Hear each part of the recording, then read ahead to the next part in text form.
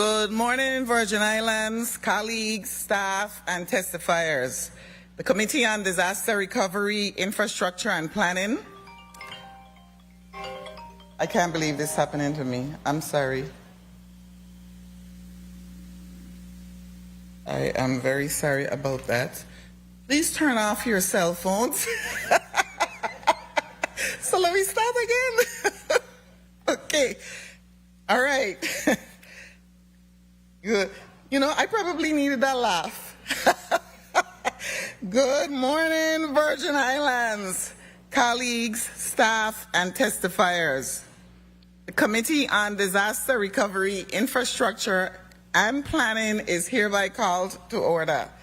I'm Senator Marie C. James, the chair of this committee, and I will be presiding over this meeting today. I actually want to start, though, on what is perhaps very relevant to today's matters, because we're going to be talking about hurricane preparedness and, of course, the disaster recovery process, and also the status of the building for Vitima. And all of that is related to disasters. And as most of you know, Venezuela was hit this past weekend or week on June 24th, 2026. They were actually struck by a doublet hurricanes. More than 1,700 people have been killed and 5,000 injured after hundreds of buildings were flattened or damaged by the back-to-back 7.2 and 7.5 magnitude quakes. And these are the strongest that Venezuela has experienced in over a century. So, you know, sometimes we forget time and history and historical facts. And we need to remember that we don't know when Mother Nature is going to hit. Rescue workers have managed to save at least 33 people since Saturday, including several children. Among those rescued were an infant pulled from the rubble by U.S. teams, an 11-year-old boy rescued by Colombian responders, and another child saved by Mexican rescue crews. Over the weekend, a mother and her 9-month-old baby were pulled from the rubble of a collapsed building in Venezuela by a U.S. search and rescue team. There's a reason why Venezuela, this is very important for us today, and I specifically pulled these different paragraphs from the news because it really reflects a lot of lessons that we learn when we go through disasters. As I've said so far, U.S. teams, Colombia response, Mexican, U.S. search and rescue team. Yet despite these successes, officials warn that the chances of finding more survivors decreased significantly after the first 72 hours following a major earthquake. Search teams equipped with trained dogs and advanced detection equipment continue to work around the clock. One of the news stories that caught my attention was the wife and 2 children of Argentine soccer star Lucas Trejo had died. And he searched for his wife, Yanina, and children Aaron and Ainoa, I probably pronouncing it wrong, in the rubble. He searched for them for 3 days before rescue workers recovered their bodies. Venezuela's healthcare system is under significant strain, the World Health Organization said on Tuesday, with some hospitals damaged and others missing staff after the deadly twin earthquakes. And I say that because we're going to be looking at our healthcare system today also and our health response. Thousands of people displaced by the quakes are also at risk of disease outbreaks like yellow fever and dengue, especially given relatively low vaccination coverage. Again, it shows how health plays a role in our recovery and our resilience after a disaster hits. Survivors in need of temporary shelter could especially benefit from tents and flashlights. and they're encouraging donors to remember the specific needs of women and young children. 0 to 5 is a crucial age for children, and so there are organizations like Save the Children and UNICEF who focus on the needs of children, meaning donating to them is donating to the experts who know how to handle this. Volunteers with Global Empowerment Mission distributed water and emergency supplies to survivors in Venezuela's capital, Caracas. And this nonprofit is accepting bottled water, non-perishable food, tents, pet food, tools, first aid supplies, and infant care items for those affected by the devastating earthquakes. So today I have a statement I'm going to read when the other members of the cabinet who are part of our disaster preparedness are here. But I read that because it has so many components, or this news stories capture so much of how the world has to come together to help Venezuela at this time. And I am sure that there are people from Venezuela in our community. And so we send our prayers and thoughts to them and their families. And any of you who can donate online, there are so many organizations out there asking for donations. You should do your part to donate. But also, we also need to focus on our preparedness. And we're going to talk about that today. So I'm going to ask Madam Clerk to conduct the roll call.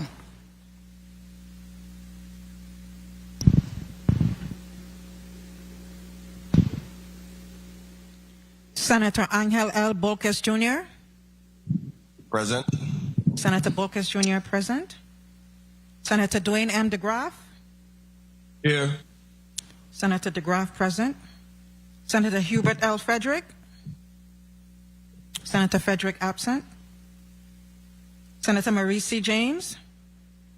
Senator James present. Senator Clifford A. Joseph Sr. Senator Joseph Sr. absent. Senator Milton E. Potter. Here. Senator Potter present. Senator Kurt A. Vialet. Senator Vialet absent. Madam Chair, we have 4 present and 3 absent. Thank you, Madam Clerk. Do you have any, or do we have any correspondence to be read into the record? No, Madam Chair. Okay. So we will proceed. Madam Clerk, please read Block 1 of today's agenda into the record.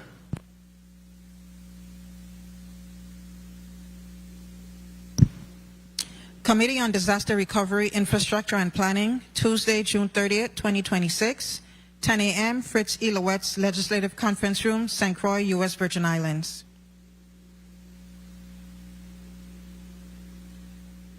Block 1. The committee will receive a comprehensive update from the Virgin Islands Territorial Emergency Management Agency on the construction of the Hermon Hill Wind Retrofit and Safe Room project, including key milestones, project timeline, and implementation challenges. Invited testifier, Mr. Daryl D. Jaschen, Director, Virgin Islands Territorial Emergency Management Agency. This concludes the reading of Block 1, Madam Chair.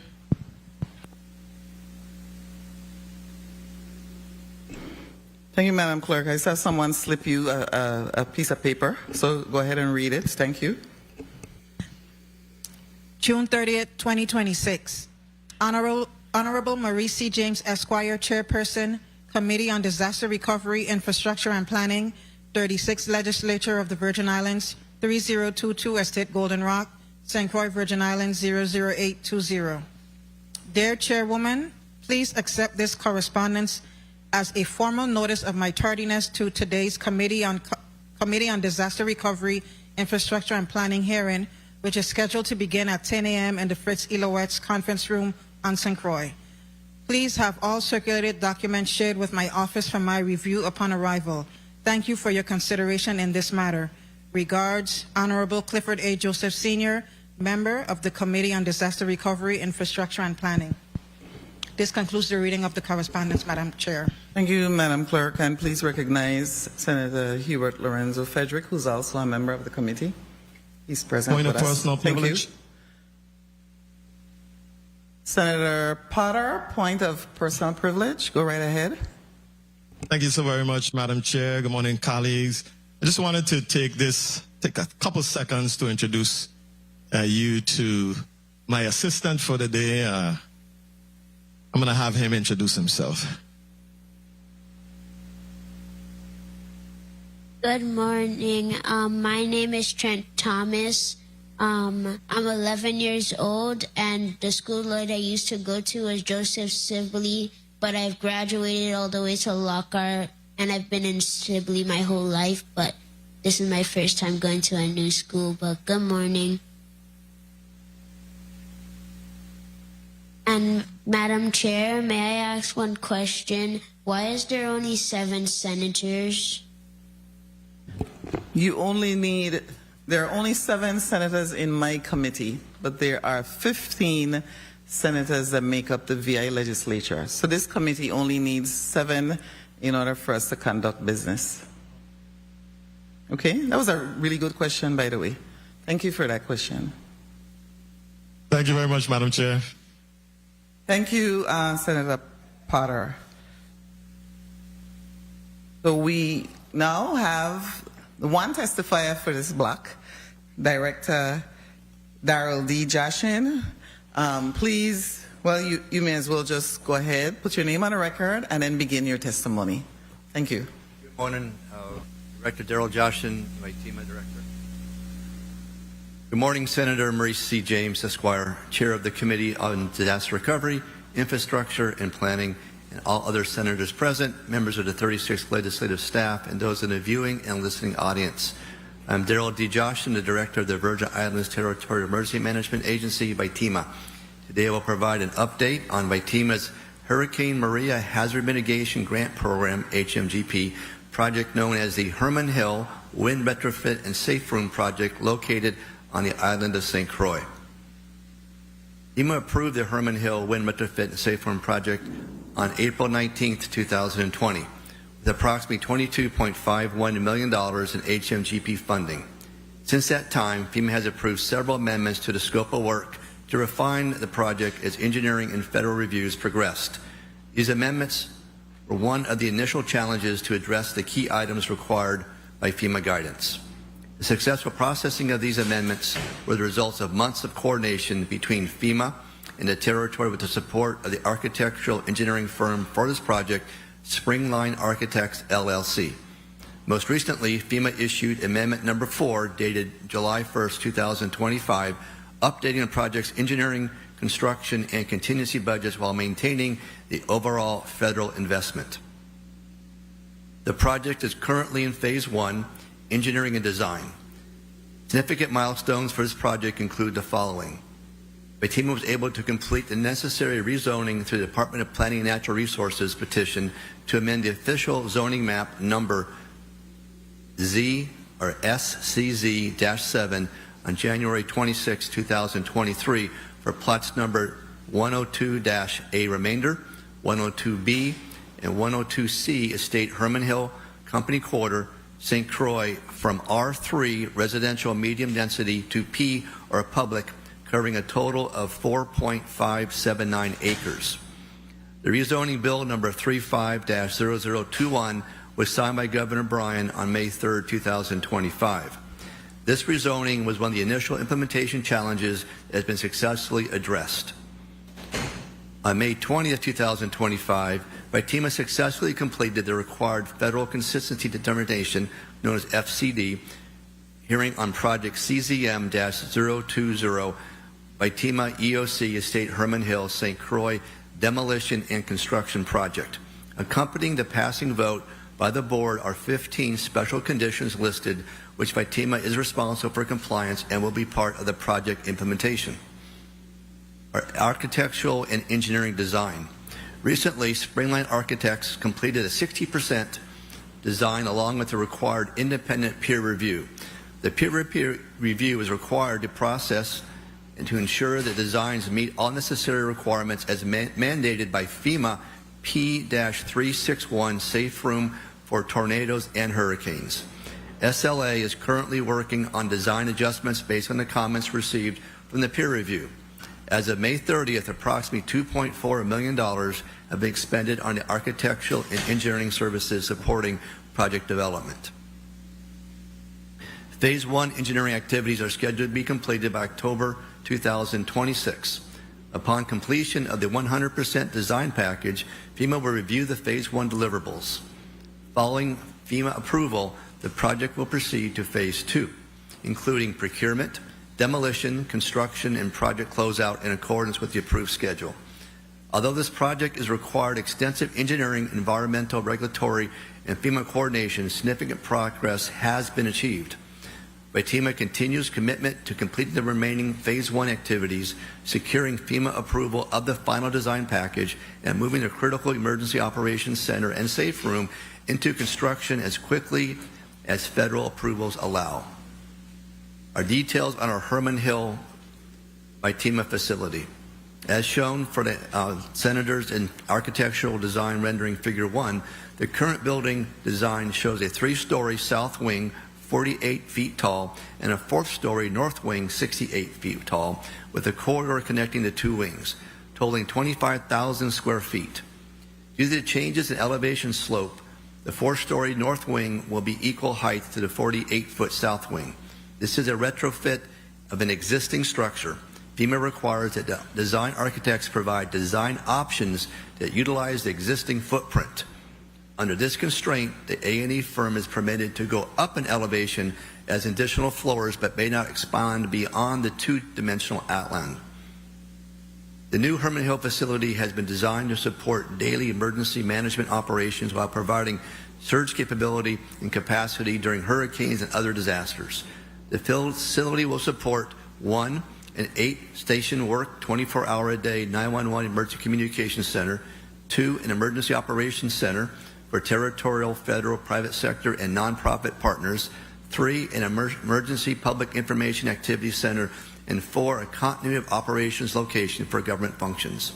Supporting infrastructure includes emergency power systems, resilience communications capabilities, mobile response assets, and sufficient parking for routine and emergency operations. Parking on site accommodates 135 vehicles and room for an additional 64 vehicles overflow. Part of the parking would serve to hold our mobile EOC, 4 mobile 100 kilowatt generators, and 2 mobile light sets. FEMA has a fleet of approximately 10 vehicles which will be parked at the facility. There are normally 10 visitors to FEMA per day, Monday through Friday, but there may be increased number of visitors during key events such as a curfew pass issue and classroom training events. FEMA will not conduct any post-disaster public food or water commodities distribution from this facility location. The facility will have a maximum of 8 individuals operating 24 hours a day in the capacity as the 911 operations. During normal operations, Monday through Friday, 8 a.m. to 5 p.m., an additional 52 individuals will work on the facility in the capacity of operations, planning, logistics, admin and finance, public information, communications, hazard mitigation, and public assistance. During times when FEMA offers classroom training to GVI agencies and strategic partners, an additional 40 individuals will be at the facility. Our federal partners, primarily FEMA, will have office space available for their use as part of the full-time Caribbean area office staff or during surge operations in preparation for or response to a disaster event such as a hurricane threat to the territory. During a major communications outage or training of an outage, the Bureau of Information Technology or a private sector partner may temporarily erect satellite dishes and mobile communications towers.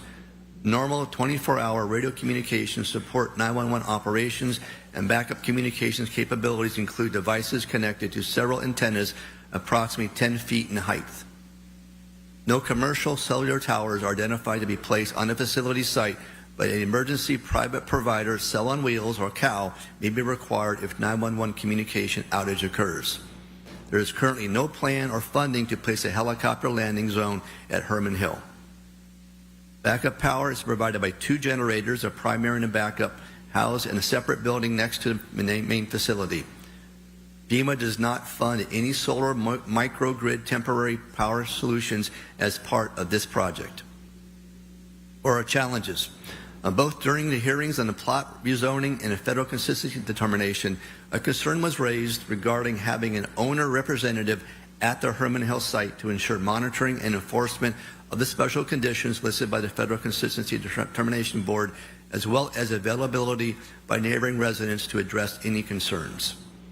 FEMA has authorization to hire an owner representative who will be located on the job site during demolition and construction phases. The funding for this position is 100% federal. The territory so far has focused on cost, as shown in Figure 2 of the architectural engineering, demolition and construction costs, which are all federally funded. There are an additional federal fund project which supports the site stabilization and stormwater management. This project is funded at $3,374,050 and is scheduled to be completed concurrently with the construction of the FEMA Hermon Hill facility. However, there are additional costs associated with the Hermon Hill facility which yet have to funding identified. These overall unfunded items are furniture, fixtures, and equipment known as FF&E, and were identified during the design phase with an additional total cost estimate of $7,208,035. FF&E costs include office furniture, phone system, electric security system, computer workstations, video equipment, backup power supply, and physical security gate access. Once the facility is operational, FEMA has identified an annual operations and maintenance cost budget requirement of $280,000. This cost estimate covers HVAC, plumbing, electrical and lighting, generator services, fire safety systems, security, communications, elevator, landscaping, stormwater, cleaning, and parking areas. Outside plant installation and connections for water, sewer, electrical, and telecommunications is being coordinated through the Office of Disaster Recovery. ODR efforts ensure overall St. Croix interagency coordination is tracked and work assignments are scheduled to meet construction timelines and certificates of occupancy needs. In closing, and as a summary of this testimony, I want to emphasize the FEMA Hermon Hill facility is being designed and funded to comply with FEMA P361 safe room standards. But unlike other safe rooms being built in the territory, this is not a public congregate shelter. This is a facility, when needed to serve as a safe room, will be for protection of 911 operators, local government officials, federal partners, agency representatives, and military staff who are on the island of St. Croix in preparation for or corresponding to territorial, federal, or disaster declaration. Committee Chair, Senator Maurice C. James, Esquire, and other committee members, this concludes my testimony, and I'm prepared for your questions. Thank you. Thank you, Director Jaschen. I want to recognize the presence of committee members, Senator Clifford A. Joseph Sr. and Senator Kurt A. Viale. So I want to thank all the members of my committee are here, so we're strong as a committee this morning. So what we're going to do is we're going to have a 1-minute round. 6 minutes, 7 minutes from all of us, and we good to go. All right, no, seriously. I just having fun, a little bit of fun. We're going to have a 3-minute round. And my first question to you, Director Jaschen, of course, what jumped out at me was the rezoning.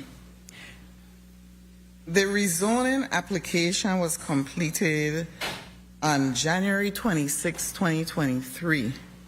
And the bill was signed, the rezoning bill was signed by Governor Bryan on May 3rd, 2025.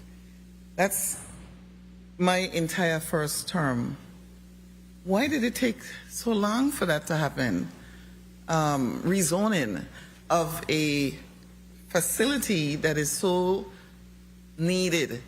We hope we don't need it, but we have to have it. right? That's what this building is for.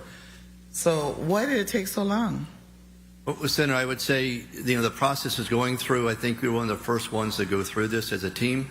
There's a lot of processes involved with this, so there's no specific reason I would say it was delayed. There's no callback to ask us to re-clarify anything. We had a lot of due diligence going into this, along with the architectural engineering firm, but those are the timetables that were provided to us, and it was ultimately signed. It did not hold the project up at all. I was going to ask you, did it increase any of the project costs? No, it did not. It will not? No.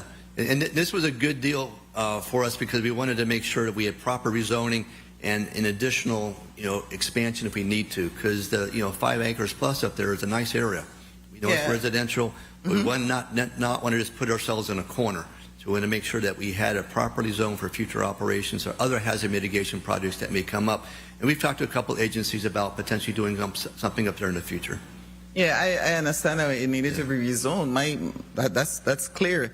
It's just that in a government where we are all the players, we are all the ones that make rezoning happen, it's just, to me, I'm going to just say unacceptable that if we are in a disaster recovery phase, aren't we, up for the last 8 years? We are Yes, still, we are, Senator. Yeah, that we couldn't somehow fast track the rezoning. That is my concern, that at some point we have to work together. So FEMA hasn't expressed any concerns about the implementation, the pace of the implementation. FEMA's perspective, since this is considered the wind retrofit, the challenge was making sure the design piece would apply to the rules. And we spent a lot of time ahead of time. First it was, can you use the existing structure as it is? We spent about a year and a half looking at that alone.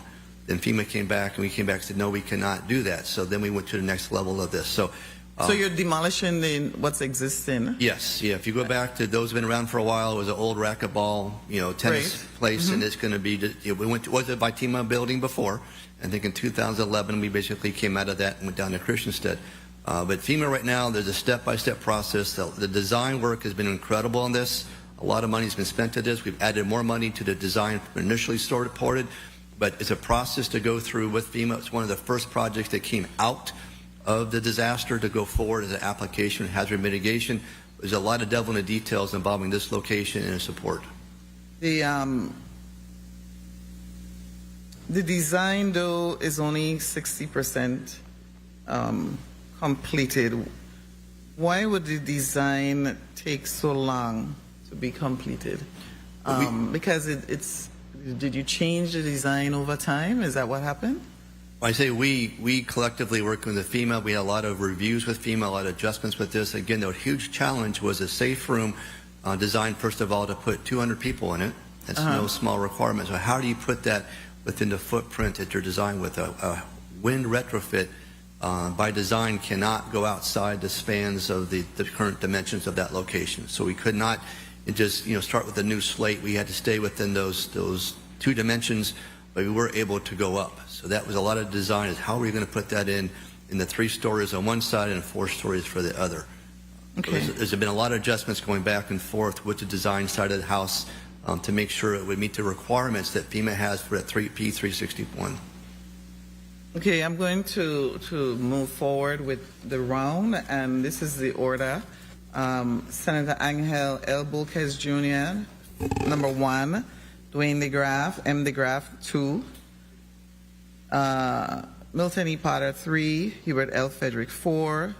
Clifford A. Joseph Sr., 5. And Kurt A. VLA, 6. So, Senator Angel Bulquez, you can go right ahead for your 3-minute round.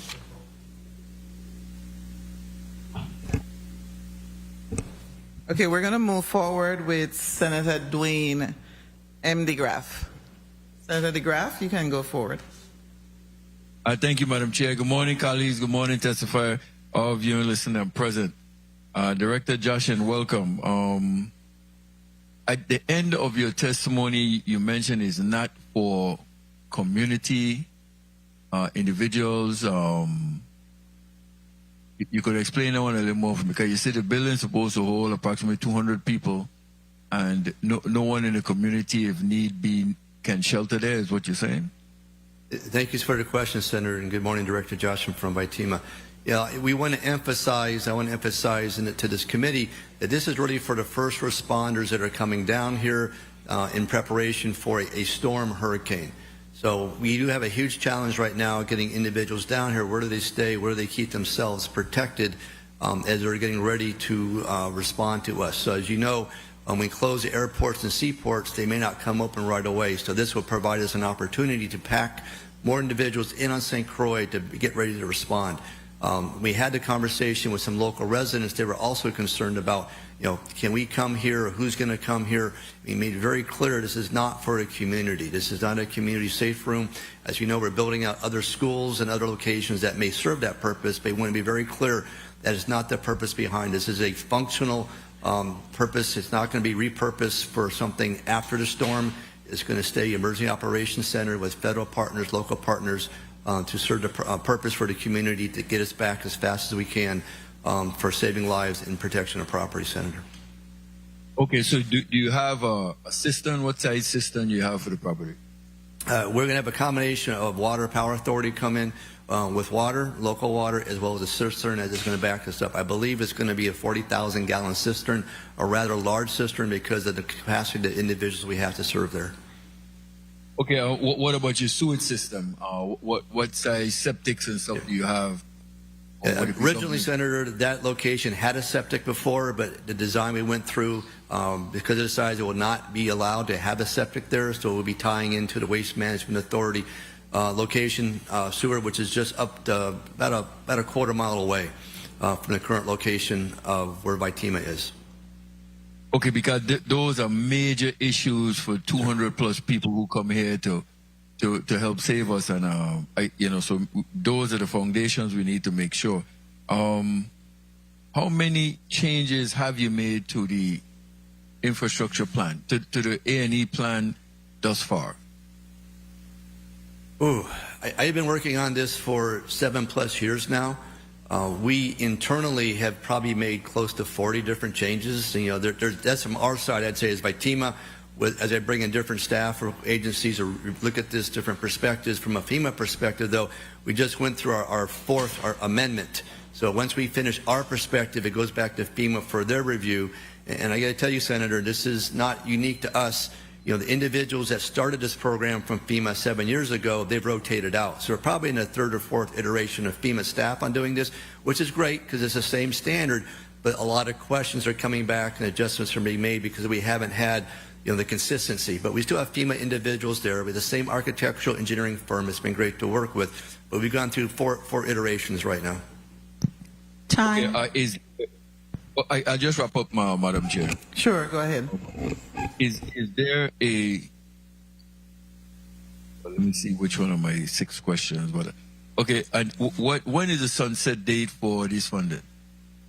Senator, that will come back after we go through the phase 1 review, which should happen in October 2026.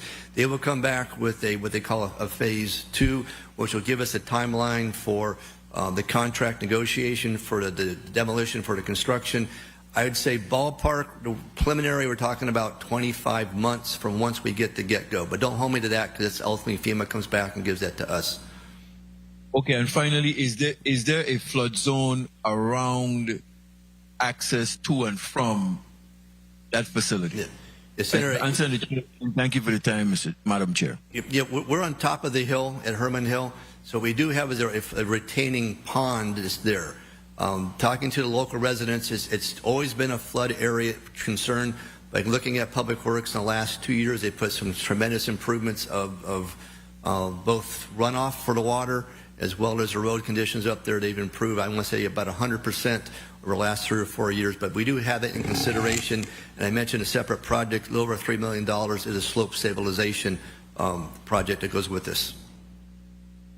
Thank you, Senator DeGraff. I want to follow up on the last question that the senator asked. Because would you then, you're on top of the hill, but he talked about the flood zone. Mm-hmm. Would you be impacted if below you flood? I mean, that's the straightforward way of putting it. because the building is going to be housing all the responders, right? And the people who responded. So clearly the surrounding neighborhood that you're in would have to be addressed in terms of flood. Yes, sir. Like I mentioned, they had a lot of improvement done for the residential neighborhood there. I can tell you, Improvements like I know you like what type of they improvements? put some tremendous guts, The guts? concrete structures and runoff, along the roads because it's been there for years. I used to live up there in that area, so I know how bad it's been. When we go up there, the intent is to actually make it less impactful, having that retaining, but we do want to make sure it's not going to be eliminated. And I think the access road that we have going in is coming from the north, so that's really the higher side of the hill.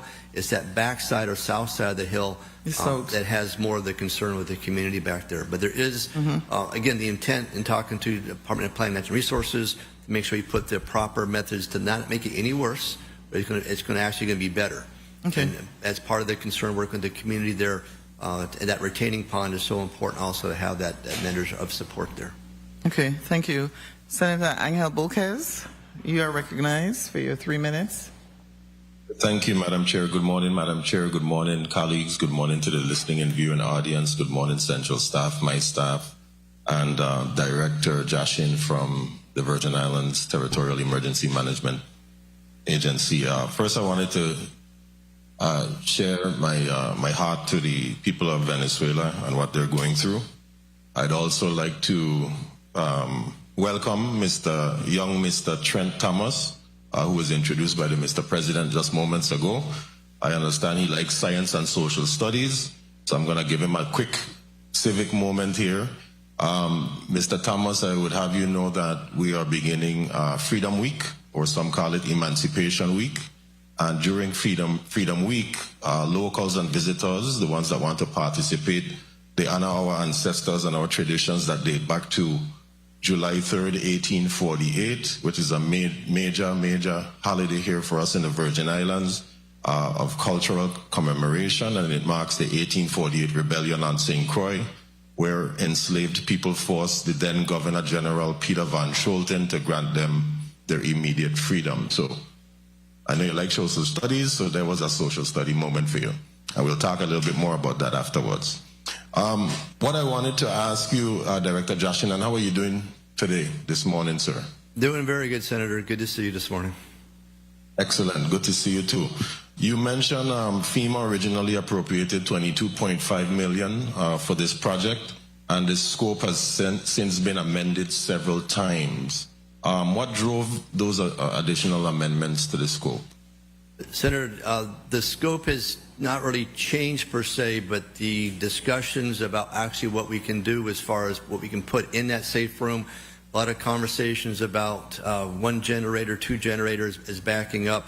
The amount of money that we're spending in the design piece of this has been increased for us, and then some of the contingency funds have been also taken from the original construction phase for this. So where the total amount still stays at $22.5 million, they reshuffle a little bit of that to look at the amount of money we still need to get that at 100% design aspect of this. 1 minute.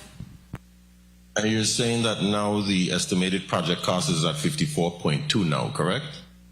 No, sir. It's still 22.5 million. Still 22.5. Okay. So in your testimony, you identified 7.2 million also in furniture and fixtures and equipment. Is there a funding source for that as well? No, Senator, but there are different opportunities that will come up. We can use, potentially apply when the time comes. We don't need it right now. But to Officer Insular Affairs, there's obviously the TAP grants and MAP grants we can go look at. Delegate to Congress, she typically has, or whoever delegate is going to be, has the ability for us to work through earmark fundings, through congressional funding for that. FITEMA has a couple other grants we can look at through EMPG grant, Homeland Security grant, and my 911 side. Maybe before my time expires, the owner representative, when will that position be filled? Because I understand they would be overseeing the demolition and the construction. Yes, at the appropriate time, we want to fill them. We've worked with Housing Mitigation. They're the ones that have the actual funding for that. So that should be available in the next probably 3 to 6 months. We want to make sure it's appropriate. That person, when they come on, they will be here on the island of St. Croix supporting us, and specifically when we start the demolition activity in the field. And part of this responsibility also is that we have correspondence with the community. So I think doing good outreach with ITEMA and the representative is very important to develop that relationship with the individuals who are living around where we're going to be doing the construction demolition. In relation to the federal consistency determination, which includes 15 special conditions, what's the most significant one or condition that ITEMA actually has to satisfy? Time. I'd say it's just really making sure we have a good representation with the community that's out there. I've heard that loud and clear several times, and Federal Consistency Determination Group wanted to make sure that, there's a big concern about the dust out there. We start construction, making sure we communicate with our local community. It's a residential area, so it's very important that stays with a good communication and support with our neighbors out there. So that's not the biggest thing, but the one I took away is probably the most significant one for us to make sure, as a good neighbor, we keep that coordination and communication going. Madam Chair, if I may have one closing question, please. Go ahead, Senator. I appreciate it, Madam Chair. Thank you very much. Director Jaschen, in your testimony, you mentioned that it's not intended, the facility is not intended. I don't know if this question was asked before because I was outside of the chambers. It was? Okay. Okay. For the sake of, I guess you'll have to repeat yourself, because I saw that it's not going to serve as a hurricane shelter, which sort of bothered me a little bit. So do you think that there's any opportunity or wiggle room for change in certain scenarios when that could potentially be utilized as a hurricane shelter? Because we never know what's going to happen next, right? Senator, yes. No, it is used as a hurricane shelter. That's what a safe room is all about. But the concern I want to make sure we all understand, it's not for the community. We have other locations that we identified through Department of Human Services and by TEMA. This is for our first responders, our National Guard, our federal partners that have come down here and don't live here, but here temporarily to help us out. So I want to have as many individuals down here that are positioned in safely getting through the storm, so when the storm goes by, they can come up and immediately start looking at immediate response and life-saving, not waiting to come here for seaports and airports. This is a significant foundation for us for response to have 200 people in there that are ready to work together in coordination for the territory. Understood, but it will take 3 to 7 days for them to get here. So I'm just looking at. Thank you, Senator. Okay. I'm looking at it from. There would be chaos if you had to mix the general public in with responders. As a responder myself in the National Guard, I knew how important it was for us to be separate and apart, because when we receive our mission, we go out, we have our own needs, but when you come back, you are there strategizing with other responders and coming together. So I definitely would never support the mixing of the general population with the responders. That's my position. Whether it takes 7 days, no, it doesn't. It takes responders include our police, our firefighters, our National Guard, all the health. Yeah. I could go through all the different people who would be in that building. So, don't look at it as people coming in only. Think about those of us on the ground who have to report. And what we need, and I think the Senator's concern is, we need to have a shelter for our people. And I think that's where he's going with that. And I definitely agree with him on that, for sure. And I know his concern. I'm going to say in 1989, I was the guest speaker for St. Croix Central High School graduating class. 1989 graduating class of Central High. Whoever was in that class know that I was the guest speaker. And you know, my speech was, when the people have no vision, they perish. And this, I think we're at a crossroads now. 1989 is some people weren't even born. I know, especially the young man smiling at me, Kamani. But yeah, you know, the senator that just spoke. Yeah, he has a vision of a shelter. He's seeing that, but we need to find out where to put that shelter, Senator. We're going to move on to Senator Milton Potter for your 3 minutes. Thank you very much, Madam Chair. Good morning, colleagues. A special good morning to Director Jaschen. Director Jaschen, I wanted to ask you, the project was approved in 2020 at $22.5 million. The current total estimate is a whopping $54.2 million, more than double. What drove that increase, and what mechanisms are in place to prevent further cost growth during phase 2? Senator Director Jaschen, thanks for the question. So that funding federally wise is still at 22.5, plus we have stabilization goes with that at 3.3. So those are two federally funded 100%. I did mention the $7 million that's FF&E. That is currently not in the federal funding, and what's been asked earlier is where's that funding going to come from? So that's up to by TEMA and the government of Virgin Islands to come up with that separate funding. It is not. It could be federal funding from somewhere else. Then this is not unique just to us as VITEMA. Many of our facilities that are being constructed today do not have the FFE funding cost in that. So it is part of the project to get that. But from a federal perspective, we have the $22 million for the demolition and construction and design, and then we have the site stabilization for additional $3.3 million. So that's sort of the total. So it's really presenting to you as a committee here the overall cost for this, but just emphasize there's only two federal pieces of that right now that have been secured by TEMA. Okay, thank you for your response. FEMA approved this project in 2020. Yet phase 1 engineering won't be done until October of 2026, 6 years later. What caused the delays, and how confident is VITEMA in the phase 2 timeline, given where we are? Now, Senator, it's a great question, and for me, having been involved with this since day one, I can give you a lot of detail behind this. So the first year and a half was just trying to justify whether or not the existing structure on Hermon Hill could be then the retrofit could be done to support the requirements.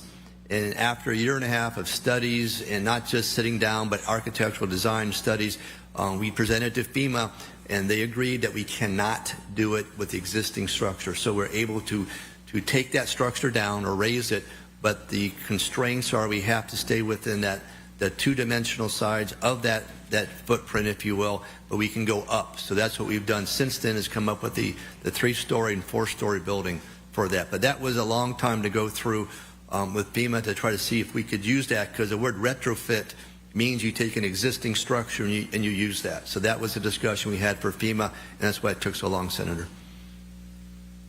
Thank you. Now the Federal Consistency Determination Board imposed 15 special conditions.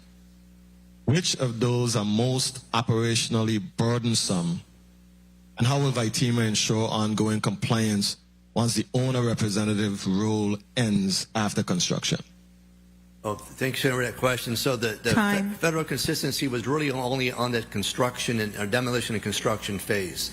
Once we go and occupy that building, then it's a whole different conversation, because obviously we will be in there and any concerns we have. But I think being a good neighbor, obviously having good coordination with our community, the outreach, listening, understanding. I think that the dust, because it's a residential facility up there, the feedback, we've talked to some local residents, they have children up there that have upper respiratory concerns. We want to listen to that. But I think just making sure we are adhering to the requirements to make sure that we don't have contractors doing things that they should not do, and they know better, but they're trying to cut the corners. I think the hours of operation are important that we put out. Again, I think the biggest thing is working with our community there that's on the location at Hermon Hill with them. Thank you for your response. Thank you very much, Madam Chair, for the time. Thank you, Senator Potter. And I want to alert you, Director Jaschen, going right back to my colleague asking about the shelter, Block 2, be ready for that question because Block 2 is about the general population and how we're going to take care of them. So he's a little ahead of himself, but we need to know definitely how our population is going to be, the general population is going to be taken care of. Senator Hubert L. Frederick, you're recognized for your 3 minutes. Thank you very much, Madam Chair. Pleasant good morning, colleagues, testifier, and listening and viewing audience, central staff, and Officer Hubert Frederick. Director Jaschen, welcome, and thanks for providing us some testimony on what we feel is one of the most important agencies in government during the hurricane season. I know your agency have been working hard and working to get a lot of preparation done and still trying to build a building, which is a challenge. A federal building always is a challenge because of the constraints involved. But I'm glad to see there's progress, and hopefully this fall you'll be able to report back to us on the completion of phase 1, correct?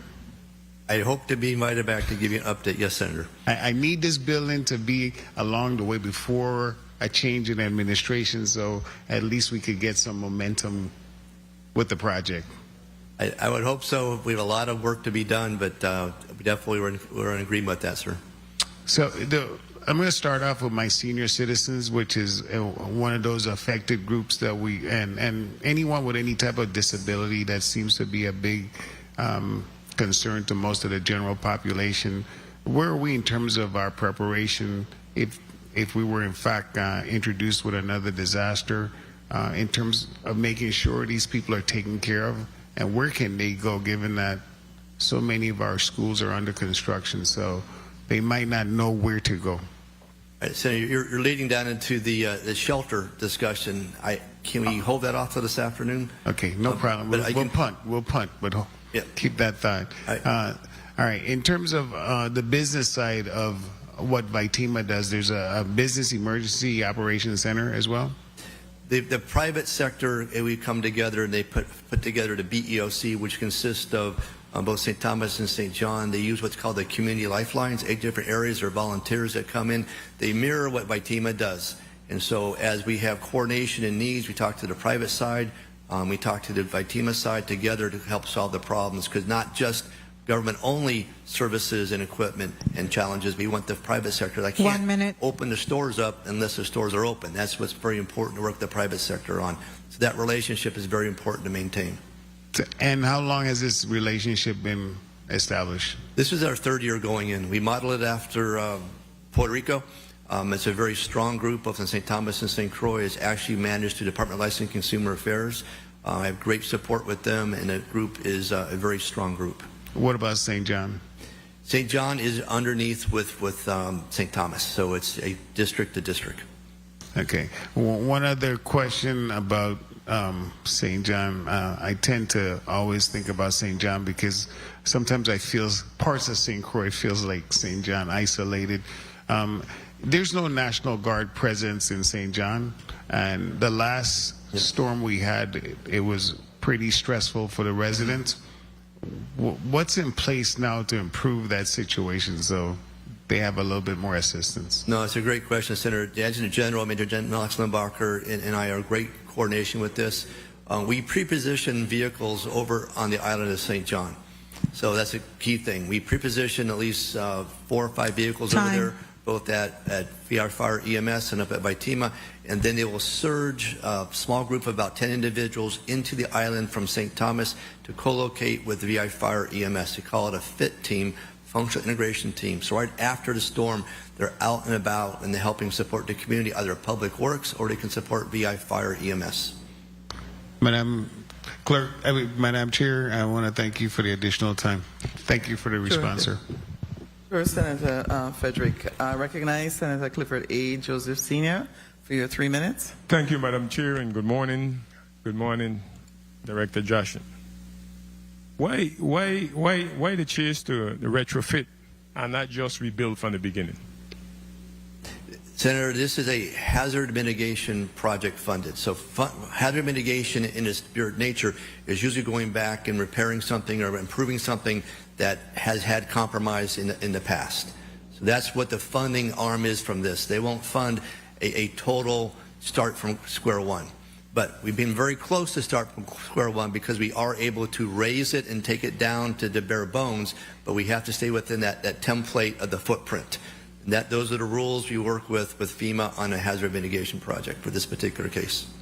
Okay, did FEMA had any compromise or decision to balance the schedule, the cost schedule for the project?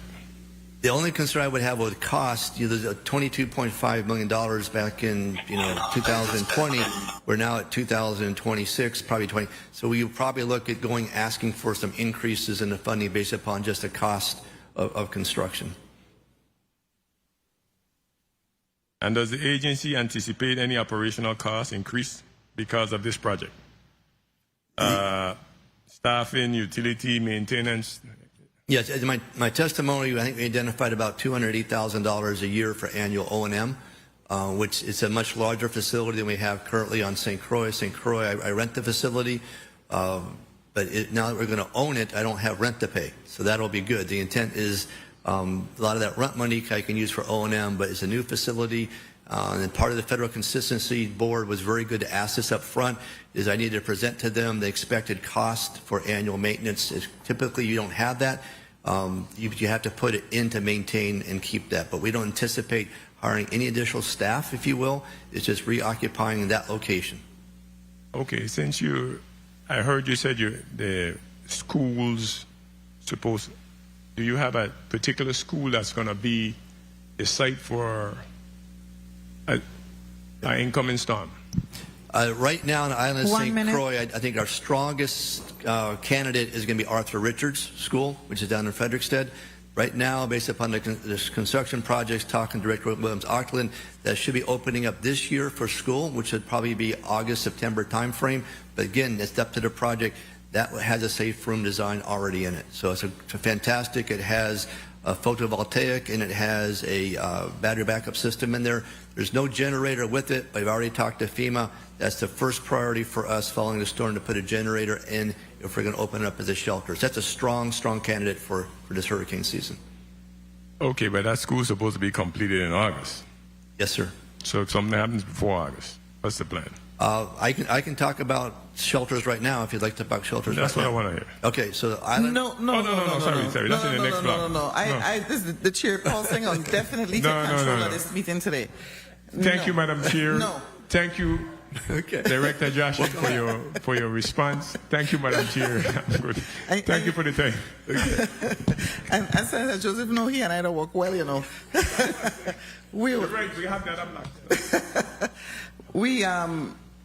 I want to say to my colleagues after Senator Kurt Viele, it's his 3 minutes, that we had, and I'll say this now because, and I'm saying it because Senator Kurt Viele is the person who introduced me to this young man that's sitting in the chambers, Kamani.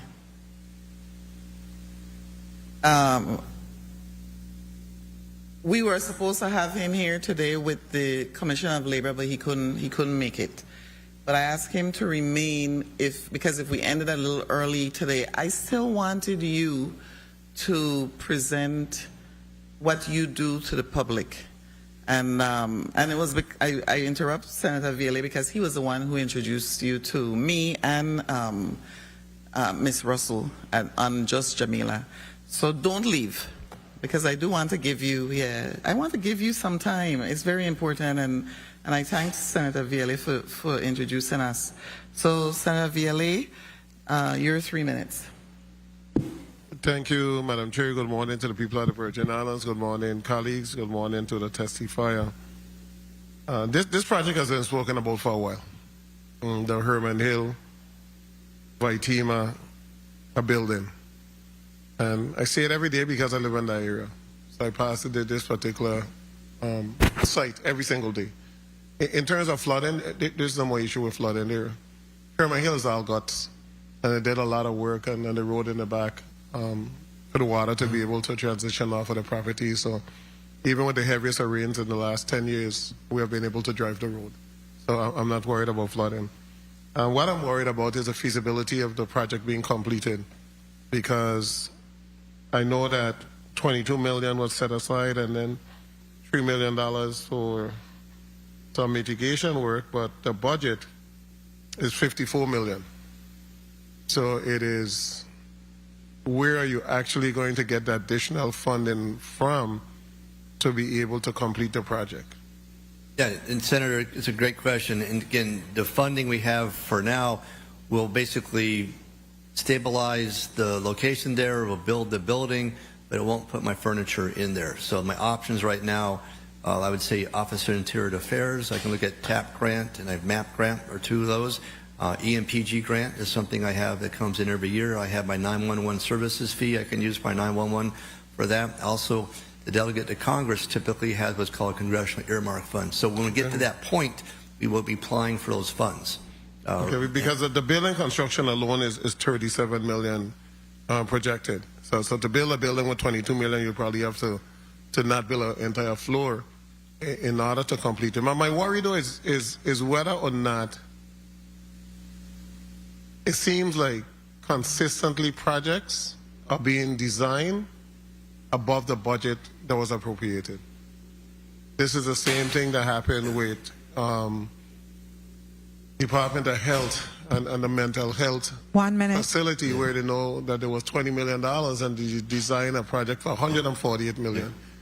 And it's the same designer, Spring Line. So there's a history of Spring Line coming in over the monies that were appropriated. And I'm a bit scared that we're ending up in situations in which these projects are going to be built because they have these grandiose designs that isn't necessarily needed. And I will say the best example is the $248 million Arthur Richards School that has 24 classrooms, glass throughout and elevators and expansive hallways, but no place to really put students. So I'm saying that as we're moving forward with all of these additional buildings, that we build buildings that really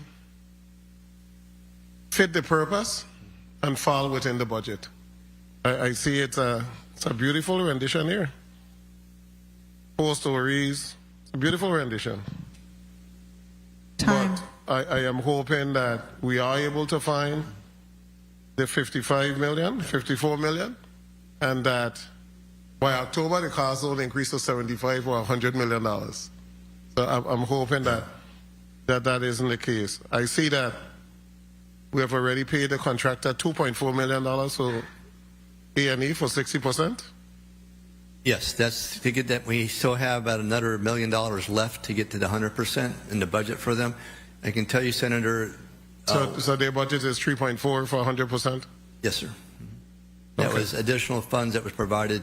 We took it from the construction phase and put it back to them. But they being an architectural design group, they have to put the total cost in there and the design piece. Okay. And that's always a question about, who's going to pay for that. Is it a, sink that's a sink, or is it a sink that would be in a, Ritz-Carlton hotel? So that goes back to, what are we coming up with? But ultimately go back to what we can afford to basically fund to get those FF&Es in there. Okay, and I'm going back. I'm not specifically faulting Spring Line. I'm faulting ODR overall, because Spring Line is an architectural firm. If you allow me to design bells and whistles and charge an additional $2 million, I'm going to do it. And that is what has been done throughout.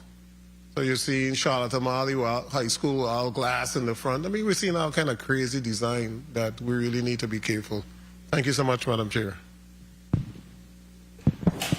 Senator Vielle, when you were saying that, I heard my grandmother say to me, when Dad got money, he'd buy cheese.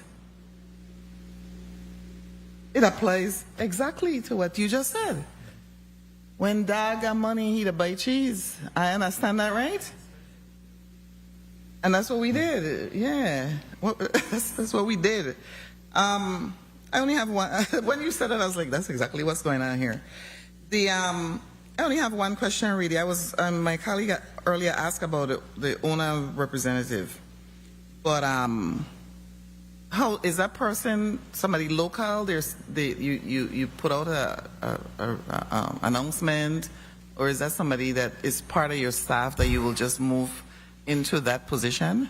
It'd be someone we would hire locally. That would be our responsibility as BITEMA. It's not a contract responsibility because, again, they're working for us for BITEMA, representing BITEMA. But that's a position that will add a staff to support that for that time frame. Okay. I am actually going to end on that note that I just said about what Senator Viale said, because we keep hearing about future milestones, we keep hearing about planning, but we're not hearing about progress, really. We're not hearing about the movement of the dirt, the building rising. We're not. And then, as he stated, it's just going to increase. The cost is going to increase over time. So, but I appreciate, Director Jaschen, your presentation and getting the information that we got today. I'm going to ask you for your 30-second statement. We're going to then take a brief recess and bring Mr. Kamani Henry of Indutech VI LLC, which will be short, but because you're going to remain Director Jaschen, we're going to invite you to have lunch with us, senators, here on St. Croix. So go ahead until your colleagues come. So go ahead with your 30-second wrap-up. All right. Thank you, Senator James, Committee Chair, and thank you for the senators. I've been working on this project since I came on board with the Brian Rich administration, so basically March of 2019. This was the first thing that was handed to say, take this on. And it's a serious project for us. We need this project in here. So I really appreciate the opportunity to come in and give updates, and hopefully I'll be invited back when we have phase 2 going, give you more better updates where we are, but we'll continue our conversation about safe rooms for the community a little later on this afternoon. Thank you, Director Jaschen. The committee, we're going to take a 5-minute recess.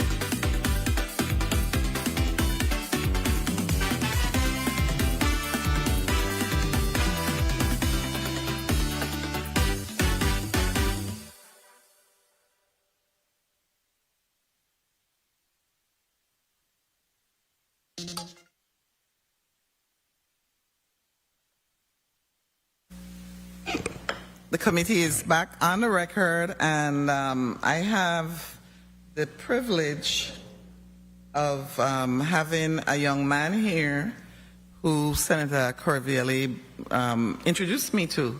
His name is Kamani Henry. He's of Indutech VI LLC. There you go. Right? So I'm going to start by just asking you to tell us a little bit about yourself. And I really want to make sure that the people, you haven't expanded to St. Thomas yet, have you? No, not just Okay, yet. so we're going to talk about St. Croix. We'll talk about that. Yeah, so let's start with you telling us a little bit about, sure, Senator Kurt Vialev, a point. Thank you so ahead. much, Madam Chair. I'm glad that you invited Mr. Henry to give a brief presentation before the Senate today, because I kind of ran into him by an event that he hosted at Sunny Isles, in which I was receiving phone calls that there was a tremendous amount of individuals in the Sunny Isles area, and everybody wanted to know what was going on in that particular area. And in all honesty, I thought they were giving out something free. So I said it has to be a free giveaway of something. But I then decided that I would take a look. And when I went, I saw perhaps about 250 persons in line. And a lot of the individuals had on coveralls, look at that, just come off the job site. And I asked somebody, hey, what's really going on here? And I found out that this local company was actually having a job fair to create a bank of local residents, Virgin Islanders, people who reside here, and the requisite skills so that they could be able to have a pool of workers to be able to provide to all the subcontractors that are looking for individuals. So when I saw it, I was like, this is what Department of Labor should be doing. Is Department of Labor here?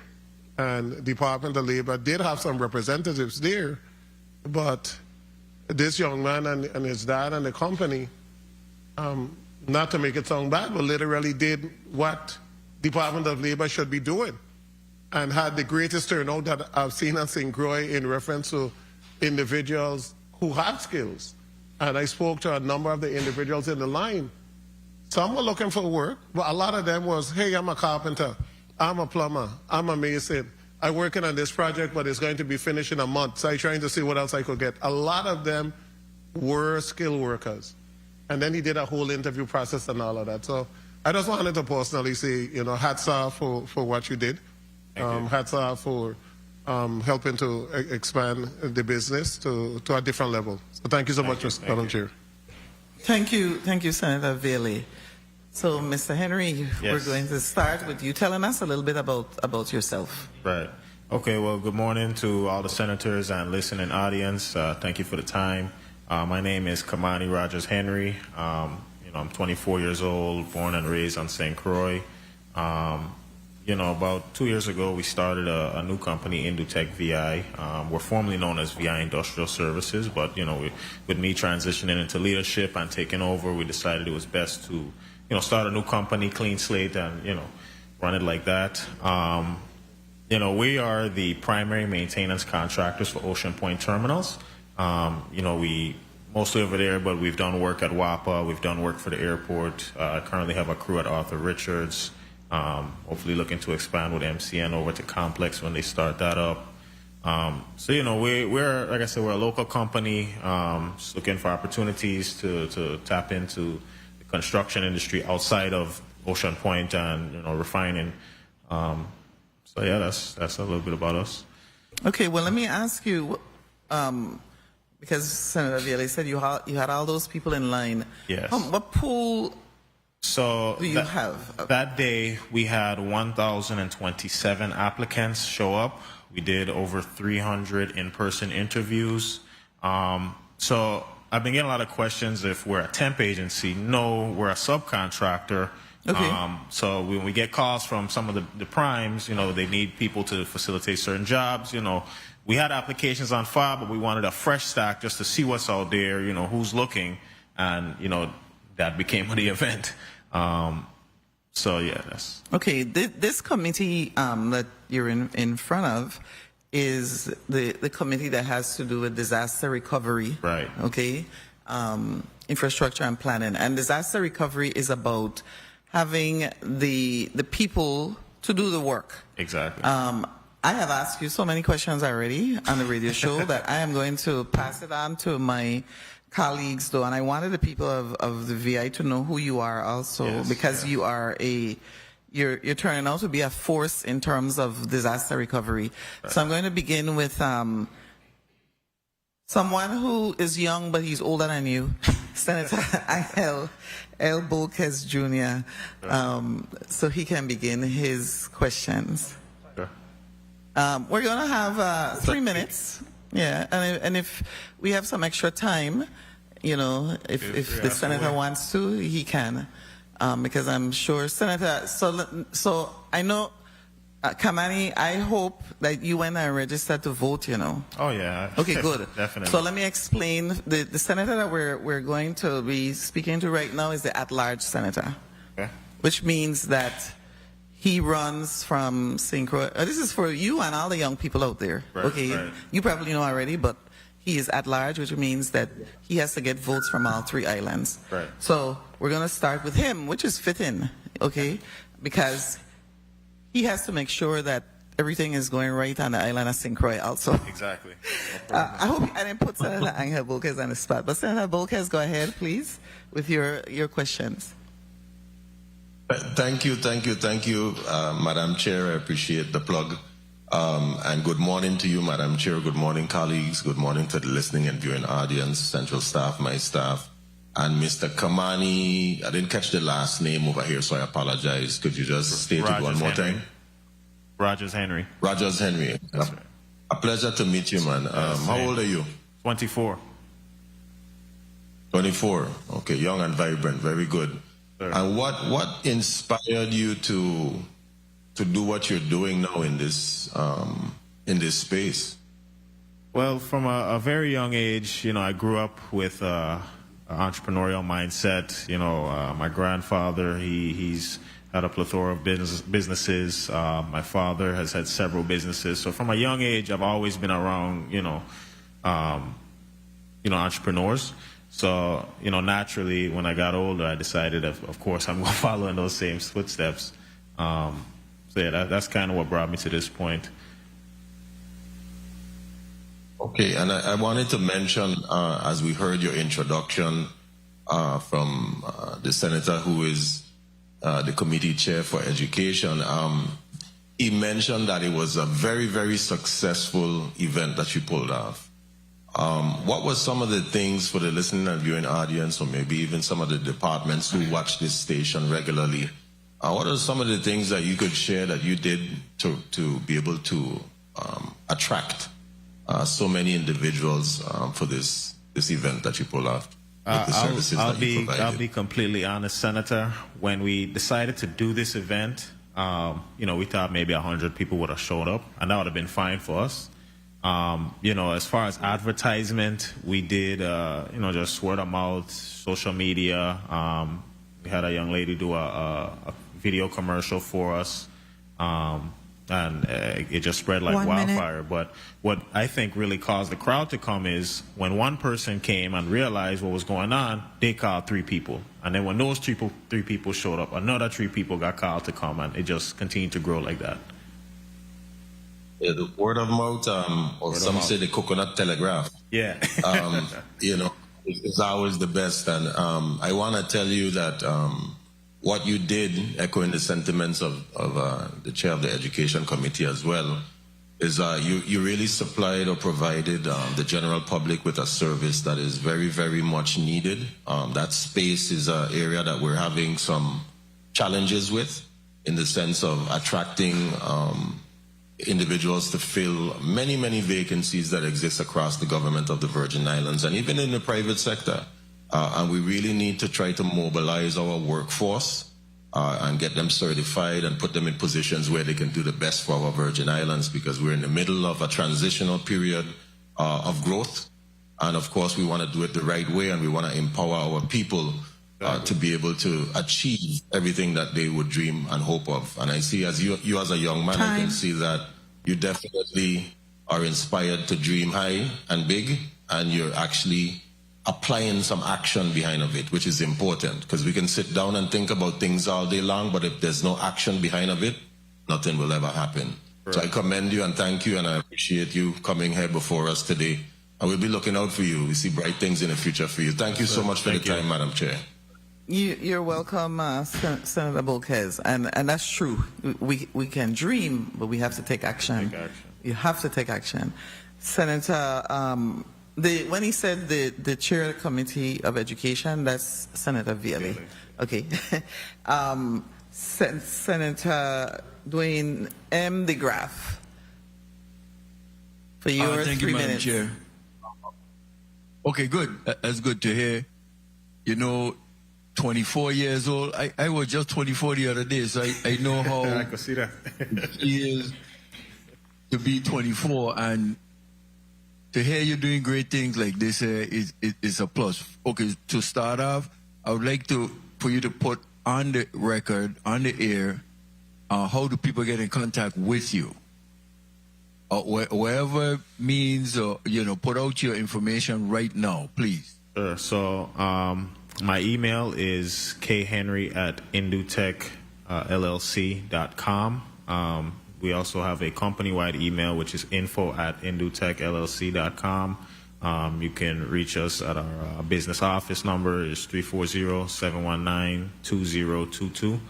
And we're also located at Mailboxes and More, which is another one of our businesses, right behind the Sunny Isles gas station.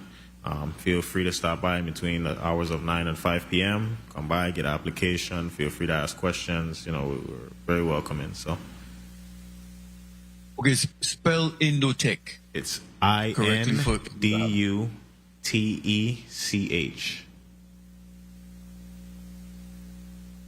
One more time, please. INDUTECH.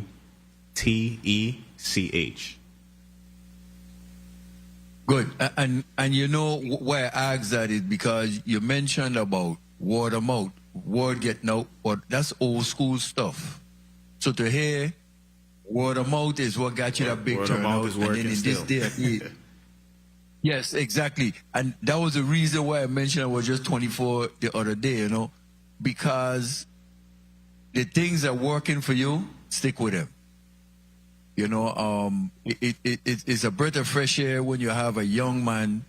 When the young men out there doing bad, we talk about them, we headlines. When they're doing great things, we got to make sure we support you 100%. So are you only on St. Croix district right now? We're based out of St. Croix, but we do have capabilities to go to all 3 islands. So I'll even tell you guys, we're actually planning an event in St. Thomas next month, narrowing down the dates now, and that'll be to follow. But we are going to do the same thing in St. Thomas. Okay, great. And now, just in closing, the event that you just had, how does it actually work? What are you actually looking for when you invite people there? If you could just explain that some more, please. So on our flyer, we listed several of the jobs that we were looking for, project management, admin support, carpenters, masons, welders, just other general crafts. And everybody just came and applied for their respective craft, and I mentioned 1,000 people came. I would say at least half of them were already pre-certified and ready to go. So. But, okay, and just in closing, we have C-Tech, career and technical education, individuals in school.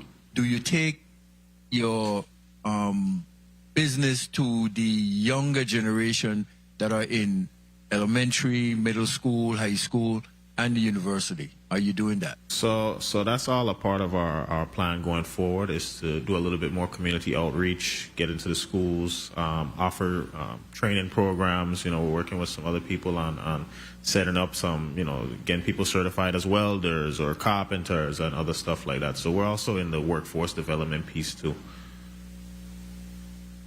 Thank you. Thank you for the time, Madam Chair. Thank you. Yeah, thank you, Senator DeGraff. Those were great questions because I'm happy to hear you're expanding to St. Thomas. You said that of these 1,000 people came, a number of them were pre-certified. Correct. As welders, carpenters. Yes. And these were people who were looking for jobs? Some were looking, some already had previous or were currently working, looking for a change in environment or, whatever the case may be. But it was a mixture of both. Okay. All right. Great. Senator Milton Potter, you're recognized for your 3 minutes. Thank you very much, Madam Chair.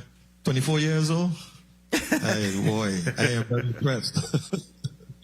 Mr. Henry, kudos to you and for what you are doing. I know that we all have been repeating that the RAND Corporation through FEMA did a study and they decided that we are going to need upwards of 5,000 to 7,000 workers in order to fully complete our recovery process, our recovery efforts in the wake of the 2017 hurricanes. I want to get a sense from you if you can tell me what you see your role as being, your firm's role in the Virgin Islands recovery effort today, and where you would like it to be, let's say, in 5 years. So, as you said, there's a need for potentially upwards of 5,000 people. After our event, we kind of shifted our goals and our mindset. So, if they need 5,000 people, I don't know if anybody counted for people that were already here, but if we could get 2,000 on St. Croix and another 2,000 in St. Thomas, that diminishes that number, considerably. So our goal right now is just to position ourselves and position the people. So when these projects come online, we can just funnel everybody in, under us, of course, but, funnel everybody in onto these job sites and have everybody working effectively. And in the next 5 years, I would love to see, us working hand in hand with the government and the prime contractors like Suffolk and Benton and, those other players, and allowing us to be kind of the liaison between local workforce and, the big companies. So like I said, if we can find 1,500 to 2,000 people on each island, I think that's a win-win for everybody, right? I think it'll keep the money home. The money will circulate amongst ourselves. Because you bring in 5,000 people, but all the money that they'll make here is going to be sent back to wherever they came from, right? 1 minute. So if we can, make that bridge to keep the money here, I think it's a win for everybody. So have you formally engaged ODR? I know the government through ODR, they conducted what they called, I believe it was Industry Day that they had. And I think it's an annual thing for the last couple of years. They've been having it where they're engaging the contractors who have pledged to do work in the territory, and it's an opportunity to network with the contractors who may need subcontractors and workers. Right. So I see your role as being significant in something like that. You having a role, in this Industry Day initiative. Have you had any sort of engagement with ODR, with the Office of Disaster Recovery? So we do have a good relationship with the director, Adrian Williams-Actalin. We have not had a sit-down conversation with her yet in regards to our event. But I know, just based on other relationships that we have with her, I think it will be a very fruitful conversation that we are definitely going to look to have here in the next couple of days. Okay, my final question. Based on the workers you source, which trades and professional skills are most in demand right now, you would say?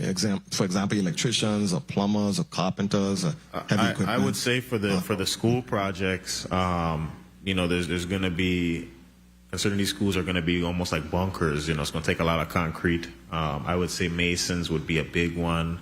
Electricians, plumbers, welders, carpenters, equipment operators, I think there is a wide range of crafts that are going to be needed to facilitate these jobs. So, but the ones I named were probably the most prominent to me. Excellent. Thank you very much, Mr. Henry, for your efforts. It's good to see a young Virgin Islander who has spread his wings and who has the courage, because it takes sort of moving beyond your comfort zone for you to really accomplish great things. And I see a lot in your future. Thank you very much. Thank you. Yeah, thank you, Senator Potter. I totally agree with what you just said. It takes courage. Not too many of us take the risk to jump into the private sector. This is the Recovery Committee, and this, for us, I think I can speak for the members of the committee. When you said that we can find 1,500, because initially when we heard 5,000, it almost seemed as if we couldn't produce that here. And you have dispelled that in a big way. You really, I mean, for those of us on the committee. So thank you for saying that. We next go to Senator Hubert L. Frederick, for your 3 minutes. Thank you very much, Madam Chair. Pleasant good afternoon again, listening viewing audience. Mr. Rogers Henry, it is a pleasure. You remind me of a mini-me back in my day. Thank you for your creativity, your risk-taking appeal and zeal, and putting together a team. Yes. The private sector is the opportunity sector. That's what I've always said. That's what I've known all my life. So coming into the public sector is different. It's different. But it's needed too, because we need to understand the language of government. I wanted to ask you, can you give us a little background on your background? Tell us a little bit about you, your education, and stuff like that, how you got to this point. So in my younger years here, I started off at St. Croix Montessori. I then moved on to AZ Academy. I did a small stint at Free Will. And then 8th grade, I moved to Georgia, where I attended Austin Road Middle School, and then moved on to Stockbridge High School. And then I did some time at Albany State University in Georgia. Okay, awesome. So when you came back home, what were your triggers in venturing out in the private sector? Why not just get a regular job and be done with it? That was just never something I really saw growing up, at least from the men in my life. I know, my grandmother, Miss Deborah Rogers, she was a principal for many years, an educator for many years. But my grandfather, when I was small, he had tugboats. He was always doing his own thing. I have an uncle, Neighborhood Glass, Mr. Jimmy Rogers, that recently passed, the laundry, innovative. My dad had mailboxes and more from the time I was born. So I never really had any dreams or goals to go into just a regular, day job. Not against it, but I was always just taught to go after the whole thing, go big or go home, So. And then why come back home? Because that's the other thing people said. There's nothing here. Why come back here? 1 minute. The way I look at it is, if there's nothing there, who's gonna put something there? Who's gonna build something, right? Somebody needs to come and be the one to put it all together. In my decision to come back home, before I came, I spoke to my dad, and we had a real man-to-man conversation. It's like, well, you can go and stay in school and do all those other things and then come back, or you could come now and take over, or prepare yourself to take over. So I decided to take the risk and just come straight, get a head start. For the past 4 or 5 years, I like to say I had my training wheels on, but no, they're officially off. So, I was blessed with a very unique opportunity, and my goal is just to be able to pass that back out to the community. So with my committee, the Economic Development and Agriculture Committee, we had an Economic Development Summit, 2026 Summit at UVI on May the 22nd. Madam Chair, if I could just complete the thought. And we invited all these huge contractors. We had about $7 billion worth of awarded contractors in the room. And the biggest takeaway was that workforce development was their immediate need. And then here you come with your event showing them that now we could raise over 1,000 people locally just like that. They would normally have to pay people to recruit people to get what you got in just one afternoon. Yep. So I commend you. I think this is a great business opportunity for you and your team to expose. And please do not stop. This is just a scratch. Yeah, there's so much more coming for you guys, and keep up the good work. Call me. Anything you need from me, you got it. Thank you, Madam Chair. Keep up the good work. Thank you, Senator. Thank you, Senator Frederick. Thank you. Next, we have Senator Clifford A. Joseph, Sr. for your 3 minutes. Good afternoon, Mr. Henry. How are you doing? Good, how are you? Thank you, Madam Chair. Let me make sure I start where I'm supposed to start. Thank you, Madam Chair. Anyway, I know you start mentioning, but why you're running so everybody publicly could listen to who your parents, where you're from, and then I got 2 quick questions for you. So, when Senator James started, she only addressed Henry, but, a lot of people know my grandfather, Roy Rogers, and I know he going to call me after this if I don't bring him up. But, so Roy Rogers is my grandfather. Deborah Rogers is my grandmother. So I come from, I would say, a prominent family, I would like to say. But we're not, I was raised to be grateful and express gratitude, to have respect and learn from those who came before me. And that, I think, elevated me to be able to be in the position I am today. Mm-hmm. And on my father's side, McGarvey Henry, everybody know him as Darren. He's been around. He's had several business ventures, like I said, mailboxes and more, Bon Manger Restaurant, formerly VI Industrial Services. And I've been around for all those ventures. So what's your other grandmother name? Angela Henry. Angela Henry and George Henry. Okay, good. The reason I asked is because I met that grandmother before. Right. So when I got to her house to do something, her aspect was, Mister, don't overcharge me for the size of the house. So I had to explain to her, Miss, I can come in and check it, and I can be able to give. Yeah. But I wouldn't speak any more of our business. Huh? Oh, you didn't mention who your mother was. Kama Rogers. Okay, good. Last but not least, far from least. The question I have now is, 1,000 people showed up because the company that you're working with, it's a company that's, people know that there's jobs available. Because I think that's the problem why people don't go to labor. Because One minute. They go, they put their name on a document, and maybe a car back, maybe not. But the confidence was there that this is a company doing it, so let me take my time and go there to find out. Would you agree that? Yeah, I would think so. And, going into this, we didn't have 1,000 jobs ready, right? In the past 3 weeks, I've brought on over 30 people. Even last Friday, MCN called me for 16 more people. I pulled from that same pool. So. Okay, that's my point. So as far as training, I see you spoke about certification. So since now labor see that you guys have they reached out to say, well, we have some monies maybe to offer to help you guys with some of the certification or anything of that sort? So we did have a brief meeting with Commissioner Malloy and his team. None of that was offered. They were more so concerned on compliance end with us, which we were in compliance, and we will maintain that. But as far as any federally funded programs or anything, no, that has not been presented to us. We're open to working with the department and partnering with them to get these programs implemented. But at this present time, no, that has not been offered to us. Yeah, because I think that's really important because when we start to talk about individual being certified, if the helping hand can come from that direction, I assure you guys to spin.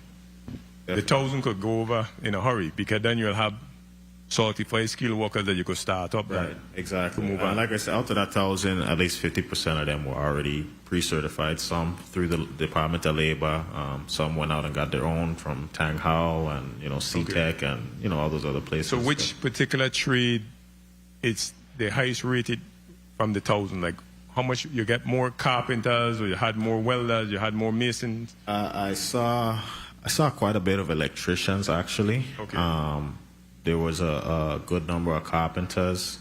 At this present time, I can't give you a count of each. We're actually building a database right now to break out everybody.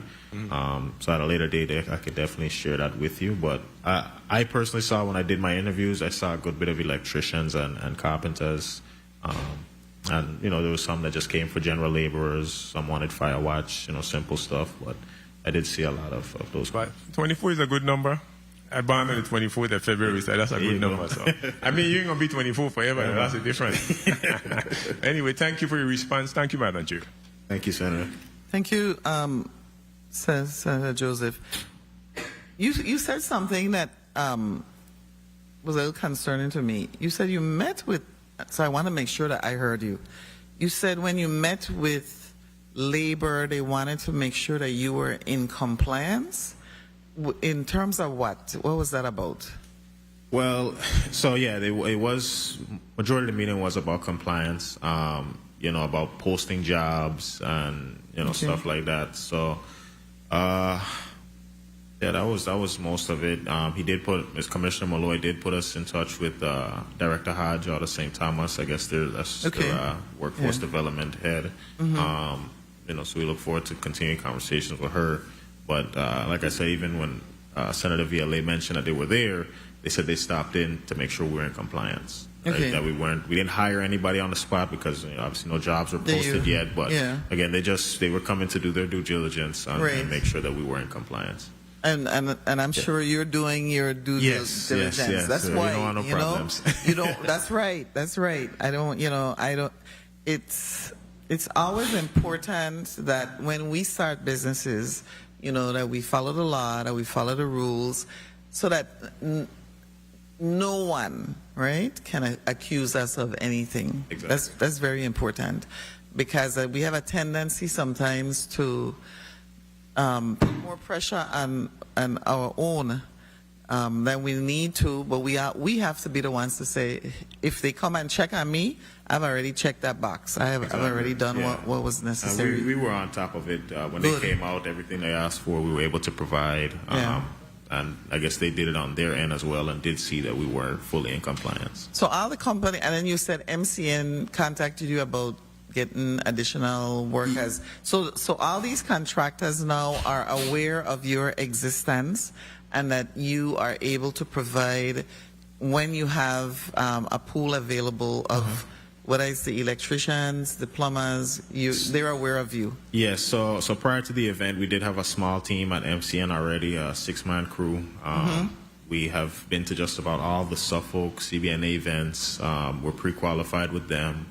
After the event, we did reach out to Jay Benton. We plan to make contact with Hogland and some of the other bigger companies. That's good. That's great. That's great. I'm going to give you 30 seconds to just give a plug out there for your company right now. So you have 30 seconds. All right. So again, my name is Kamani Rogers Henry. I'm the Senior Operations Manager of Indutech VI. We're able to provide a plethora of services ranging from project management to admin support to just about every labor craft you could think of. And we're just looking at all available opportunities for especially our local people to get us all engaged, because again, once these schools and hospitals are complete, it's going to be on us to be able to maintain it. What not better to at least help build it so that when it's time for maintenance, we're able to. Again, we're just grateful for the community outreach. We're grateful for the senators supporting us, the different branches of government that have supported us, and we just look forward to continuing on this right path. Like I said, we are coming to St. Thomas. We're finalizing dates, looking at probably middle of next month. But those dates will be posted and shared with those necessary. So, again, just thank everybody for the time and just stay on the lookout for Indutech.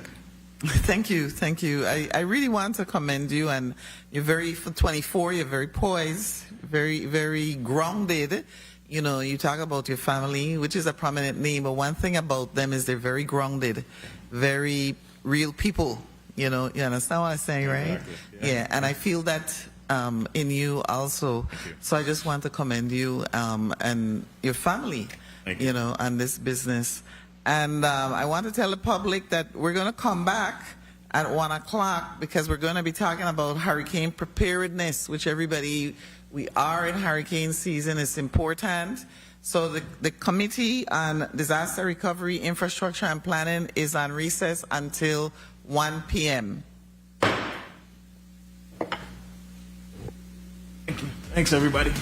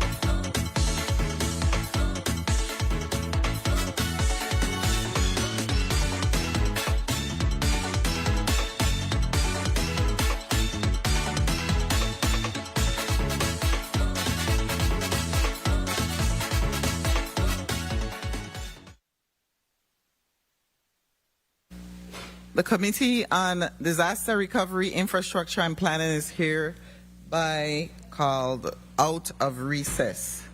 I'm going to begin with a brief statement before I have the clerk read the agenda. There is a proverb rooted in African traditions, especially Zulu and Nigerian cultures, that says, when the rain falls, it don't fall on one man's house. The saying reminds us of our shared humanity. It reminds us that storms and hardships do not discriminate. They affect all of us, regardless of where we live or who we are. This morning I mentioned the Venezuela earthquake and how one of the soccer stars lost his wife and 2 children. Earthquakes do not discriminate. Hurricanes do not discriminate. Fires, tornadoes, they do not discriminate. So they affect all of us, regardless of where we live or who we are. And we have to recognize that others also face hardships, encourages compassion and mutual support. So we have to have empathy and community when we work in the area of hurricane preparedness, knowing the one thing that this proverb does is reminds us of hope and resilience, because the rain stops, so too hardships pass. But the proverb also teaches us that because we share these challenges, we also share a responsibility to prepare, to help one another, and to build stronger, more resilient communities. So as we begin today's discussion on hurricane preparedness, let us remember that while we cannot prevent the storms from coming, we can ensure that we are better prepared to weather them together. So I will have Madam Clerk read the agenda for Block 2. Block 2. The committee will receive a comprehensive update on territorial emergency preparedness and hurricane season readiness, including the status of continuity of operations planning, agency responsibilities under the Emergency Support Function, ESF framework of the Territorial Emergency Operations Plan, the operational readiness of the Emergency Operations Center, and interagency coordination efforts to support disaster preparedness, response, recovery, and mitigation activities throughout the territory. Invited testifiers, Mr. Daryl D. Jaschen, Director, Virgin Islands Territorial Emergency Management Agency, the Honorable Mario Brooks, Commissioner, Virgin Islands Police Department, the Honorable Derek Gabriel, Commissioner, Department of Public Works, the Honorable Averil George, Commissioner, Department of Human Services, Honorable Justa E. Encarnacion, Commissioner, Department of Health, Mr. Antonio Stevens, Director, Virgin Islands Fire and Emergency Medical Services, Mr. Karl J. Knight, CEO, Executive Director of the Virgin Islands Water and Power Authority, Major General Kodjo S. Knox-Limbacker, the Adjutant General and Commander of the Virgin Islands National Guard, and Ms. Darlene A. Baptiste, Chief Executive Officer of the Juan F. Hospital and Medical Center and Schneider Regional Medical Center. Madam Chair, this concludes the reading of the agenda. Thank you, Madam Clerk. I'm going to have all the testifiers, whether you're providing testimony at the beginning or answering questions after, because I know some of you are experts in your area. I'll have everyone clearly put their name and title, position on the record. Do we have anyone joining us virtually? No? Okay. So we will begin with CEO Baptiste. We're going to go this way, that way, go over to Ms. Ward, and then come back over here on this side. And then we're going to come over to St. Thomas and have you introduce yourself. A lot of people today, but it means that a lot of us are involved in responding and recovery. So go right ahead. Good afternoon. A pleasant good afternoon. Darlene A. Baptiste, Chief Executive Officer of the Governor Juan F. Hospital and Medical Center and the Schneider Regional Medical Center. Good afternoon. Antonio Stevens, Director of the Virgin Islands Fire and Emergency Medical Service. Good afternoon. Daryl D. Jaschen, the Director for the Virgin Islands Territorial Emergency Management Agency. Good afternoon. On behalf of Mr. Karl Knight, Don Gregoire, Interim Officer for Water Distribution, and also the Incident Commander for the Virgin Islands Water and Power Authority. You said incident commander for, okay. Thank you. And good afternoon, Major General Kodjo S. Knox-Limbacker, the Commander of the Army and Air National Guards for the Virgin Islands. Thank you. Good afternoon, Nikita D. Ward, Executive Director for the Office of the Adjutant General. Good afternoon. On behalf of Commissioner Mario Brooks, my name is Lieutenant Isaac Porter. I'm the Special Assistant to the Police Chief St. Croix District and also the Territorial Liaison Officer for ITEMA. Thank you.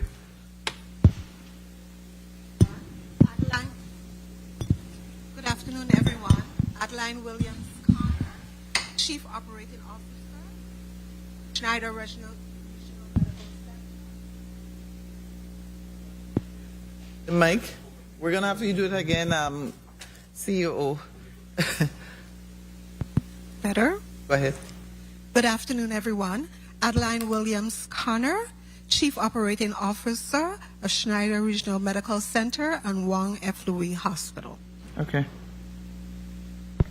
Good afternoon, Carla Benjamin, Assistant Commissioner, Department of Human Services, here on behalf of the Honorable Averil George, Commissioner. Thank you. Good afternoon, Dr. Esther Ellis, Department of Health, Territorial Epidemiologist. A pleasant good afternoon. Aisha Rivers, Director of Public Health Affairs, Department of Health. Thank you. St. Thomas, you can start on either side. I don't know which side to begin with, to be honest. Somebody go for it. Fire. Is that fire? Afternoon. Yes. Or Yes. Good afternoon. Lyle Levin, Assistant Director of EMS, VI Fire and EMS. Good afternoon, Clarence Stevenson, Assistant Director of Fire. Good afternoon, Yvette Henry, Department of Human Services, the Community Affairs Coordinator in assistance to Assistant Commissioner Carla Benjamin. Good afternoon, everyone. Commissioner of Health, Justa Encarnacion. Good afternoon, Nicole Cragwell-Sims, Assistant Commissioner, Department of Health. Good afternoon, everyone. Ruben Jennings, Assistant Commissioner, Department of Public Works, on behalf of Commissioner Derek Gabriel. Good afternoon, Monique Dorset, Disaster Recovery Program Manager, Department of Public Works. Public Works? Okay. Thank you, everyone. We will now begin with the testimonies, and we will start with Director Daryl D. Jaschen. Go right ahead, sir. Good afternoon, Senator Maurice C. James, Esquire, Chair of the Committee on Disaster Recovery, Infrastructure and Planning, and all other senators present, members of the 36th Legislative Staff, and those in the viewing and listening audience. I'm Daryl D. Jaschen, Director of the Virgin Islands Territorial Emergency Management Agency by TEMA. Today I will provide an update on the government U.S. Virgin Islands Hurricane Season 2026 readiness posture.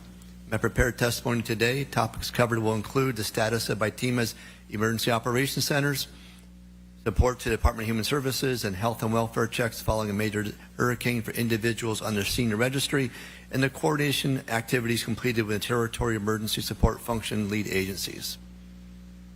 Our Emergency Operations Centers, TEMA maintains 3 Emergency Operations Centers with full-time TEMA supervisors, which are available during non-activation times from 8 a.m. to 5 p.m. Monday through Friday.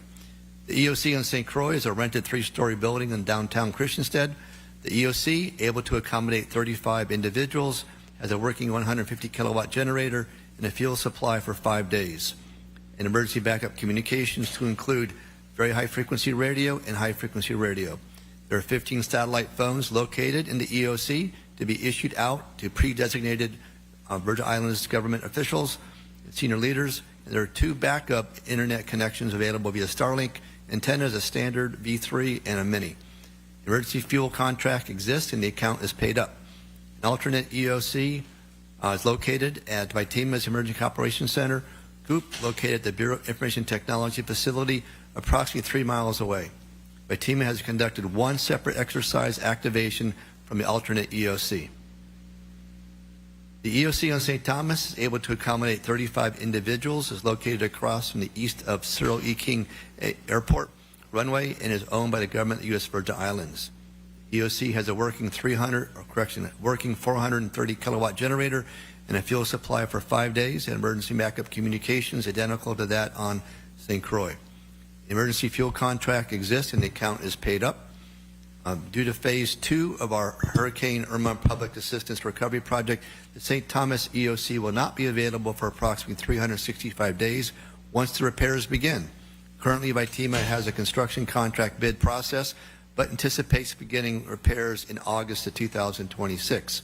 An alternate St. Thomas EOC is identified as part of a scoop and is located at the Omar Brown Fire Station approximately 2.5 miles away. VITEMA has conducted 2 separate exercise activations from the alternate EOC to include the most recent Hurricane Readiness Capstone exercise. The EOC on St. John, able to accommodate 16 individuals, is just off the Center Line Road, located across from the Myra Keating Smith Clinic, and is owned by the Department of Public Works. It has a working 20 kilowatt generator and fuel supply for 3 days, and emergency backup communications identical to the EOCs on St. Croix and St. Thomas. An emergency fuel contract exists and an account is paid up. The alternate St. John EOC is identified as part of a scoop and is located at the St. John Volunteer Rescue Facility approximately 1/2 mile away. VITEMA has conducted 2 separate readiness exercises from the alternate EOC to include the most recent Hurricane Readiness Capstone exercise. As an integral part of the U.S. Virgin Islands EMAP accreditation program in its development, agency approval, and testing of agency support functions, continuity of operations plans. All ESFs developed their initial COOPs in 2022 and are approved by their senior leader. Currently, 4 are in the process of being reviewed and updated. Department of Public Works, BIT, Department of Property Procurement, and VITEMA. There are 10 are scheduled to be issued and updated in July of 2026 to agency leaders and reviews for signatures to include Fire EMS, Department of Human Services, the Department of Health, VI Fire EMS, Department of Agriculture, Department of Police Department, VI Energy Office, Department of License and Consumer Affairs, and the Joint Information Center. I want to talk about the Senior Registry. Department of Human Services develops and maintains the Senior Registry as acquired by Act Number 8058, effective June 25th, 2018, from Bill Number 32-0064, sponsored by Senator DeGraff. A listing of seniors over age 60 who live alone or any individuals regarding of age living alone with a disability. As of May 2026, there are a total of 964 individuals who have voluntarily signed up to be on the Senior Registry. On St. Thomas, this is 554 individuals. On St. Croix, 310 individuals. And on St. John, 100 individuals. Water Island has none on the Senior Registry. Applications for the Senior Registry are located at the Department of Human Services, the Bureau of Motor Vehicles, and the Election System offices. Copies of the Senior Registry are provided to prior to hurricane season to VITEMA, 911 Emergency Communications, and VI Fire Medical Services. Following a major disaster, the Commissioner of Human Services, the VITEMA Director, and Fire EMS Director determined the need for post-disaster health and welfare checks of individuals in impacted areas. Now for our Territorial Emergency Operations Plan. As required by EMAP, the U.S. Virgin Islands maintains an Emergency Operations Plan. Our current TEOP, approved in December 2024, has 5 main purposes. First, identifies the role of the territorial government in coordinating non-government organizations, or NGOs, and private sector partners before, during, and after a disaster, large-scale emergency, or event affecting the U.S. Virgin Islands. Second, it established the concepts and policies under which all elements of the territorial government and coordinating NGOs and private sector partners will operate during emergencies. Third, it outlines responsibilities of territorial government officials, agencies, and private organizations that the annexes specify in more detail. Fourth, it provides a framework within which detailed emergency plans or procedures can be developed and maintained. And finally, fifth, provides a framework for prompt, effective, and seamless assistance to U.S. Virgin Islands and individual districts when federal assistance is required. The structure of the TEOP describes a territory-wide integrated approach to incident management and includes overarching plan assumptions, roles and responsibilities, concepts of operations, specific hazards plans, and plan maintenance guidance. Included emergency support function, or ESF, specific annexes and appendices provide an all hazards overview from coordinated agencies with input from stakeholders. The hazard specific annexes and appendices provide a detailed concept of operations tailored specifically to the most likely incidents to cause catastrophic impact to the territory. The TEOP identifies private sectors to establish the Business Emergency Operations Center, or the BEOC, that consists of an integrated point for private and public coordination for sustained response and recovery operations. BEOC is comprised of volunteers from private sector with duties specific to designated community lifelines model. The BEOC has established and supports the EOC as needed through planning, engagement, and integration of private sector partners. The EOC liaison is Department of Licensing and Consumer Affairs, integrates with the EOC upon activation, and is a point of contact to the BOC for all requests for support needed. Our Territorial Emergency Management Council. It's identified in a TEOP as required by Title 23, Chapter 10, Subchapter I, Section 1007.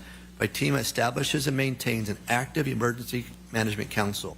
Required membership in the council includes the Director of FITEMA, who serves as the chair, any commissioners of departments within the executive branch of the government, the Attorney General of the Virgin Islands, any directors and agencies and bureaus within the executive branch of the government, the Adjutant General of the Virgin Islands National Guard, the executive directors of the following semi-autonomous agencies, instrumentalities, or public corporations of government: Virgin Islands Water Power Authority, the Virgin Islands Port Authority, the West Indian Company, the Virgin Islands Economic Development Authority, the Virgin Islands Waste Management Authority, the Virgin Islands Housing Finance Authority, the Virgin Islands Public Services Commission, Government Employees Retirement System, the Virgin Islands Public Finance Authority, University of Virgin Islands, the Virgin Islands Government Hospitals and Health Facilities Corporation, Schneider Regional Medical Center, Juan F. Hospital.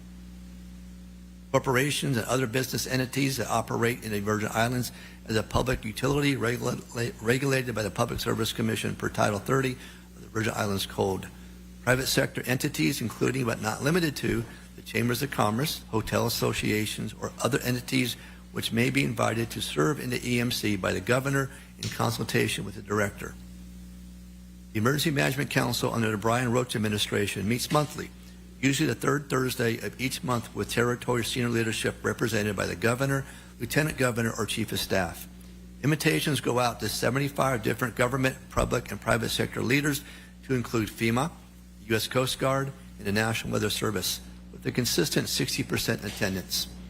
The purpose of the council is to, 1, plan for and coordinate the federal and territorial emergency management programs with FEMA and any other federal or territorial agencies or other appropriate public-private sectors. 2, assist the territory coordinating officer in responding to the federal coordinating officer or other appropriate federal agencies or officers in the event of a president approves a request from the governor for an emergency declaration or a major disaster declaration. 3, provides goals and objectives to the director for implementing in the TEOP. Number 4, work with the director and all other government agencies to establish standards for operations and activities of the government related to Homeland Security efforts. The council also serves as the EMAP Advisory Committee and receives quarterly updates on the program compliance. One of the additional requirements for the members of the council is to annually designate their emergency support coordinators, or ESCs, to the FITEMA director. These persons designated by the as emergency support coordinators represent the agency during EOC activations and training events. Virgin Islands National Guard. Integral to the success of the U.S. Virgin Islands' immediate response from a major hurricane is activation of our local National Guard, which has Army units located on the island of St. Thomas and St. Croix, and Air Force units located on the island of St. Croix.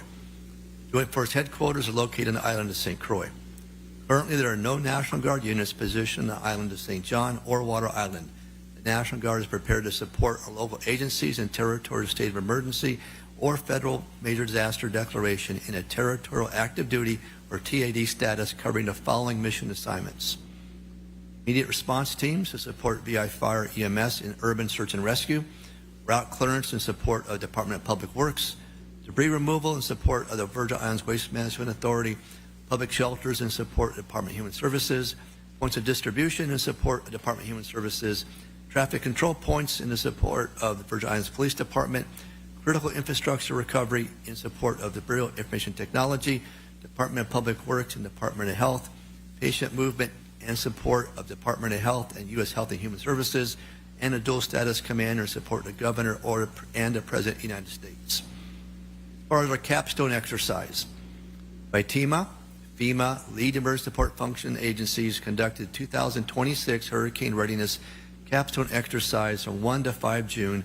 based on a Hurricane Steve Cat 3 scenario impacting the island of St. John with major damage, medium damage to the island of St. Thomas, and minor damage to the island of St. Croix. Exercise focused on 7 areas under response and recovery: EOC activation, operational readiness, inter-island coordination and communication systems, St. John operations, shelters, both congregate and medical special needs shelters, temporary power and generation readiness, recovery, both individual assistance and public assistance, and crisis and public information. Activation, the VITEMA Emergency Operations Centers included FEMA participation with development of initial response goals, tactics, and planning meetings, and a joint incident action plan. VITEMA and FEMA jointly conducted an after-action review, or AAR. The AAR report, completed on June 23rd, is currently in draft under review by the VITEMA director.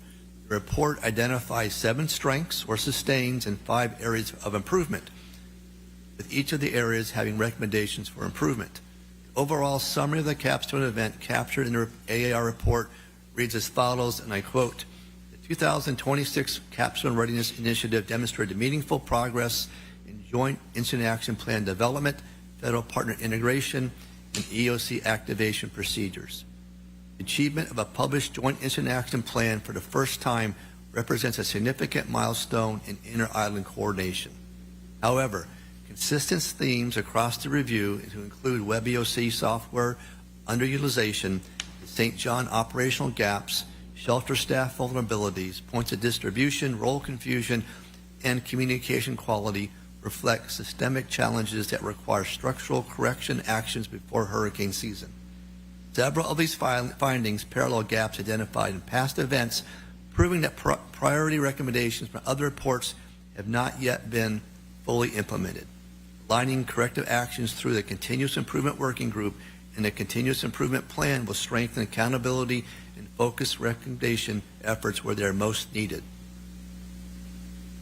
U.S. Virgin Islands agencies and federal partners are ready for the hurricane season 2026. We've exercised our plans and integration of our federal partners, our local National Guard, and identified areas where territory is quickly overwhelmed during a hurricane immediate response. Leveraging these known gaps and the ability for the governor to formally request assistance under the Stafford Act, we have pre-identified mission requests for either state-to-state support through the Emergency Management Assistance Compact, known as the EMAC, or request our federal partners through a federal resource request form process. Thank you, Committee Chair, Senator Maurice C. James, Esquire, for the opportunity to present our U.S. Virgin Islands Hurricane Season 2026 readiness posture. My colleagues and I are prepared to answer any questions from this committee. Thank you. Thank you. I was going to say Colonel Jaschen. I said it anyway. The Director Jaschen. You see a uniform and it causes you to jump right back into the military, even though he's looking down. That's what happened, right? The next testimony is going to come from the Virgin Islands Police Department. So go right ahead, sir.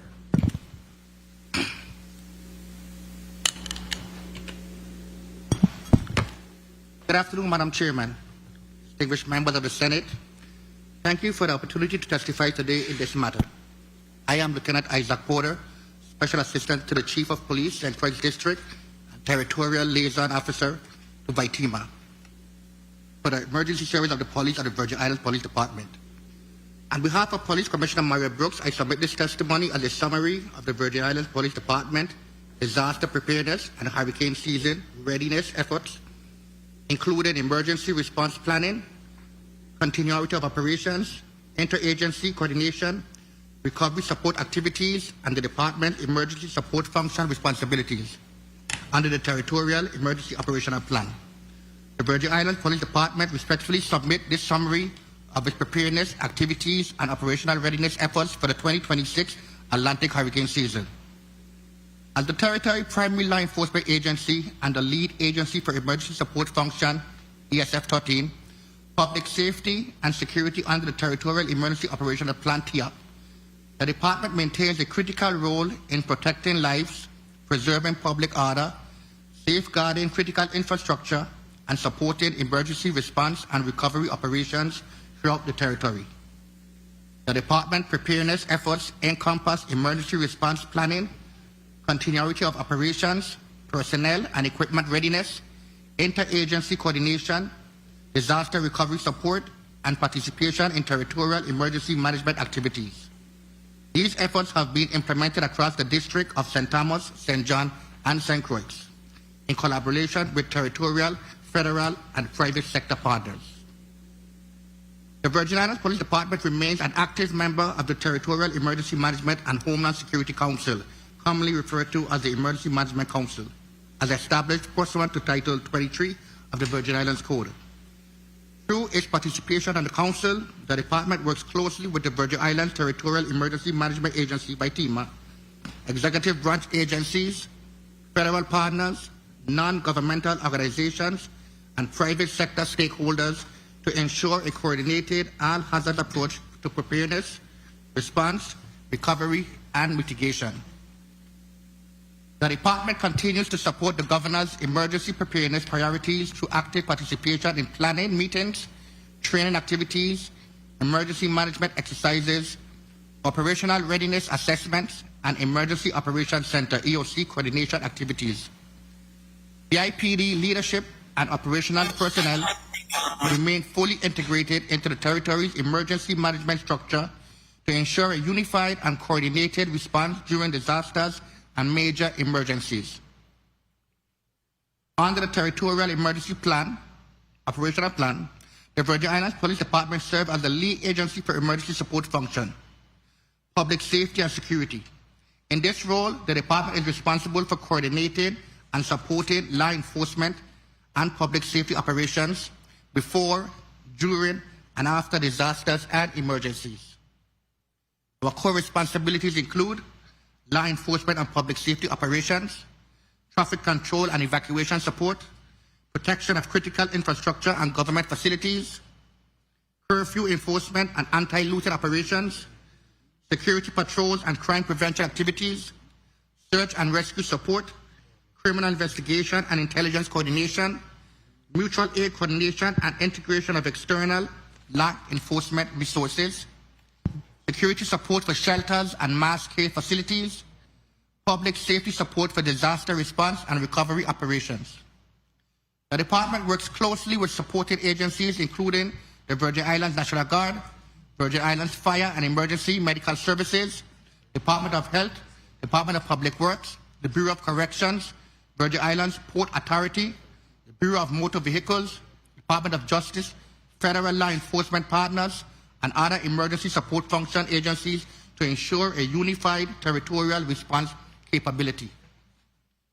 In preparation for the 2026 hurricane season, the Department completed a comprehensive review of emergency preparedness plans, operational procedures, personnel readiness requirements, communication system, facilities, and response resources.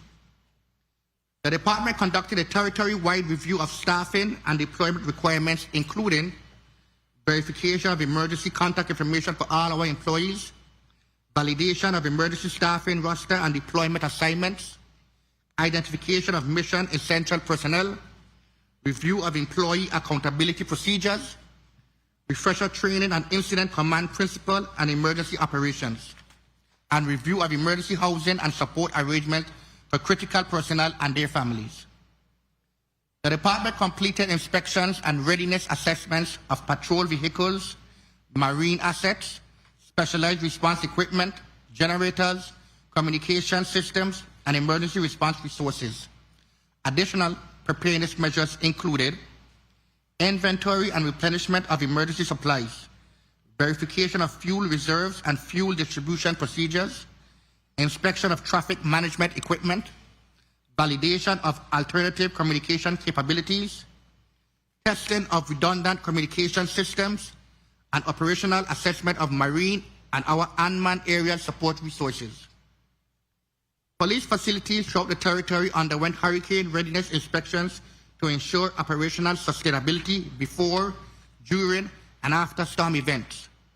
While we are not satisfied with our current infrastructure, status preparedness activities included assessment of police station, substation, and support facilities, verification of emergency power generation capabilities, protection of mission-critical records and information systems, inspection of communication infrastructure, and review of facility relocation and alternate operating procedures. The Virgin Islands Police Department has completed a comprehensive review and update of its Continuity of Operational Plan, better known as COOP, for all districts, divisions, and operational bureaus.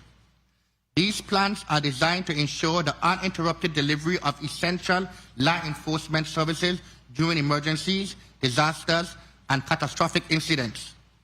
The updated COOP framework identifies essential functions and mission-critical services, orders of succession and delegated authorities, alternate operating facilities and work locations, emergency communication procedures, information technology continuity of requirements, personnel accountability and recall procedures, resource management and logistical support requirements.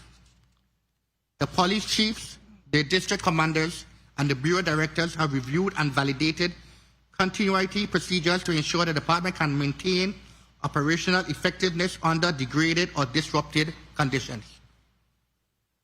The Virgin Islands Police Department participated in the territory's 2026 Hurricane Capstone event. It was a multi-agency preparedness exercise conducted to evaluate operational readiness and interagency coordination capabilities prior to the start of a hurricane season. The exercise tested the territory's ability to coordinate emergency response activities during a simulated hurricane event and included participation from territorial agencies, federal partners, emergency support function representatives, and emergency management personnel.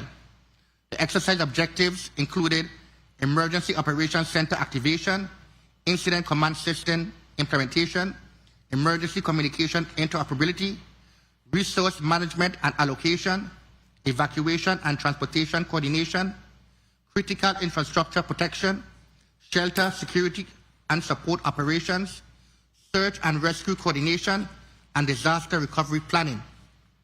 The exercise demonstrated significant improvements in interagency coordination, information sharing, situational awareness, and operational decision-making. Key strengths identified included effective coordination between VIPD, district command staff, and VITEMA, successful integration of emergency support function partners, improved communication capabilities, and effective implementation of incident command principle.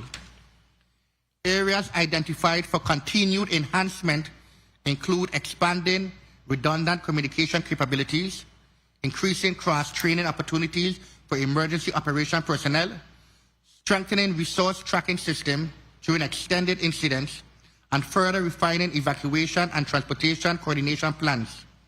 Corrective actions and lessons learned are currently being incorporated into operational plans, training programs, and standard operating procedures. I want to give an update on our different districts. In St. Thomas District, the St. Thomas District has completed readiness inspection of police facilities, communication infrastructure, fleet assets, and operational equipment. The district has reviewed emergency deployment procedures, shelter security plans, and disaster response protocols. Key preparedness priorities include airport and seaport security support operations as needed, evacuation route management, protection of critical infrastructure, coordination with tourism stakeholders and hospitality partners, and emergency communication interoperability. In the St. John District, the St. John District has focused preparedness efforts on addressing the unique geographic and transportation challenges associated with the island operation. Readiness activities included review of the marine transportation and evacuation plans, coordination with National Park Service officials and local emergency response partners, shelter support planning, continuity of communication procedures, resource staging and logistics planning, and validation of contingency procedures for periods of limited transportation access. In the St. Croix district, the St. Croix district has completed comprehensive assessment of facilities, communication systems, operational resources, and emergency response capabilities. Preparedness priorities include critical infrastructure protection, shelter security planning, traffic management and evacuation support, emergency communication testing, coordination with healthcare facilities and emergency management partners, and post-disaster recovery support planning. The district remains prepared to support large-scale emergency operations and extended recovery missions should a significant storm impact the territory. Following a disaster event, the Virgin Islands Police Department plays a critical role in supporting recovery operations and restoring normalcy throughout affected communities. Recovery support responsibilities include public safety and security patrols, damage assessment support, security for emergency distribution sites, protection of critical government infrastructure, curfew and traffic control point enforcement, transportation escorts for emergency resource and personnel, support for community re-entry operations, and coordination with territorial and federal recovery agencies. Additionally, the department supports emergency support function 6 activities by assisting with congregate shelter operations, providing security support for shelters, coordinating transportation, escorts for patients and displaced residents, and assisting vulnerable populations during recovery operations. In conclusion, the Virgin Islands Police Department has undertaken extensive planning, training, coordination, and preparedness activities to ensure operation readiness for the 2026 Atlantic hurricane season. Through active participation in the Emergency Management Council, implementation of updated continuity of operational plans, participation in the 2026 hurricane capstone exercise, and close coordination with territorial and federal partners, the department remains fully prepared to fulfill its responsibilities under the Territorial Emergency Operational Plan. The department remains committed to protecting the residents and visitors of the Virgin Islands, maintaining public safety and order, supporting emergency response and recovery operations, and ensuring continuity of essential law enforcement services throughout the hurricane season and during any emergency that may impact this territory. Thank you for your time and consideration. I will remain on standby to welcome any questions from the committee. Thank you. Thank you for your testimony, Lieutenant Porter. I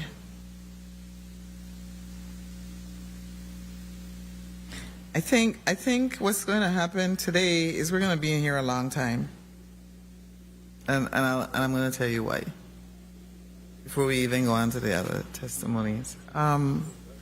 I love to read, so I did a quick read of all the testimonies, and your testimonies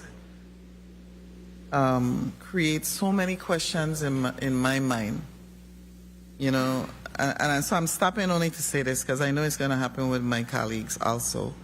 When you talk about you did assessments, you completed a review, you did inspections, you assessments, inspections, you're striving, you're seeking, that type of language then creates questions of, well, when you did the assessment, what did you find? When you did the inspection, what did it tell you? When, I'm just letting you know now that I think my colleagues set me up with this one, but it's okay. Because hurricane preparedness is very, very, very important. And we're in hurricane season.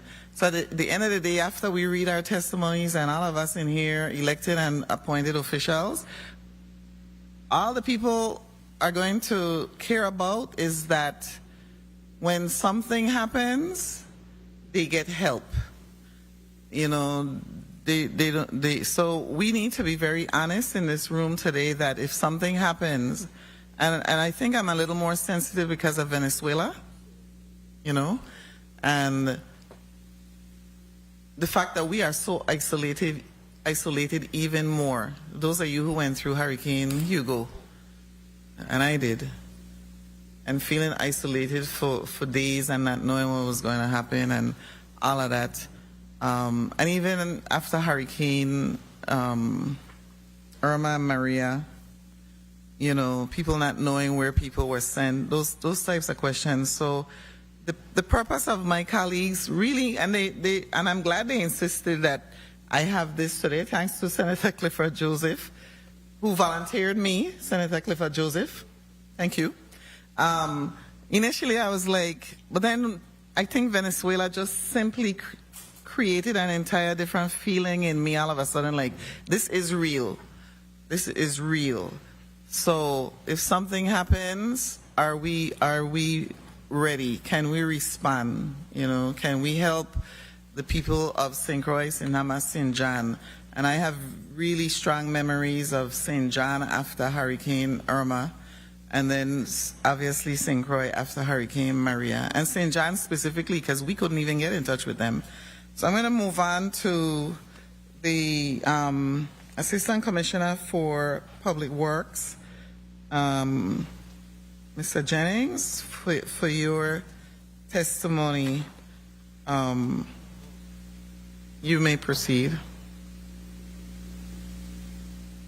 Good afternoon, Senator Maurice C. James, Esquire, Chairperson of the Committee on Disaster Recovery, Infrastructure and Planning, members of the committee, fellow senators, and members of the viewing and listening audience. My name is Ruben Jennings, and I am the Assistant Commissioner of the Department of Public Works. I appear before you today to provide an overview of the department's hurricane season readiness efforts and the critical role we play in supporting disaster preparedness, emergency response, and recovery operations throughout the territory, working in coordination with VITEMA and our territorial and federal partners. The department remains focused on protecting critical infrastructure, maintaining transportation networks, assisting with mass movement if needed, and ensuring resources are strategically positioned to support our communities before, during, and after storm events. The Department of Public Works plays a critical role in ensuring the territory is prepared to respond to and recover from hurricane events. Our responsibilities span transportation and roadway readiness, infrastructure protection, mass movement, debris management, damage assessment, and coordination with local and federal partners. The following provides a summary of the department's preparedness efforts and operational responsibilities during hurricane season.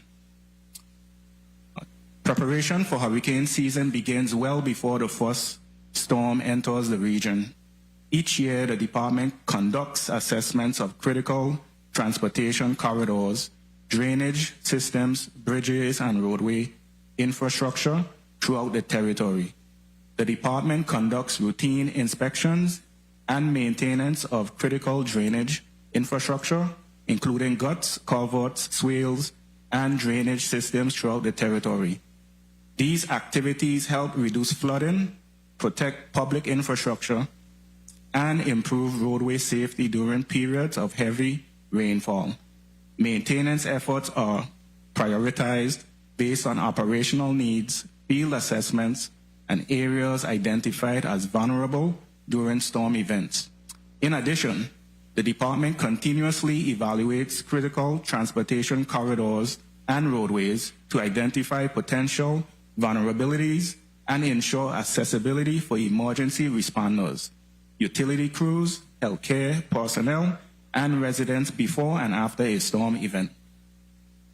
The department works proactively to identify and address conditions that could impact transportation assets and government facilities during severe weather events.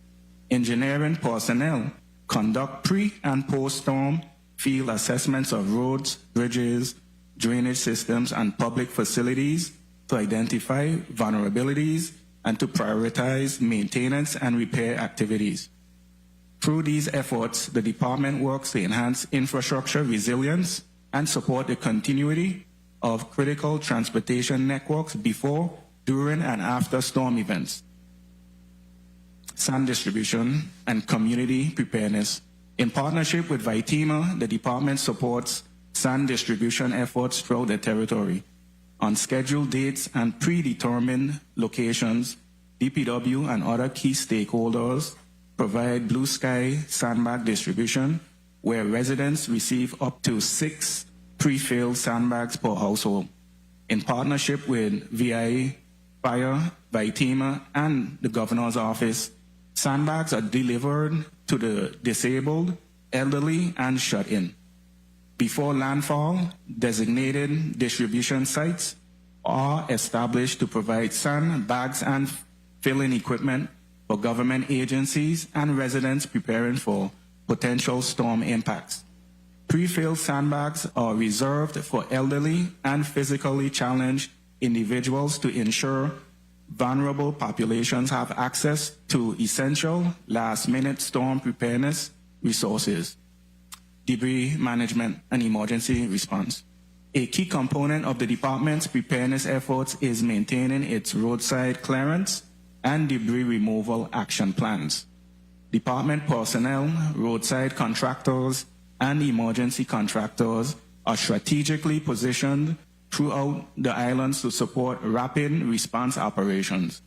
Priority locations include hospitals, health centers, fire stations, police stations, and other critical facilities necessary to support life safety and emergency response operations.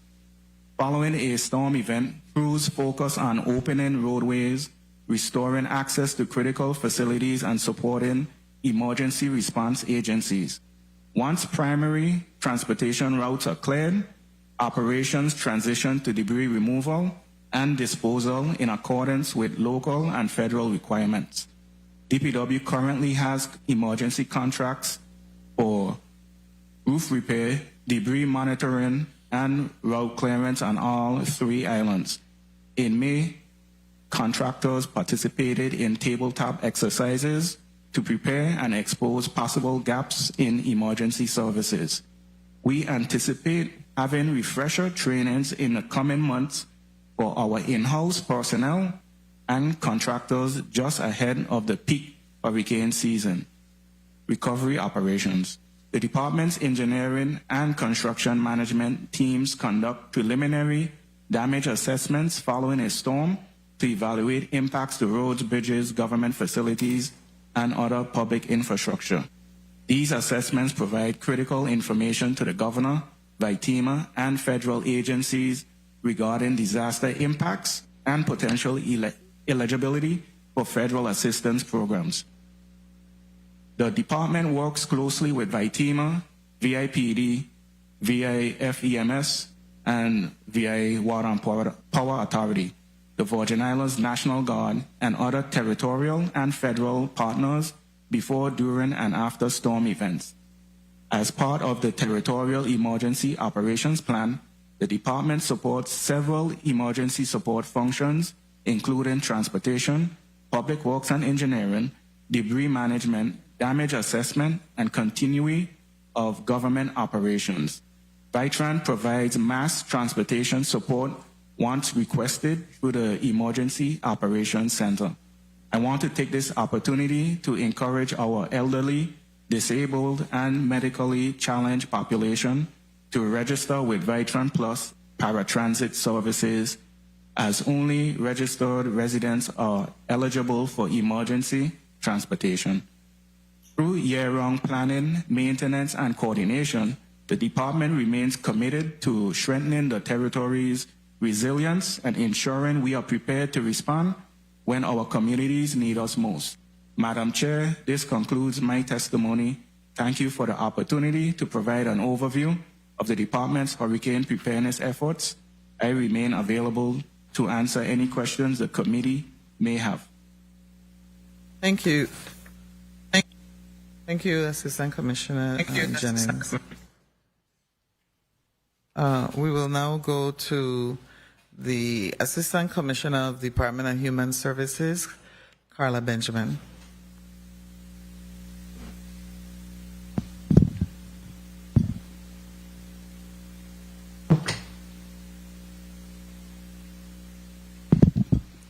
Good afternoon.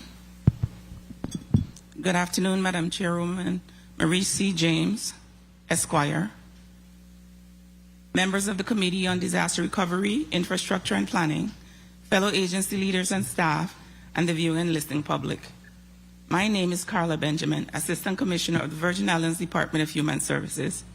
Joining me today is our lead coordinator for Emergency Support Function 6, Yvette Henry in St. Thomas. Under the Territorial Emergency Operations Plan, or the TEOP, VI Department of Human Services leads Emergency Support Function 6, spearheading mass care, emergency assistance, points of distribution, and human services. Very closely aligned are the department's lifeline responsibilities, food, shelter, and hydration, with the other key responsibility of the department being the Senior Disabled Disaster Registry. The department approaches the 2026 hurricane season focused on protecting our territory's most vulnerable residents through strong partnerships. Mass care logistics and the 72-hour food matrix. Mass care involves, but is not limited to, sheltering, feeding, services coordination for the general population, and donations coordination with the support of all ESF 6 entities. Since the beginning of calendar year 2026, the ESF 6 partners have visited, inspected, and vetted numerous locations across the territory to identify appropriate accessible sites that meet fire, health, and American Red Cross standards to serve as emergency shelters. The list of selected sites will be presented later in this testimony. To ensure reliable food and hydration distribution, our ESF 6 teams utilize a strict 72-hour transition matrix with federal and local partners. Pre-staged resources. FEMA has positioned 222,000 shelf-stable meals and 454,000 liters of water on St. Croix, alongside 30,000 meals and 34,000 liters of water on St. John.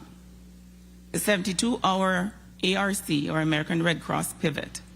Together with the American Red Cross, our teams manage all resident feeding operations inside designated shelters during the critical initial 72 hours post-impact using their own pre-stage inventories.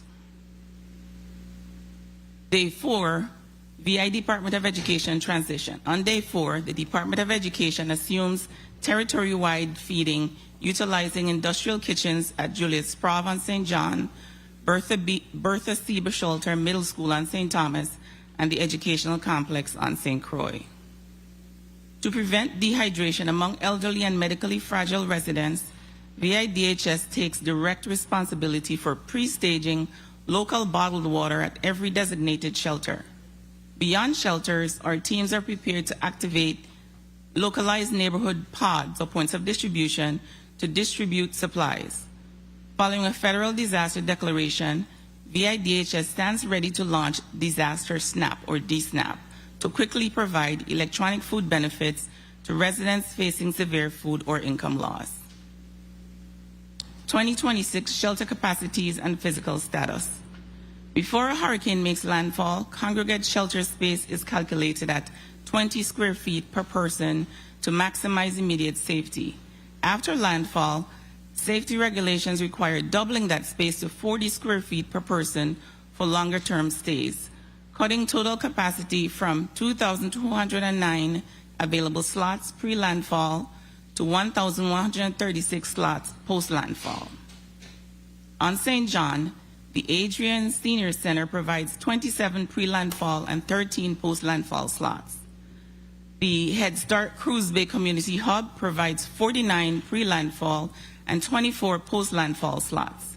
Pet sheltering is not available at either of these locations, and the Julius Sprov School is designated strictly to provide food for shelters. On St. Thomas, the Ivana Yodorikin High School gym offers 543 pre-landfall and 271 post-landfall slots with no pet sheltering available.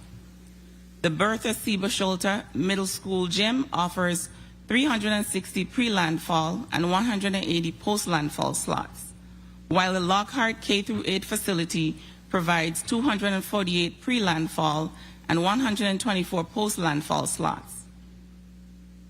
Both the BCB gym and the Lockhart facility serve as district pet shelters equipped to accommodate 60 cats and 30 dogs each, while the BCB kitchen is designated to provide food for shelters. On St. Croix, the St. Croix Educational Complex serves as the largest capacity resource with 738 pre-landfall and 369 post-landfall slots and accommodates co-located pet sheltering for 60 cats and 30 dogs. The DC Canagator Recreation Center provides 191 pre-landfall and 96 post-landfall slots. The Beeston Hill Gym provides 32 post-landfall slots, and pet sheltering is not available at either Canagator or Beeston Hill. On Water Island, the firehouse provides 53 pre-landfall and 27 post-landfall slots strictly reserved for post-storm emergencies. Pet sheltering. Territory-wide, pet sheltering capacity has expanded. All pet shelter sites are co-located with general shelters, but pets and humans will utilize separate spaces. On St. Thomas, both the Lockhart K-8 facility and the Bertha Seba Shelter Middle School gym are equipped to accommodate 60 cats and 30 dogs each. On St. Croix, the St. Croix Educational Complex can provide pet sheltering for 60 cats and 30 dogs. Currently, pet sheltering is not available on St. John. Modernizing vulnerable population support. Reflecting the realities tested during the June 2026 capstone exercises, the DHS ESF 6 team is advancing targeted, data-driven initiatives to activate real-time protection for our most vulnerable neighbors. Energy Backup Battery Program. In partnership with the VI Energy Office, Government House, and the Office of Medicaid, we are actively updating our internal workflows to identify vulnerable residents. We are now leveraging our intake data through the Patient Unified Lookup System for emergencies alongside our Senior Disabled Disaster Registry to seamlessly add eligible individuals utilizing assistive devices to this critical power backup initiative. The Elder, Dependent, Adult, and Disabled Person Disaster Registry was established under Act 8085 to ensure proactive tracking, targeted solutions, and direct safety protocols for vulnerable, technology-dependent, and medically fragile residents during emergency operations. Currently, there are 954 individuals actively enrolled on the territory-wide registry with a specific breakdown of individuals by island as follows. On St. Thomas, 543 individuals. St. Croix, 313 individuals. And St. John, 100 individuals. Continuous training realignment. ESF 6 has reinstated bi-weekly training meetings for emergency support coordinators, shelter managers, and pod supervisors, while partnering with American Red Cross for intensive in-house shelter operations training.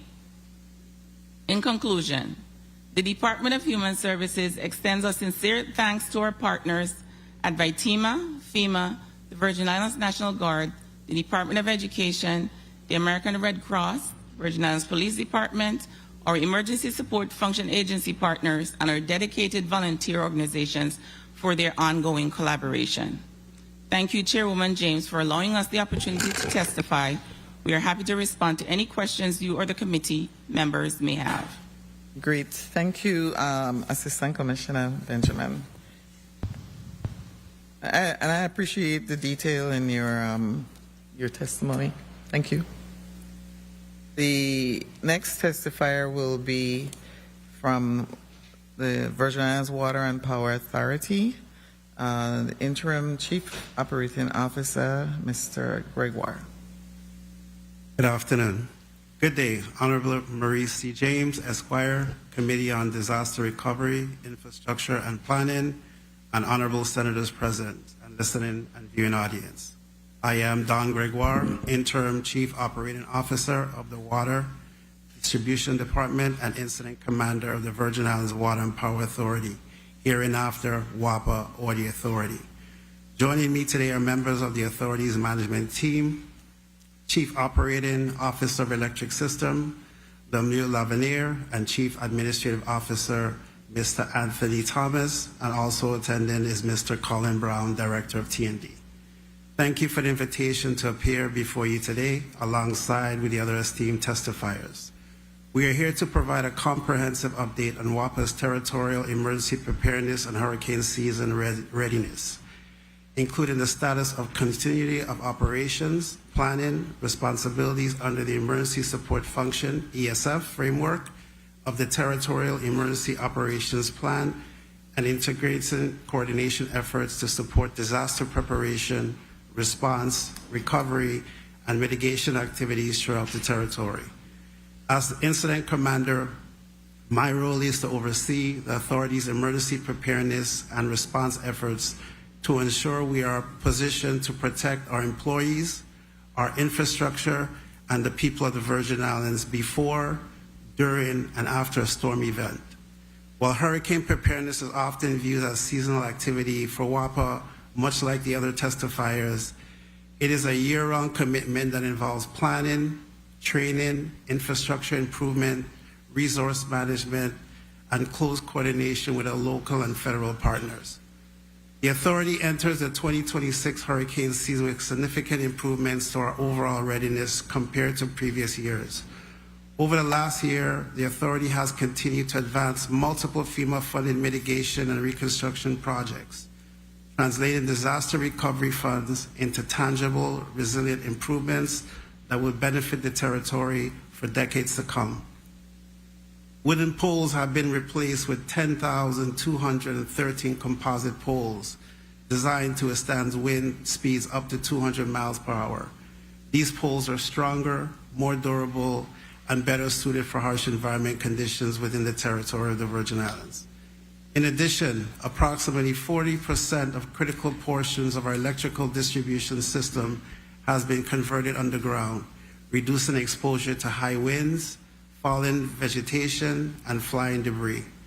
WAPA has completed several underground projects within the last year, including Hannah's Rest Phase 1, Feeder 8B, the St. Croix Central High School to St. Croix Agricultural Fairgrounds Corridor on Feeder 9B, Feeder 8A on St. Thomas, and additional underground projects scheduled for 2026 include Queen Street in Christiansted on Feeder 1A, Feeder 9A on St. Thomas, which is expected to begin at the end of June, and Feeder 9E on St. John, which is anticipated to begin late July.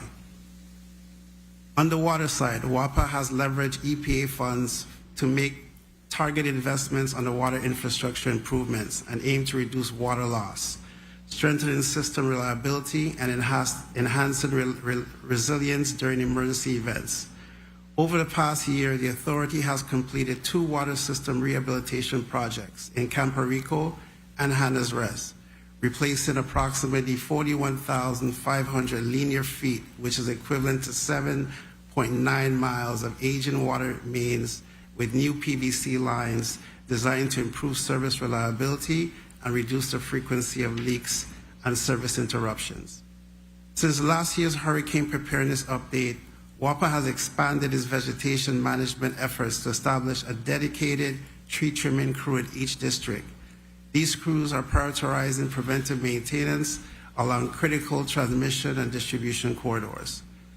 The authority continues to operate under an incident command system that aligns with the territorial and federal emergency management framework. Our emergency response plans have been refined based on lessons learned from previous storms and are supported by ongoing coordinations with VITEMA, FEMA, and Department of Energy, local first responders, health facilities, airports, seaports, and other critical agencies.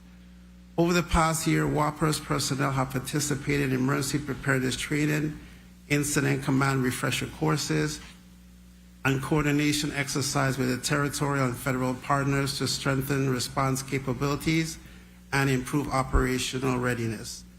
WAPA remains an active participant in Emergency Operations Center, EOC, as part of the Emergency Support ESF 12 function, ensuring utility operations remains fully integrated into the territorial overall emergency response efforts. From the resource perspective, we have worked diligently to improve our emergency inventory and staging capabilities. Notwithstanding our best effort, considerable financial resources spent to deliver energy to customers remain uncollected, thereby restricting those efforts. The following critical materials are available within the territory: poles, transformer, bare aluminum conductor wire. While inventory challenges remain, the authority has completed its Geographic Information System GIS project, allowing a faster analysis and restoration planning of affected areas following the storm impacts. WAPA has strengthened its mutual aid planning through ongoing coordination with the American Public Power Association and secured emergency line crew contracts with Hogland, Virgin Islands, and BVC Electrical Services. Both contractors have extensive knowledge of the Virgin Islands electrical system, terrain, logistics, and operational challenges, providing additional advantage during hurricane response and recovery. Equally important is our commitment to timely, accurate, and transparent communication to the public. WAPA has built a layered communication strategy that includes a WAPA alert system reaching more than 14,400 subscribers, a social media audience of more than 33,300 followers, regular website updates, multilingual messaging, and trusted partnership with local media, including WSTA, WLDV, WSTX, Reef Broadcasting, and WTJX. This multi-channel approach ensures customers receive critical information quickly and consistently, including storm preparation guidance, safety advisories, outage notification, restoration updates, and other emergency information. While we have made substantial progress, it is important to be transparent about the challenges we continue to face entering this hurricane season. The authority's most significant concern remains our financial position. Limited cash reserve continues to impact the ability to build emergency inventory to desired level, purchase additional fuel reserves, accelerate fleet repairs, and maintain significant financial flexibility to respond to multiple storm events. The cost of materials and equipment continue to rise, and many critical electrical and water system components now require extensive procurement lead times. These realities create operational risks that cannot be ignored when preparing for potential active hurricane season. Despite the known challenges, fleet readiness remains a focus on WAPA's hurricane preparedness efforts. The authority recently added a new bucket truck and currently has 10 operational bucket trucks across the territory. An additional 7 bucket trucks have been ordered and will be deployed upon arrival. To support transmission and distribution operations, WAPA fleet currently includes 8 bucket trucks, 3 digger derricks, 2 pressure diggers, 2 tree trimming trucks, through grant funded, 3 additional tree trimming trucks and 9 additional bucket trucks have been ordered to further strengthen vegetative management and storm response capabilities. Garage operations continue to prioritize preventive maintenance repairs, parts procurement, technical training to improve equipment reliability and reduce downtime. However, aged fleet assets affect equipment availability and replacement efforts remain ongoing. To supplement local resources during major storm event, WAPA maintains consistent plans to include contractor support, mutual aid agreements, and emergency equipment sharing arrangement. Water storage remains a challenge, particularly on St. Croix, where reoccurring major leaks impact system operation and available storage capacity. Fuel inventory remains a significant operational challenge due to financial constraints and operational demands. While current reserves provide operation capability in the event of a storm, additional reserve would further strengthen the authority's ability to sustain services during a prolonged recovery period. Despite these challenges, I am confident that WAPA has been better prepared today than any other point in history. Our infrastructure is stronger, our emergency response plans are more mature, our partnership are more established, and our workforce has been trained to respond when called upon. We have learned valuable lessons in the past storms and those have translated to lessons into meaningful improvements across our organization. Should a storm impact the territory, our restoration efforts will remain established priorities focused on protecting health and safety, hospitals, emergency response facilities, airports, seaports, water, wastewater systems, shelters, communications, infrastructures will receive priority attention before restoration efforts expand to the broader community. This approach ensures that critical services necessary for life, safety, recovery are restored as quickly as possible. In closing, WAPA remains committed to fulfill its mission to provide reliable utility service to the Virgin Islands while continuing improving our resilience against future storms. We recognize the challenges that remain, particularly regarding financial resources, fleet readiness, and inventory levels. But we also recognize significant progress that has been made. Our team stands ready to respond, recover, and restore services as safely, as efficiently as possible. And this would thank you for the opportunity to testify here today, and we look forward for any questions.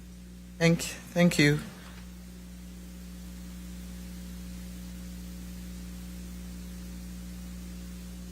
Your testimony was interesting. I think it was honest, though, and that's important, right? Thank you. Yeah. The realities of WAPA in the VA. But I appreciated that also. Let me go through my binder. Next, I have Commissioner of Health. Commissioner of Health, Encarnacion, you can proceed. Thank you. Good day, Senator Marie C. James, Esquire, Chair of the Committee on Disaster Recovery, Infrastructure and Planning, Senator Milton E. Potter, Vice Chair, distinguished members of the committee, other senators present, and everyone joining us in person and virtually. I am Justa Encarnacion, Commissioner of the Virgin Islands Department of Health. Joining me today is Dr. Nicole Cragwell-Sims, Assistant Commissioner, Ms. Aisha Rivers, Director of Public Health Preparedness, and Esther Ellis, our Director of Epidemiology. Thank you for the opportunity to provide an update on the Department's Hurricane Preparedness and Disaster Readiness efforts. Under the Virgin Islands Territorial Emergency Operations Plan, or TEOP, the Department of Health serves as the lead agency for Emergency Support Functions ESF 8. Public Health, which is responsible for coordinating the territory's public health and medical response before, during, and after disasters. In this role, the Department's Public Health Preparedness Division works closely with hospitals, emergency medical services, healthcare providers, territorial and federal agencies, and community partners to help ensure that essential healthcare services remain available in times of crisis. During hurricane season and other major emergencies, ESF 8 coordinates medical response efforts, supports healthcare facilities, assists vulnerable populations, and manages critical medical resources. During recovery, we monitor public health threats, help restore public health and healthcare services. This responsibility aligns with the FEMA National Response Framework, which guides how the nation's response to all types of disaster and emergencies occur. Today, I will focus primarily on our participation in Capstone 2026, the territory's annual full-scale hurricane preparedness exercise. Among other functions, the exercise evaluated ESF 8's public health preparedness capabilities in the areas of emergency planning, continuity of operations, and interagency coordination. Capstone 2026 exercise Steve was conducted June 1st through June 5th and it stimulated a Category 3 hurricane impacting the island of St. John. The exercise validated our emergency coordination, and territorial and federal partners confirmed that operational readiness of ESF 8 and the medical special needs shelter, and successfully tested federal patient movement and tracking processes. Just as importantly, it identifies several opportunities for improvement, including transportation from non-ambulatory patients, long-term staffing, patient tracking, and finalizing critical operational agreements. These findings are preliminary and will be incorporated into the official after-action report and improvement plan being developed by TEMA. Our highest priority is transportation for non-ambulatory and the bariatric patient population. These individuals require specialized equipment, additional personnel, and more than to evacuate safely. Capstone demonstrated that once St. John reaches port conditional X-ray, when storm force winds are expected within 48 hours, the evacuation window narrows significantly. This creates a logistical challenge of moving our most medically vulnerable residents before weather condition deteriorates. To address this gap, the department is expanding transportational capacity by evaluating additional marine resources, validating helicopter landing zones with our federal partners, with posturing transportation assessed on St. John before port closure, clearly defining transportation responsibilities with an ESF 8 annex to the TIAP. Remaining resource needs to be addressed through mutual aid agreements and pre-scripted federal mission requests. The exercise also highlighted the importance of sustaining clinical staffing beyond the 72 hours after a storm. We are seeking to address these through federal staffing support Emergency Management Assistance Compact, or EMAC resources, and 2 pre-scripted federal staffing requests coordinated through VITEMA. We'll be requesting additional clinical personnel to support both medical special needs shelter, the general population shelter, and 2 hospitals, helping to reduce the need for patient transfers before and after a storm.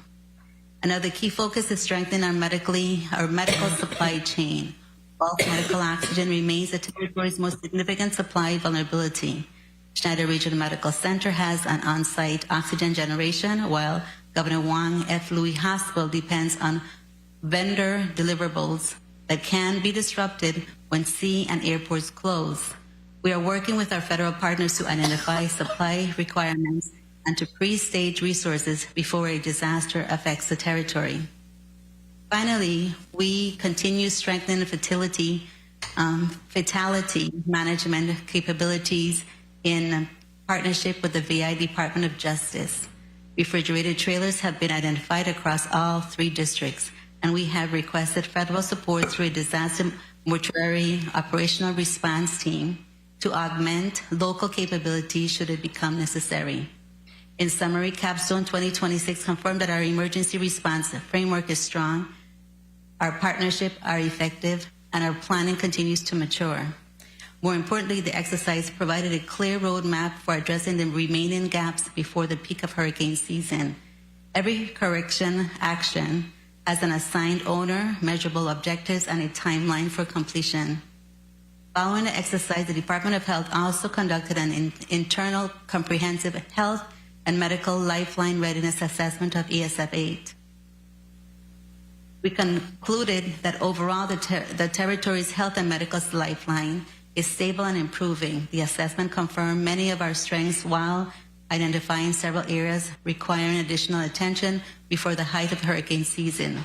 We must continue to strengthen 5 critical areas: medical care, patient movement, public health and sheltering, fatality management, and medical supply chains. The result of our internal assessments were presented to the Honorable Governor Albert Bryan Jr. and our FEMA Region 2 partners. Our appreciation for the continued support given to us by FEMA through VITEMA is strong.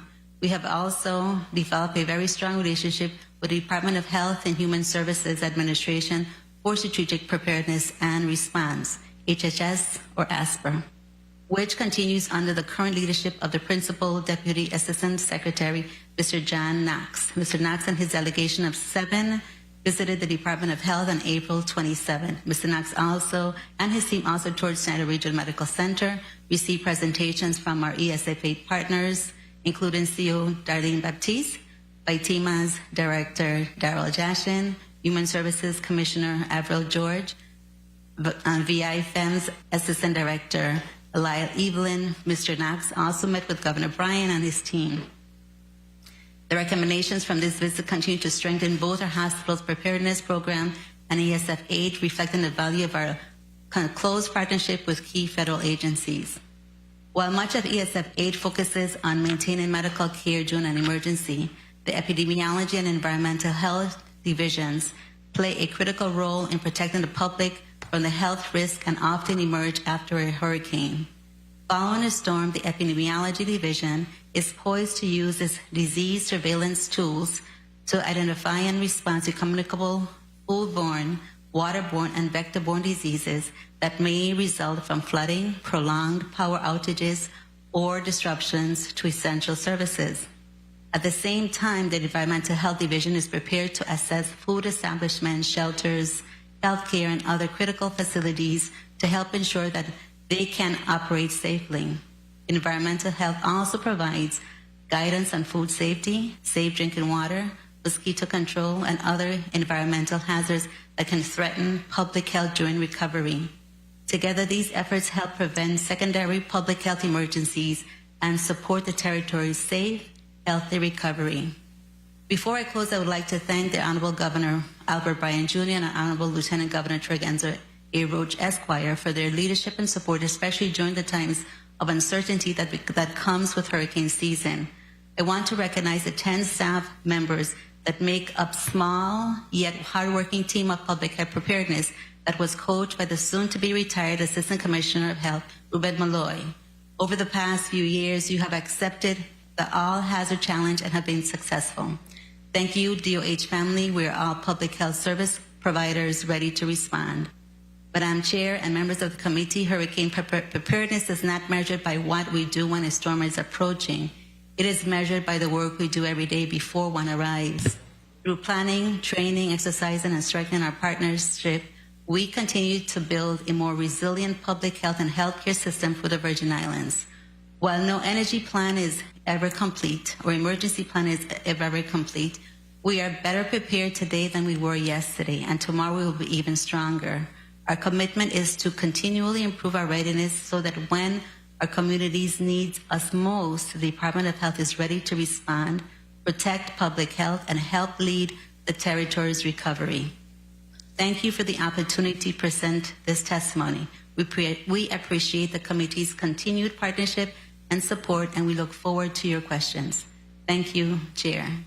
Thank you, Commissioner Encarnacion.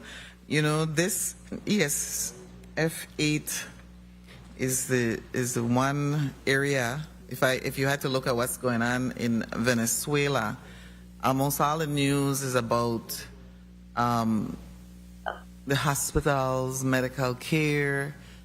Those are the first things that life-saving, exactly.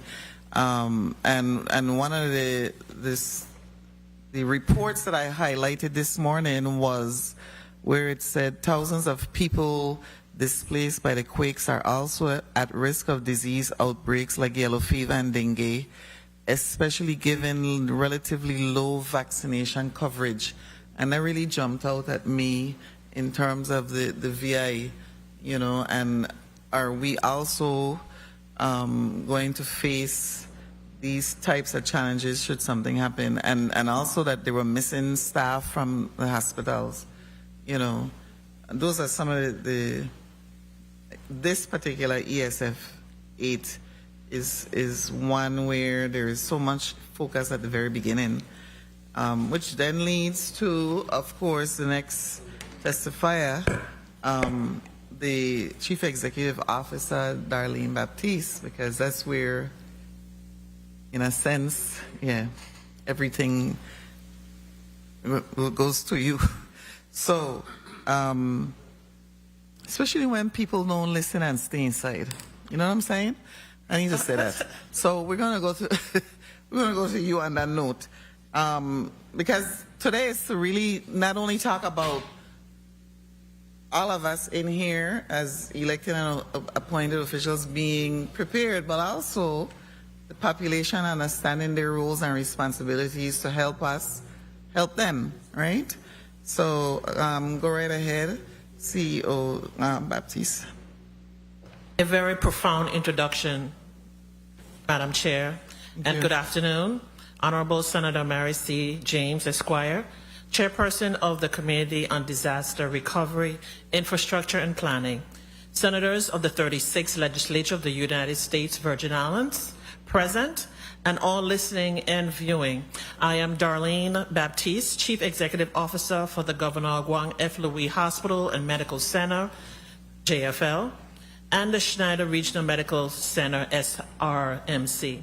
I'm joined today by Ms. Adeline Williams-Connor, our Chief Operating Officer, Ms. Derice Plaskett, our Chief Nursing Officer, and Ms. Dr. Delphine Olivaci, our Chief Quality and Performance Improvement Officer. They are here to support this presentation and assist with any questions that may arise. Thank you for the opportunity to present the overview of the SRMC and JFL's disaster preparedness and hurricane season readiness, including our infrastructure resilience, continuity of operations, surge management, interagency coordination, recovery initiatives, and responsibility under the Territorial Emergency Operations Plan. Hurricane preparedness is a critical responsibility of the SRMC and JFL Corporation.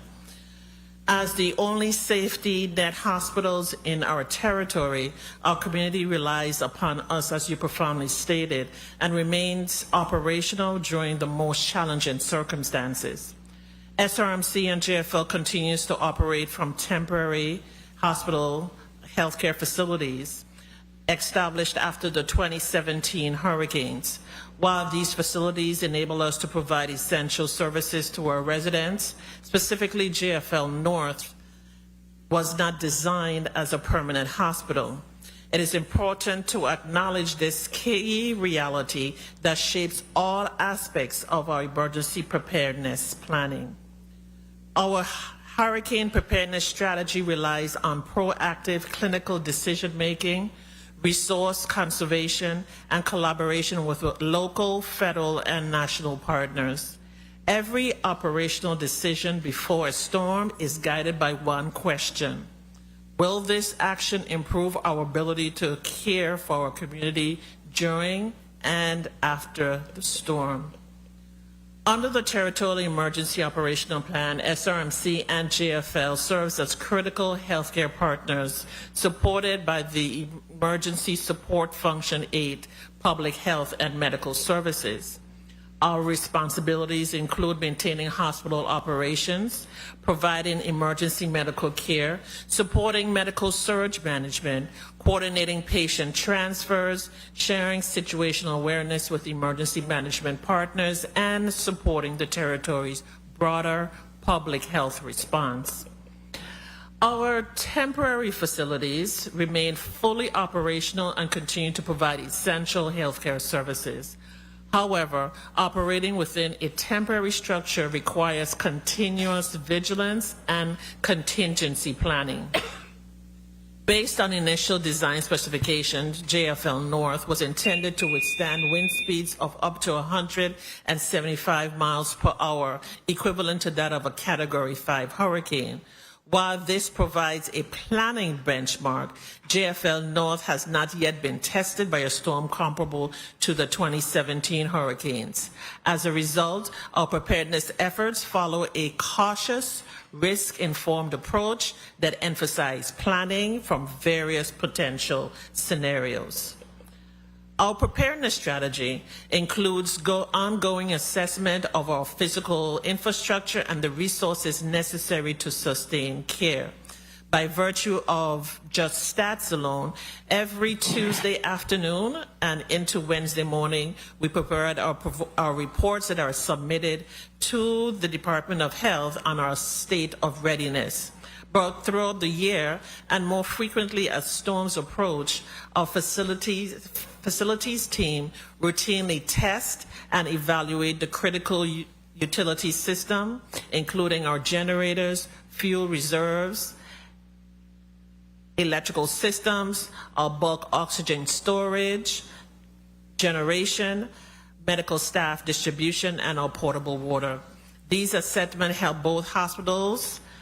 It showed that both hospitals can safely maintain essential healthcare services as long as conditions allow.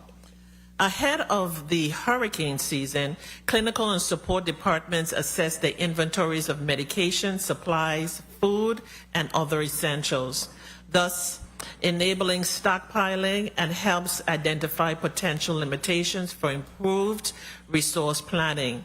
As of this date, we are less than 2 weeks away from having our PAR levels, specifically to critical supplies and selective equipment. Food assessment is ongoing. If a storm threat emerges, SRMC and JFL follows a phase-activated process to deliberately and coordinately escalate operations and conditions as they evolve. Phase 1, enhanced monitoring. This is approximately 7 days before potential impact. When a system may threat the territory, we enhance monitoring and increase assessment of our infrastructure, utilities, staffing, and supplies. Department leaders review preparedness checklists and identify resources needed based on the current conditions and expected disruptions. At the same time, clinical leadership and medical staff monitor patient census and assess hospitalized patients to identify the most suitable discharge, transfer, or the alternative care if conditions worsen. Early evaluations enable timely, clinical appropriate decisions regarding decompression while maintaining the critical level of care. Operational readiness, approximately 3 days prior to any potential impact. As projected storm impact increases, preparedness activities intensify. Clinical leadership familiarizes and finalizes the compression plans and coordinates discharges and transfers. Staffing assessments and assignments are confirmed.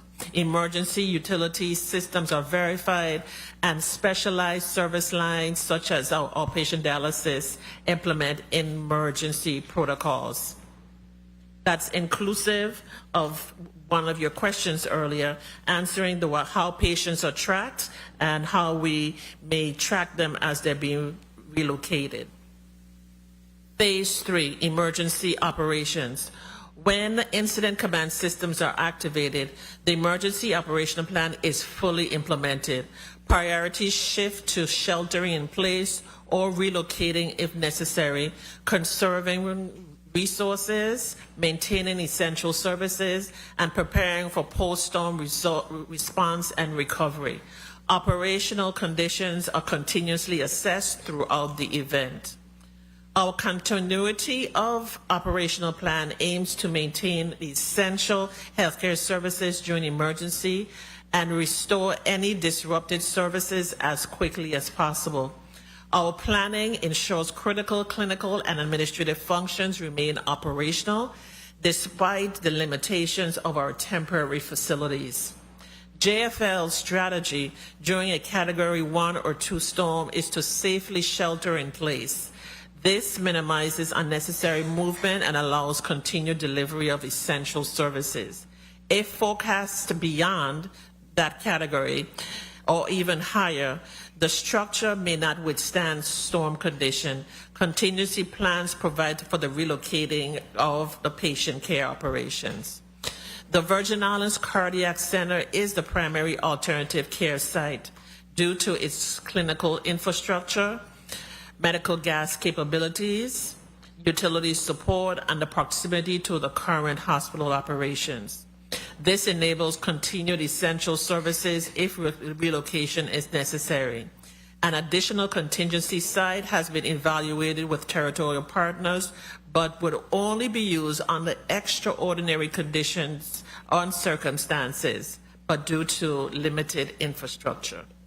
Specifically to our Mary Keating Smith Community Health Center, when conditions warrant, emergency medical operations are relocated to a designated hardened facility to ensure uninterrupted health care for the residents of St. John. The continuity of healthcare services depends on both our facility and the careful management of our limited resources before, during, and after the storm. Key departments collaborate to assess the inventories and implement conservation strategies to sustain critical services when resupply may be delayed. Resources are continuously monitored, prioritized, and allocated to patients with the greatest clinical need. Maintaining continuity always requires sustaining critical clinical and business functions. Established downtime procedures guides operations during interruptions to the electronic medical records or any other information system. This includes a manual clinical documentation, medical records, laboratory reporting, and the patient tracking to ensure that essential services continue safely until the systems are restored. Clear, reliable communication is essential throughout every phase of an emergency. Internally, SRMC and JFL utilizes its emergency notification system, leadership briefing, and an incident command communication to provide timely updates on operations, staffing, and safety. Externally, our public information officers coordinate with territorial partners to share up-to-date on hospital operations, available services, and critical health information, keeping patients, families, and the community informed. Lastly, maintaining accountability for every patient is essential, as previously stated. At SRMC, JPAT's trained personnel utilize laptop-based patient tracking systems to document patient movement and location throughout emergency operations, ensuring continuity of care and accountability during the relocation activities. These continuity measures enable SRMC and JFL to sustain essential healthcare services, adapt to changing operational conditions, and to continue providing high-quality care. Given our facilities' limitations, proactive patient decompression is a key component to our preparedness strategy. Unlike larger healthcare systems that may have extended bed capacity during disaster, our goal is to preserve the existing resources so they remain available when our community needs them most after the storm. As the storm threats become imminent, physician and clinical leadership assess each hospitalized patient. Thus, we can safely discharge them or release them when appropriate. Patients needing specialized or intensive care, such as ventilator support or advanced critical care, are evaluated for transfer off island to our partner facility when clinically appropriate and transportation becomes available. This strategy serves two important purposes. First, it ensures continuity of care for patients who their needs exceeds local capacity during a prolonged emergency. Second, it preserves bed, staffing, and supply resources for patients needing care after the storm. We also recognize the unique challenges in our healthcare system. Patients' transfer may be complicated by insurance, financial, and other socio-economic factors. Nevertheless, our staff work diligently with patients, families, insurers, and referral facilities to facilitate these transfers. Specifically to JFL, continuity of our dialysis service is one of our top clinical priorities, especially since our outpatient dialysis unit also operates in a temporary trailer. As required for regulatory and compliance, SRMC and JFL make every effort to ensure that all dialysis patients receive treatment before the emergency, the hurricane, or curfew is imposed. Each patient received an individualized dialysis diet plan to help extend the time between treatments and minimizing fluid and waste buildup. Before hurricane season and as needed, the emergency diet plan is reviewed with each patient and a copy is provided for reference. Depending on the medical condition and adherence to the emergency diet plan, some patients may safely go without dialysis for upwards of 2, 3, or more days. After an emergency or hurricane, dialysis staff contacts each patient to assess their condition and provide post-emergency treatment instructions. JFL and SRMC maintains an MOU in the event of prolonged disruption and currently engaging in discussions with another external provider to create a similar agreement. Because our facilities cannot expand in patient capacity, our surge strategy focuses on protecting existing capacity through coordinated healthcare delivery across the territory. Working closely with the Department of Health, our community health centers, dialysis providers, and other partners to ensure that our patients with low acuity and non-emergent conditions receive care in the most appropriate setting. This coordinated approach preserves emergency department resources and inpatient beds for critically injured or ill patients. During disaster operations, we continually reassess our patient census, our staffing, utilities, supplies, and other operational capabilities to ensure that available resources are directed to those patients requiring the highest level of care. We actively participate in the weekly emergency management meetings that include all government stakeholders. We have begun discussions with Vitima and HSS on resources needed and triggered for pre-emergency declaration, related activities, and timelines for potential deployment of federal resources before or after.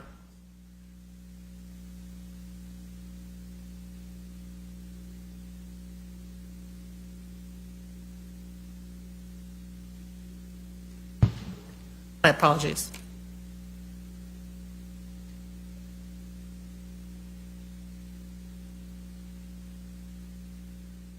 Before or after emergency. We work closely with Vitima, the Virgin Islands Department of Health, the Virgin Islands Fire and Emergency Services, the Virgin Islands Police Department, our federal partners, air medical transportation providers, and regional health facilities. Together, we coordinate and manage patient movement, emergency communication, resource requests, and recovery operations. We are grateful for the support of these agencies. Their assistance is vital to SRMC and JFL as we maintain our resources to provide safe, compassionate care to our community.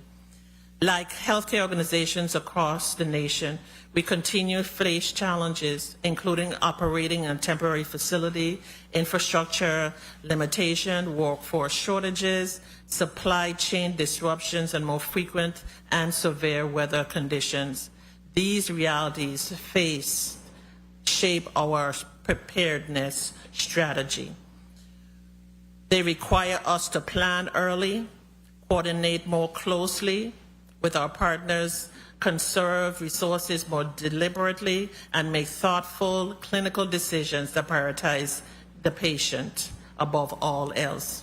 Madam Chair and the community members, Schneider Regional Medical Center and the Governor Juan F. Hospital and Medical Center approaches hurricane preparedness with a clear understanding of both our capabilities and our limitations. Although our current facilities were not intended as permanent hospitals, we have developed a preparedness program focused on early planning, patient decompression, continuity of operations, and collaboration. Our commitment is clear: to ensure that when the people of the territory need us most, we will be prepared to provide safe, quality care to the greatest extent possible. We appreciate the legislature's continued support as we work to strengthen the territory's healthcare infrastructure and improve our future resilience. Thank you for the opportunity to appear today. I am pleased to answer your questions and those from our hospitals that are here with me today. God bless. Thank you, CEO Baptiste. I'd like to recognize two non-committee members. Thank you for joining us, Senator Kenneth L. Gittins and Senator Noel E. Francis Jr. Welcome and thank you. We are going to start with a 5-minute round. And I will start with Senator Angel L. Bolquez Jr. Senator Bolquez, you're recognized. We have 5 minutes. Thank you, Madam Chair. Good afternoon, Madam Chair. Good afternoon, colleagues. Good afternoon to the listening and viewing audiences. Good afternoon, Central staff, my staff, and of course, good afternoon to the testifying panel here before us. In today's discussion, in my opinion, it's really more than the hurricane season. We know that earthquakes and infectious diseases can also cause alarm. And today is really about the territory's ability to protect lives and maintain essential government services, and of course, trying to recover from them. The Emergency Operations Plan assigns clear responsibilities, and my questions are actually going to be along the lines of the actual plan. You know, I think to myself, are we really prepared? You never know what's going to come down the pipeline, you know? But the plan is not really just paper. It's also,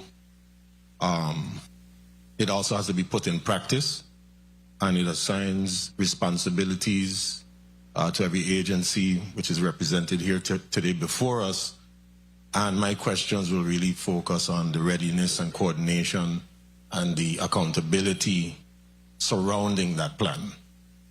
Whether there's any remaining gaps, or if we have anything else that is affecting us by issues with coordination, between interagency coordination. So every agency stated in their testimony that they're ready. And of course, I respectfully state this, but nowhere in any of the plan or the testimony did I hear a measurable readiness score of some sort, other than the self-reporting. What independent process verifies the actual readiness? And I'll give that question directly to Director Jaschen for clarity.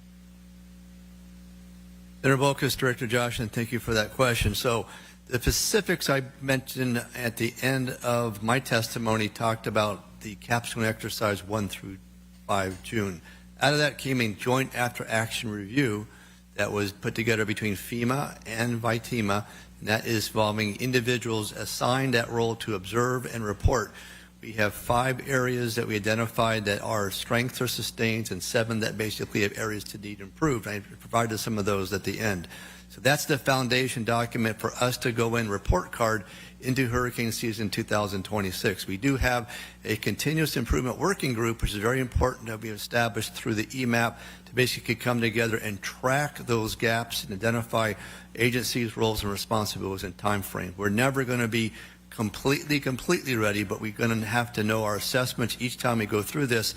Additionally, I have 3 other exercises, or 2 other exercises each year. In March, I do a Caribou, which is an earthquake tsunami exercise with activations, and from that we develop the after-action reports also. And then October, we do an earthquake exercise that talks about our response to our earthquake aspect of that. So that's how we track these things. We looked at from hurricane or tropical storm Ernesto, other exercises to capture where we are in gaps. We're meeting quarterly to close those gaps, identify those gaps. And again, we mentioned, we did brief Governor Bryan on the 12th of June about where we are going hurricane season 2026. He likes to know exactly where our gaps are, and he's coming back and asking us time frames and responsibilities to fill those gaps. So that's the process we've used for several years now, and it's tried and true, and it's basically the process we go through for readiness as well as actual responses. And I appreciate your response. It is a very good airful. But is there any way that, at least for me in this position that I hold, is there an opportunity for us to get some sort of readiness score, at least that we here internally can try to assess the information? So, for instance, I know that there's color codes, the red, the yellow, etc. But I mean, if the agencies report when you get that EMAP assessment, which EMAP conducts that independent assessment, what was the score? Senator Director Jaschen, again, we have 66 elements of EMAP that make up the standard. Of those, you receive go or no goes on all 66 of those, and you're required to get goes on all 66 in order to achieve full accreditation. And that continues on, so we have additional, every 5 years you have updates, but each year you have portions of that 66 that are evaluated. So you do not end up with a academic score, but you have to have a proficient rating in all 66 of those areas to be fully compliant. For this particular exercise within Capstone, of the 7 areas we focused on, we came up with 4 of those were considered performed with some challenges, and 3 came up performed with major challenges. And that's why I alluded to the end of my testimony. Again, This is in draft. So the 23rd of June, I need to go through this, but again, our continuous improvement working group is the foundation by which we improve those through documentation and reports and update all our plans and procedures that, again, are driven by the evaluation of our assessors through the EMAP process. Madam Chair, if I may have one last closing Go ahead, question. Senator. Thank you so much, Madam Chair. I'm going to shift over to the private sector coordination, and thank you for the response, Director, because I know that this isn't an endeavor that is only solely the responsibility of the public sector. We all have to work together, and the business emergency operations, or the TEOP, discusses that center, but there's not really much details on the operational components of it. When was the last activation, and are there any private companies that are already participating in the BEOC, and which industries are participating? Thank you, Senator Director Jaschen. So VITEMA does have what we call ESF 5 meetings, and right now we've gone to twice a month, usually once a month. During those meetings, we do have representatives that are brought in from the BEOC, in particular liaison through Department of Licensing and Consumer Affairs. So that's a territorial agency, but we do have a representative that comes through that. And each of the BEOCs by the 2 districts is broken down into the 8, I'll call it 9 community lifelines who are representing those areas. They're all volunteers, first of all. So I don't want to go pick on particular names of agencies, but we have private sector involvement. But the key, I would say, is that coordination through DLCA to ensure that they do have representation, communication, and prioritization. That's how we've gone forward. And this is the 3rd year we've done it, and the intent is, I believe, is they are meeting, I believe, either quarterly or monthly. But that is my liaison through them, Department of Licensing and Consumer Affairs. But they definitely have the private sector responsibility, which is different from VOAD. The VOAD are volunteers, they're separate activities, but this is all about the private sector. Okay, thank you for your response, and I'll listen in, and if I have any questions, I'll ask for a point. Thank you, Madam Chair. Thank you, Senator Bulkes. Director Jaschen, what's the prediction for this year regarding hurricanes? Prediction from the National Hurricane Center, they come out 2 predictions. They'll come out one in June, and then it comes out again in August. So a lot of discussion early on has been about El Nino, which happens in the Pacific, and the effects upon here. Right now they're saying it's a lower than normal hurricane, but they're still looking at 14 potential tropical storms. Of those, you're looking at 7 that become potential Category 1 or 2s, and then of those right now they're down to 2 or 3 that could be 3, 4s, or 5s in the Atlantic. That's from 1st of June through the 30th of November. Okay. Major General Knox-Limbacker, just give us a summary of the preparedness of the National Guard in response to, let's say, activation for a hurricane that's approaching. Just a quick summary. Yes, sir. Thank you for that question. So as we get, we actually nest within VITEMA's requirements. As you know, right now we do have personnel that are actually in the DC at this point, 83 personnel. They have a very clear recall from me for the governor's support to the territory, so they will be back before the end of August to make sure they're here. We also know on our worst day, we need 989 people to actually come to this territory to support the requirements. We understand that EMAC partners, we will work in New Jersey and all those folks to make sure they're here. And we also understand in that requirement, if all 989 personnel showed up, you're talking about $243,294 per day that the territory will have to pay for those guardsmen from the 46 states that came from Irma Maria. That's a $2.4 million over 10 days alone. So when we look at the preparedness and the requirements, and we did highlight the requirements in Venezuela, which is a humanitarian disaster relief work to that requirement, our EMAC requirements have been exercised through Army North, to the Western Hemisphere, to Vitima, to our local entities as well. And I'm confident when the day comes, whatever shortage we had, that the National Guard Bureau and Department of War will answer our call and support the requirement. 989 people is what the number is that would come in to assist us in the territory. St. Thomas, St. John, St. Croix.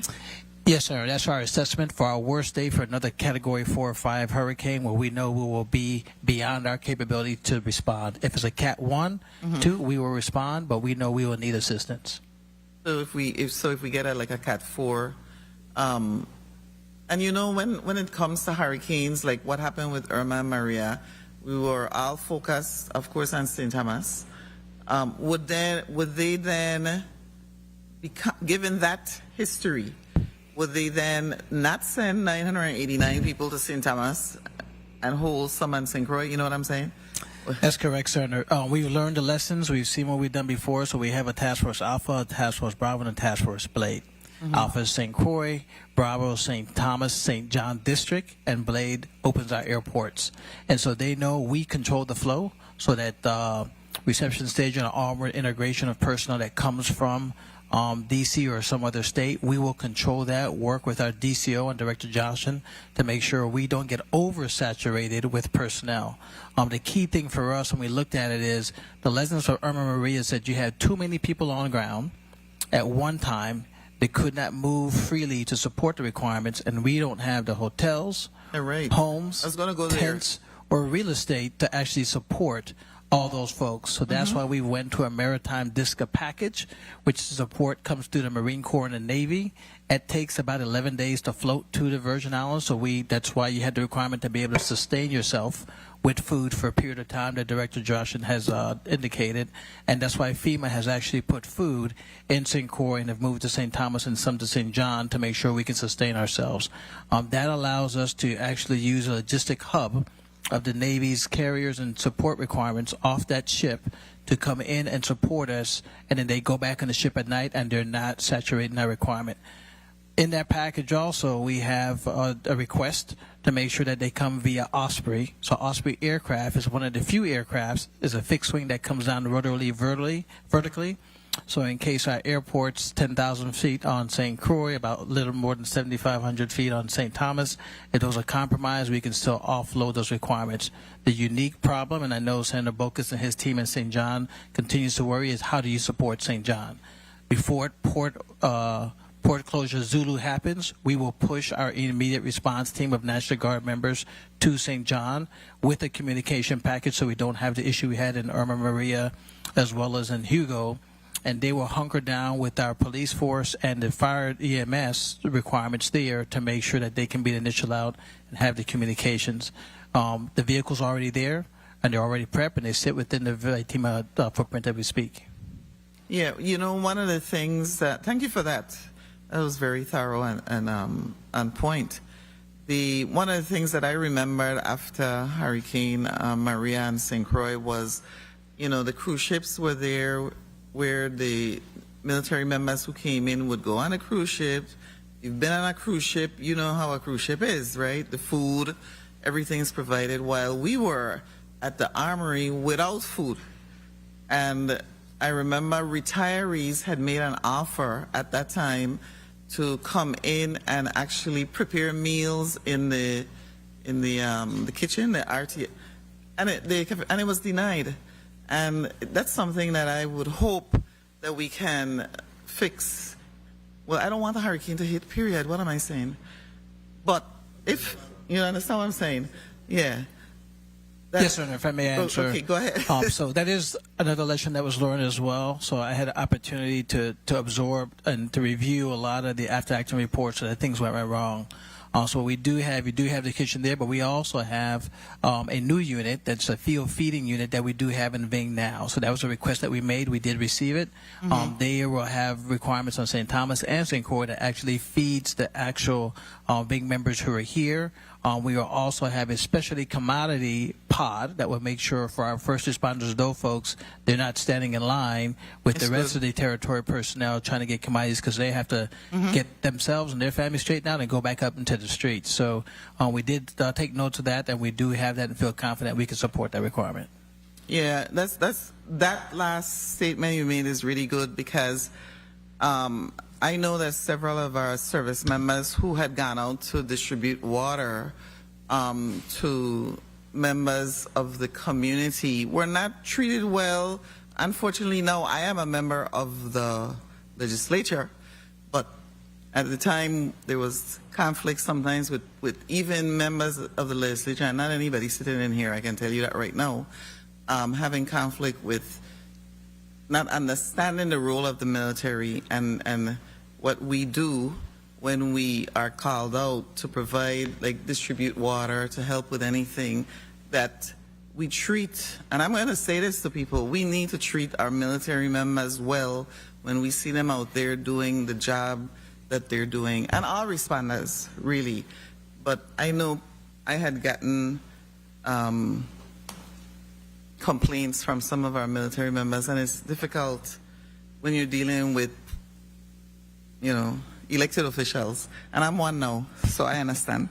So we're going on to Senator Dwayne DeGraff for your 5 minutes. Madam Chair, excuse me, the Bull case had a point of information. Oh, okay, point of information. Senator Bulkes. Thank you, Madam Chair, and I give thanks to my dignified Savanero over here. Thank you. You're a great gentleman. Chivalry is not dead. So, my question was in relation, and I believe WAPA alluded to it, but it's a broad question for the whole testifying panel in relation to mutual aid. The plan references mutual aid, but are there any agreements that are active today, or do we need any additional agreements for mutual aid? Good afternoon, Don Gregoire, Virgin Islands Water and Power Authority. So we have agreements with American Power Associated, which is APPA, for mutual aid. That's an ongoing agreement we have every year. We also put out contracts every year to get assistance from Hogland. I think BBC is one of them, and we also have a contractual contract with some of the local contractors are here to assist. So we try to utilize, based on the event and the need, we'll utilize our workforce here locally, and then if we need to reach out to get additional workforce, we'll go ahead and proceed to APPA. In an effort to understand more, when you approve these mutual aid agreements, does that come with it's only activated when a storm hits or whatever, or are you still obligated financially irregardless? How does that work? Yeah, that would only activate if it's an actual storm event where they are deployed. But for the local resources, we actually have purchase orders in place that we would probably send them a notice to proceed once we're able to mobilize their workforce or their manpower equipment. So there's still an ongoing financial obligation on your part. Correct. Only if we deploy them or we sign the dotted line to allow them to come in and say yes, we're requesting mutual aid, and that contract is signed. Okay, very well. Through the chair, if you're able to provide the chairwoman of this committee with those contracts for mutual aid, any information in relation to that. Thank you so much for the time, Madam Chair.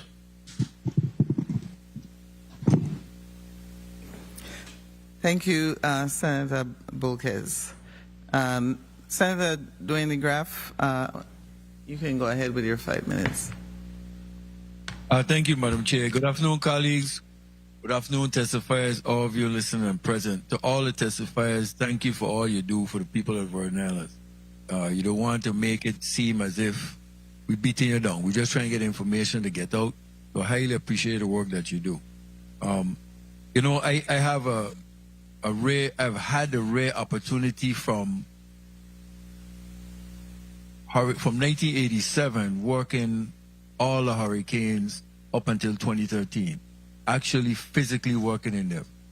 And there's a person that the old Warren Brung building during the Hurricane Hugo, I believe it was, I carried a lady out strapped to my leg because she would not lose me as a police officer. So when we see each other, you know, we always give a little acknowledgement, but, you know, so I know how it is for first responders and stuff. So here I go, rapid fire. Commissioner, no, Vitima Director, do we make any preparations for security of any produce and livestock to sustain us, you know, for that period of time that we may be out of, you know, to have access to food and I think for in our territory? Senator Director Jaschen, so that would go through our BEOC, which would be our normal supply chain that we do. We do not do anything beyond that. But like was mentioned earlier, FEMA does have shelf-stable meals and water in a territory that we will issue out following the hurricane post and distribution. MREs, good food. I love them. I think it was Human Services that mentioned in regards to having stockpile food. Is that stockpile food in a climatized facility?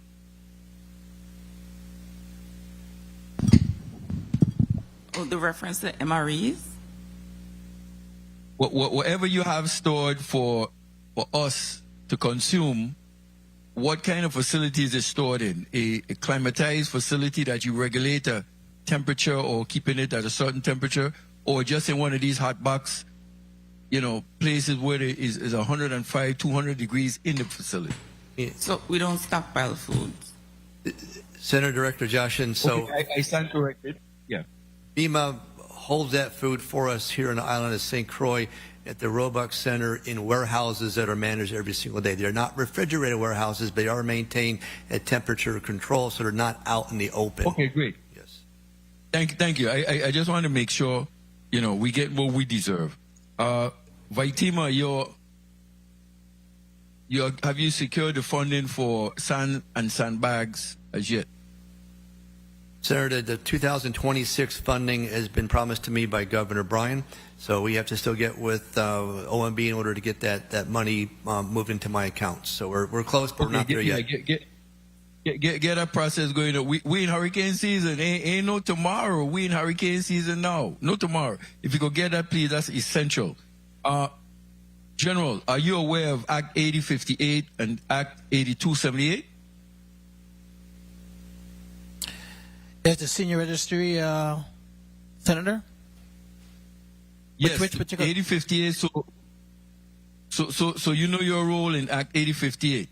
Do you have a listing of individuals for the registry that if you had to send out to your soldiers for them to make welfare checks on individuals, it's National Guard? Senator DeGraff, are you aware of it? Even Yes, I don't yes, know, Senator. I don't know I don't remember these numbers. So can you identify it for me and the public? I was going to get to that. I give you a little extra time to do that. I was going to get to that. No, I given him a little extra time so that he can tell us. Okay, go ahead. Okay. Well, you know, I'll do it with the act. So to get that out, I want to make sure, because again, we in hurricane season. These are numbers you got to know. But he mentioned 8050, the registry, so he knows it. So, but I will do it for the public. But before I get to that, Public Works, how many working backhoes and dump trucks do you have on St. Thomas, St. Croix, St. John presently? Good afternoon. Ruben Jennings, Assistant Commissioner, Department of Public Works. We have 2 walking backhoes in the St. Thomas and St. Thomas, 2 on St. John, 2 on St. Croix, 2 dump trucks St. Croix, 1 small dump truck St. John, 2 dump trucks and cindamers. Okay, and that's sufficient to have for hurricane season? Sufficient for, I would say, up to a category 1 or 2. Okay, that's good. Vaitima, do you have a MOU with the Kilo pad over at Myra Keaton Smith and St. John? Because it was leased out to a private company, so do we have a MOU in place for getting helicopters over there to use that pad? No, Senator, not in a peace or a non-emergency perspective. An emergency, I would have authority to work with them. Okay, so you could get a conversation going so we could get a quick way to the up there. Okay, so now, and okay, so Madam Chair, I have Acts 80, 58, 81, 51, and 82, 78. They were legislation that I sponsored, but I couldn't have made them reality without my colleagues. So I thank you to my colleagues for making them reality. 8058 is a senior registry. I know now human services. Can you give me the count as to what the numbers are for the registered seniors? And is for 8058, Madam Chair, is for seniors and persons 60 years of age who live alone and during man-made and natural disasters where human services, they register through human services through the Bureau of Motor Vehicles and the election system, they could sign up so we could know where our seniors are who live alone. Proud individuals who don't want no assistance, but when hurricanes and natural disasters hit, everything is cut off from them, so we want to be able to get to them. So human services, if I could just get that number, if you're ready. Assistant Commissioner Karl Benjamin, Department of Human Services. The total is 954, 543 St. Thomas, 313 St. Croix, 100 St. John.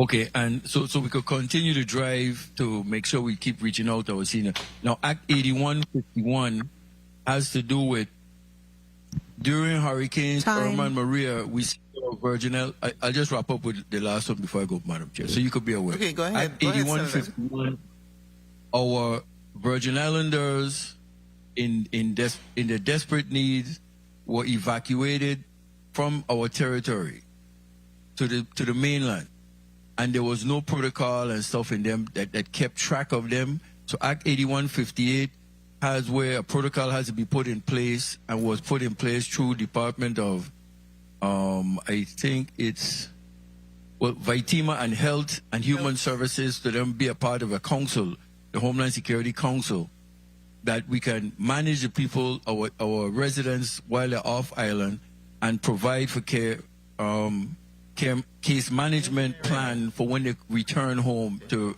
get them back into integrated, because I went to the States to check on them. People were forgotten about. You know, there were different nonprofits in the States who were Virgin Islanders who responded and make sure, because they went into the winter and the end of the year, they will make sure to get clothes and food and different things for them. So that's what Act 8151 is about. Act 8278 has to do with our Virgin Island National Guard members have been coming out to work and not getting paid. In that act section, I said is the National Guard members are not a gratuity. It's for compensation. So this act ensures that they are paid specific to the rank that they are in the military. We are paid for they could pay and get insurance and different things. I'm just giving a summation. And then in the 25 budget, we were able to put $200,000 in a TAD fund, Territorial Active Duty, so our National Guard members can, when they come out, they can get paid. So right now, in closing, General, could you state now, would this provide for you to have National Guard members out maybe a day or two before a pending storm, and with the knowledge that they know they will be paid? Thanks for the question, Senator. I think the key is making sure that they will be paid and they're actually activated per the state of the territory with the governor. So that has to happen first. We normally do that days, actually 3 days before the storm hits in preparation. We also have, as the Adjutant General, I do have immediate response that I could put personnel who are actually AGR or full-time on status as well without charging the local government for that. That's an opportunity as well. So we have been creative working with my team to make sure that our guardsmen and women are prepared to support. And then your act that you did get to the legislature allows us to make sure we have funding that should be there to pay them. However, we come back to the same statement of what's appropriated needs to be allocated and needs to be actually there when those guard members support, because they're leaving their other jobs that they're getting paid to support the territory, and they need to make sure to get paid for that days of work. Thank you, General. Thank you, Madam Chair. Thank you, Senator DeGraff. I have a quick question for, point of information, Senator Gittins. Good afternoon. Quick point of information to a response just now from Director Jaschen regarding the funding for the sandbags. How much funding you said it was? And I didn't say, Senator. Oh. I said Governor Bryan has provided me the funding. He's providing the funding. And we're already into the hurricane season, as was stated. I'm hoping, because we've had this discussion enough times, that we purchase the proper sandbags, the proper material, because we've been purchasing those cheap ones to supply to residents that doesn't absorb the water like the caucus bag material that we had. The plastic ones, we've had this discussion many times, so I just want to ensure that we're looking at the proper material when we order these. Senator, Army Corps of Engineers has 50,000 sandbags in their territory right now. They're the same sandbags that we've been purchasing in the past. And that's what we purchase. And that's the plastic ones? Yes, sir. They're designed for one-time use.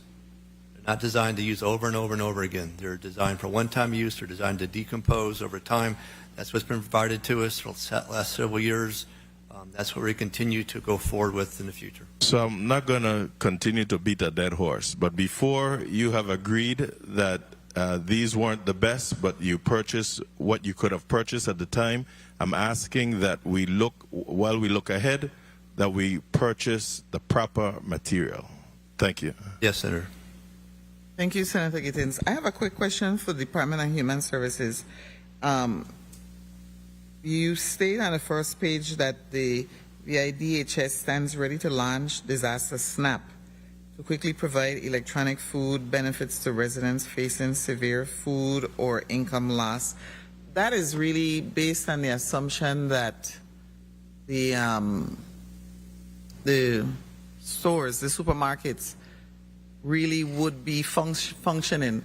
Do you, for example, coordinate with the supermarkets on the island and St. Croix and St. John in terms of, you can give me the SNAP, but then do they, I don't know if you can answer this, but would they also have food stocked up after the hurricane? Because leading up to the hurricane, you know, we all head to the store and then the shelves are empty. So if you give me SNAP after the hurricane, I probably won't be able to use it in these supermarkets. I'm just thinking of that scenario. Do you ever coordinate or collaborate with the supermarkets in terms of their ability or capability to provide to the population, let's say let's go back. Initially, when the hurricane hits, you give people the FEMA food, the FEMA MREs. Is that what happens right after? I guess I can figure this out. That's what happens after, right? The MREs are the first things that are available, yes. Right. So then you have enough time to determine the availability of the supermarkets in terms of food. It gives you that time. There are assessments that need to be done, and then the federal disaster declaration would have to be made, and FNS federally would have to approve for that to happen. And during that process, assessments would have to be made in terms of connectivity and so on and so forth. I was thinking along those lines. The capability of the supermarkets I mean, right now I know they all have concrete roofs, right? I mean, they rebuilt after the hurricanes. They were smart about that. There are a couple of things, Senator Director Jaschen. So just because a storm comes through does not mean we're going to have snap or de-snap. Just because a storm comes through does not mean we're going to have points of distribution. It's all based upon the assessments that are done following the storm that goes in line with the request for a disaster declaration. We have a pre-storm and post-storm. My scenario is Hugo. Hugo hits. And then, we can have another Hugo. That's possible. The Cat 5 is going to be pretty bad. That's not our first priority. As you know, life saving is our first priority. The intent is we're opening up. If the stores cannot open up, they can't get a supply chain.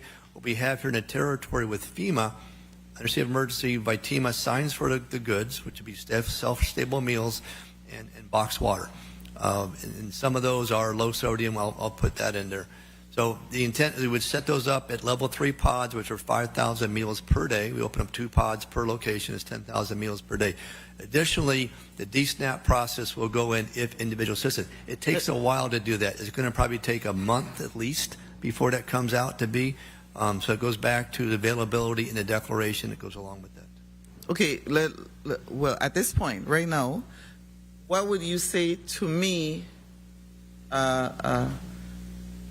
homeowner, or, well, a resident? How much should I have? This is an opportunity for us to tell people to stock up, right? So, water, how much should I have? Should I go with all the canned foods on the shelves? I can always use them if nothing happens, right? What's your advice to residents right now? Thank you for the question, Senator Director Jaschen. So, especially if you're on St. John. So, St. John is more difficult to get to, so we usually say St. John, Jonians, be prepared to be on your own, self-sufficient for 10 days. 10 days. 10 days. So that's based upon your normal consumption, whatever it is, water, food, shelf-stable meals, if you have a barbecue grill. But, you're going to lose your refrigerators, you're going to lose your freezers, and you're going to be self-sufficient until we can get the supply chain going again, whether it's private sector or whether it's a points of distribution set up. On St. Thomas and St. John, I would say, 7 days. Not, a little bit less, but still the same challenges. And you have to go through your own environment, your own family to figure out what are those needs.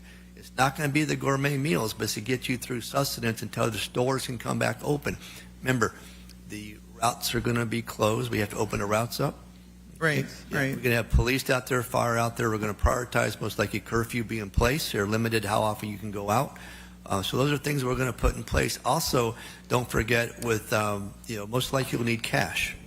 If stores so open you up need to have again, cash. the credit card machines may not work. Your cards won't work. And don't forget, Water Island, the same thing. I'd say about 10 days for Water Island. So all of those locations you have to prepare. If you talk about a Hugo, definitely it's going to take a while to get the seaports open, airports open, goods to come in. 98% of our goods come from outside the territory. So, but you have to go through this now. We've been talking about this since May, and hopefully you have things that are not expired also. So remember, we had last year's hurricane season. Go back, look at your sardine cans, look at your water. Water doesn't expire, but the plastic containers they do expire. FEMA has boxed water now with a 10-year shelf life. So 10 years? 10 years, so it's great. The shelf-stable meals don't last that long. Right. And they swap those out at no cost to us. So we have that available to us. We do have it here in the territory, about 10 days of supply from FEMA. But again, we don't own it. We have to sign for it after the declaration, and then the SNAP or DSNAP will be if there's an individual assistance declaration following the storm, such as a category 3, 4, or 5. Most likely we'll get it, but it's going to take time and effort to get that stood up. Okay. Did you ask for a point of information? Yes. Okay, Senator Viale, point of information. Thank you, Madam Chair. I'm listening to all the scenarios, and I think we need to keep in mind that FEMA has been downsized. We have a different president in the White House that has a mindset that states need to be responsible before you come to the federal government. So I think the message we need to put out there is that everybody needs to be ready to survive for a long period of time, because we don't honestly know what we're going to get with the current mood in Washington. Thank you much, Madam Chair. Yeah, good point. We don't know if he'll like us today or tomorrow or the next day, right? So we need to be ready. Definitely. Senator Milton Potter, you're recognized for your 5 minutes. Thank you very much, Madam Chair. I wanted to say that Senator Avery Lewis was asking for a point of information, but I don't believe you were able to hear him. Oh, I didn't. Okay, thank you. I want to welcome you to our committee meeting. Acknowledge Senator Avery L. Lewis. You have a point of information? Yes, Madam Chair. Good afternoon, colleagues. Good afternoon to the people at the Virginia. Good afternoon, testifiers. Director Jaschen, either late last year or earlier this year, I had a tour of WSTA here in St. Thomas. And the downstairs of the WSTA has a whole entire built out where communication must continue. Have you or your team visited that within the last year, 2 years? Senator Director Josh, not last year, but I've been there about 4 years ago. They're considered a primary entry point for communications, and that's to support the President of the United States' ability to communicate. That's a primary entry point here for emergency communications. I don't have any authority over WSTA or what's in that location, sir. The reason why I ask that is because it's, it's a portion of your communication, and if something's to happen and, we need to continue communication, alerting the community, we should understand what's going on there. I mean, it's built with not our money, but federal dollars. But WSA says nobody ever comes and checks on it. It's just there running. Air conditioning is going. Would imagine the federal government is paying for it, but I think it's something that we should look into. At least we'll understand the system if something happens for continuity. Thank you, Madam Chair. Thank you, Senator Lewis. Senator Potter. Yes, you're next. I just want to remind all the senators that point of information should be relevant and germane to the questions and answers, responses that were made. And since we have so many people, and it's 3:28, I know that you guys want to stay here until 8 o'clock, but not me. So I'm being straight up. Let's try to keep our responses succinct, so that the public understands it also, what your responses are. And I know Senator Potter will do that because he's on November 22nd. So go ahead, Senator Potter. That is true. Thank you very much, Madam Chair. Good afternoon, colleagues. A special good afternoon to the testifiers who are here. This very, very important meeting as we move into the hurricane season. I want to start with Director Jaschen. The capstone report states that several findings, parallel gaps identified in past events, and that prior priority recommendations have not been fully implemented. What specific gaps have persisted across multiple AARs? And why haven't they been resolved? Senator Director Jaschen, I'll try to keep this short. We have a continuous improvement working group that meets every quarter, and these gaps we identify really is just the agencies with the leads to covering down on those. Specific information would be developing American Sign Language, which is very much a concern for the governor. I don't have a solution today for American Sign Language going back to October 2024. I don't like that. I want a solution today, and we're now in hurricane season. That's a big concern to me, Senator. Is there any timelines as to when they might be resolved? It goes back to my lead agencies and trying to support this. So we're going to be meeting again, I believe, the early part of July, one more time. I can tell you that's the concern, is really working with my fellow peers, commissioners, executive directors, to get closure on these, not just oh, yes, we have it, but I need specific documentation, actions being done. So this is really about year 3 going into these concerns, and there have been repeats of these, and that's why we had these exercises to identify if we fixed them or there can still continue to be problems along the way. Okay. Thanks for your response. Now, the after-action review flags shelter staffing as a weakness. How many shelters does the territory plan to open, let's say in a Cat 3 or higher event? I'll take this on, Director Jaschen. So I think going into a storm, we would look at opening only one shelter per island. The challenge we have, Senator, is a couple of things. One, we don't have enough nurses. I cannot open a shelter up if I have a nurse. That's always been a challenge for the last 3 years. It's a gap still. I need to have enough Red Cross volunteers. I need to have enough Department of Human Services individuals, enough individuals to manage the pet shelter. So those are continued gaps we have that are more human resource directives in Department of Health offer to help provide some solutions to this. But my number one concern on shelters is having certified nurses in the shelters before I open them up. I fully understood. I'm considering this. Senator, may I? Sure, I was going to ask you to weigh in on it, Commissioner. Thank you. One of the things that we've done, and that's through our director, Aisha Rivers, is really request prescriptive nurses to be come down. Our request was made. And so actually we worked with CEO Baptiste a couple of days ago, just letting her know that some of the things that we will try to do is, one, shift the patients where they're supposed to go. And then this prescriptive request has actually, we're going to work with Vitima to put that in, and it is to provide clinical staff, not just nurses, but clinical staff to both St. Croix and St. Thomas, the hospitals, as well as the general shelter and the special needs shelter, focusing on St. John as well. If that's approved, of course, that has to be approved. But so we'll be submitting that through Vitima to HHS, who would then, again, EMAC send us down what we need. So that is really what the hope is right now. Is it approved by federal government? Is that what you said? By federal government. So we do nothing outside of going through Vitima first. And then they then send it to FEMA and HHS, who helps with the clinical staff coming down. We've done it post-storm, but we're really trying to do it pre-storm this time. Okay. So if, let's say, for some reason, Washington or the federal government doesn't approve, as a local government with critical needs, don't we have some system or some mechanism in place to assure the general public that we will have nursing staff there at a shelter?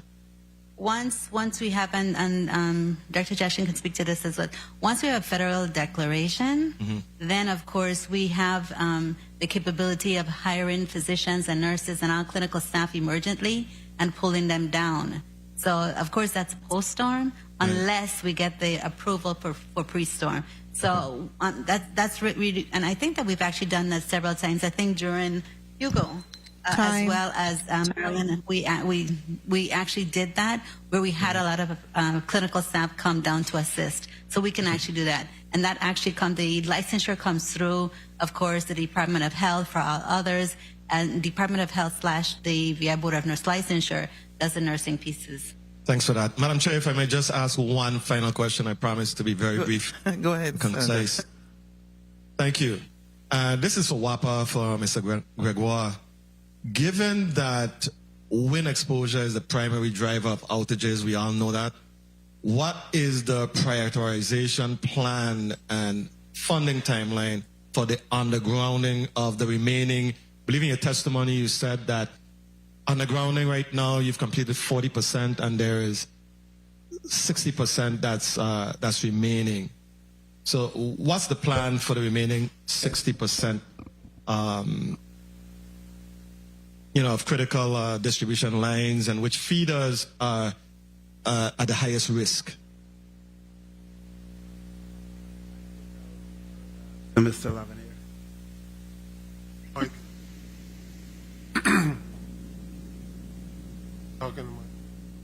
Okay, I don't have any additional information at this time, but we could definitely provide that. But it's based on my knowledge of the electrical infrastructure, is not every location will have undergrounding. Some will have overhead, as we say, composite poles. So we could provide additional information on that.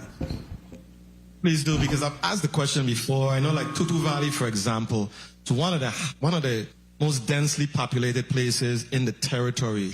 There are no composite poles, and there doesn't seem to be a plan for undergrounding. So I wasn't sure if there was a clear plan or a clear strategy in place for dealing with places like Tutu that is a very densely populated area. And when the hurricanes hit, that is really the center of most of the disaster, with poles everywhere and lines everywhere. And if there isn't a composite pole anywhere in sight in that area, and there isn't any plan really, or I haven't seen anything, I'm not going to say there isn't any plan, but I haven't seen any movement towards undergrounding in that area. We're in the middle of another hurricane season. Just need to know what the plan is for that major, heavily populated area in the territory. But I'll ask you to provide me with that information, Mr. Gregoire. Thank you very much, Madam Chair, for the flexibility. Thank you, Senator Potter. Senator Hubert L. Frederick, you're recognized for your 5 minutes. Thank you very much, Madam Chair. A pleasant good afternoon, colleagues, testifier, listener, and viewing audience. My office, the Office of Hubert Frederick, and Central staff. This discussion is excellent because experiencing the 2017 storm as a businessman, I could tell you my stress that I went through. We survived the physical damage, but we had to deal with the volume of customers coming in for service at the laundromat. And I could tell you what some of my challenges were as a private business owner. Propane, diesel, cell service, internet. Those were like major things that affected our business.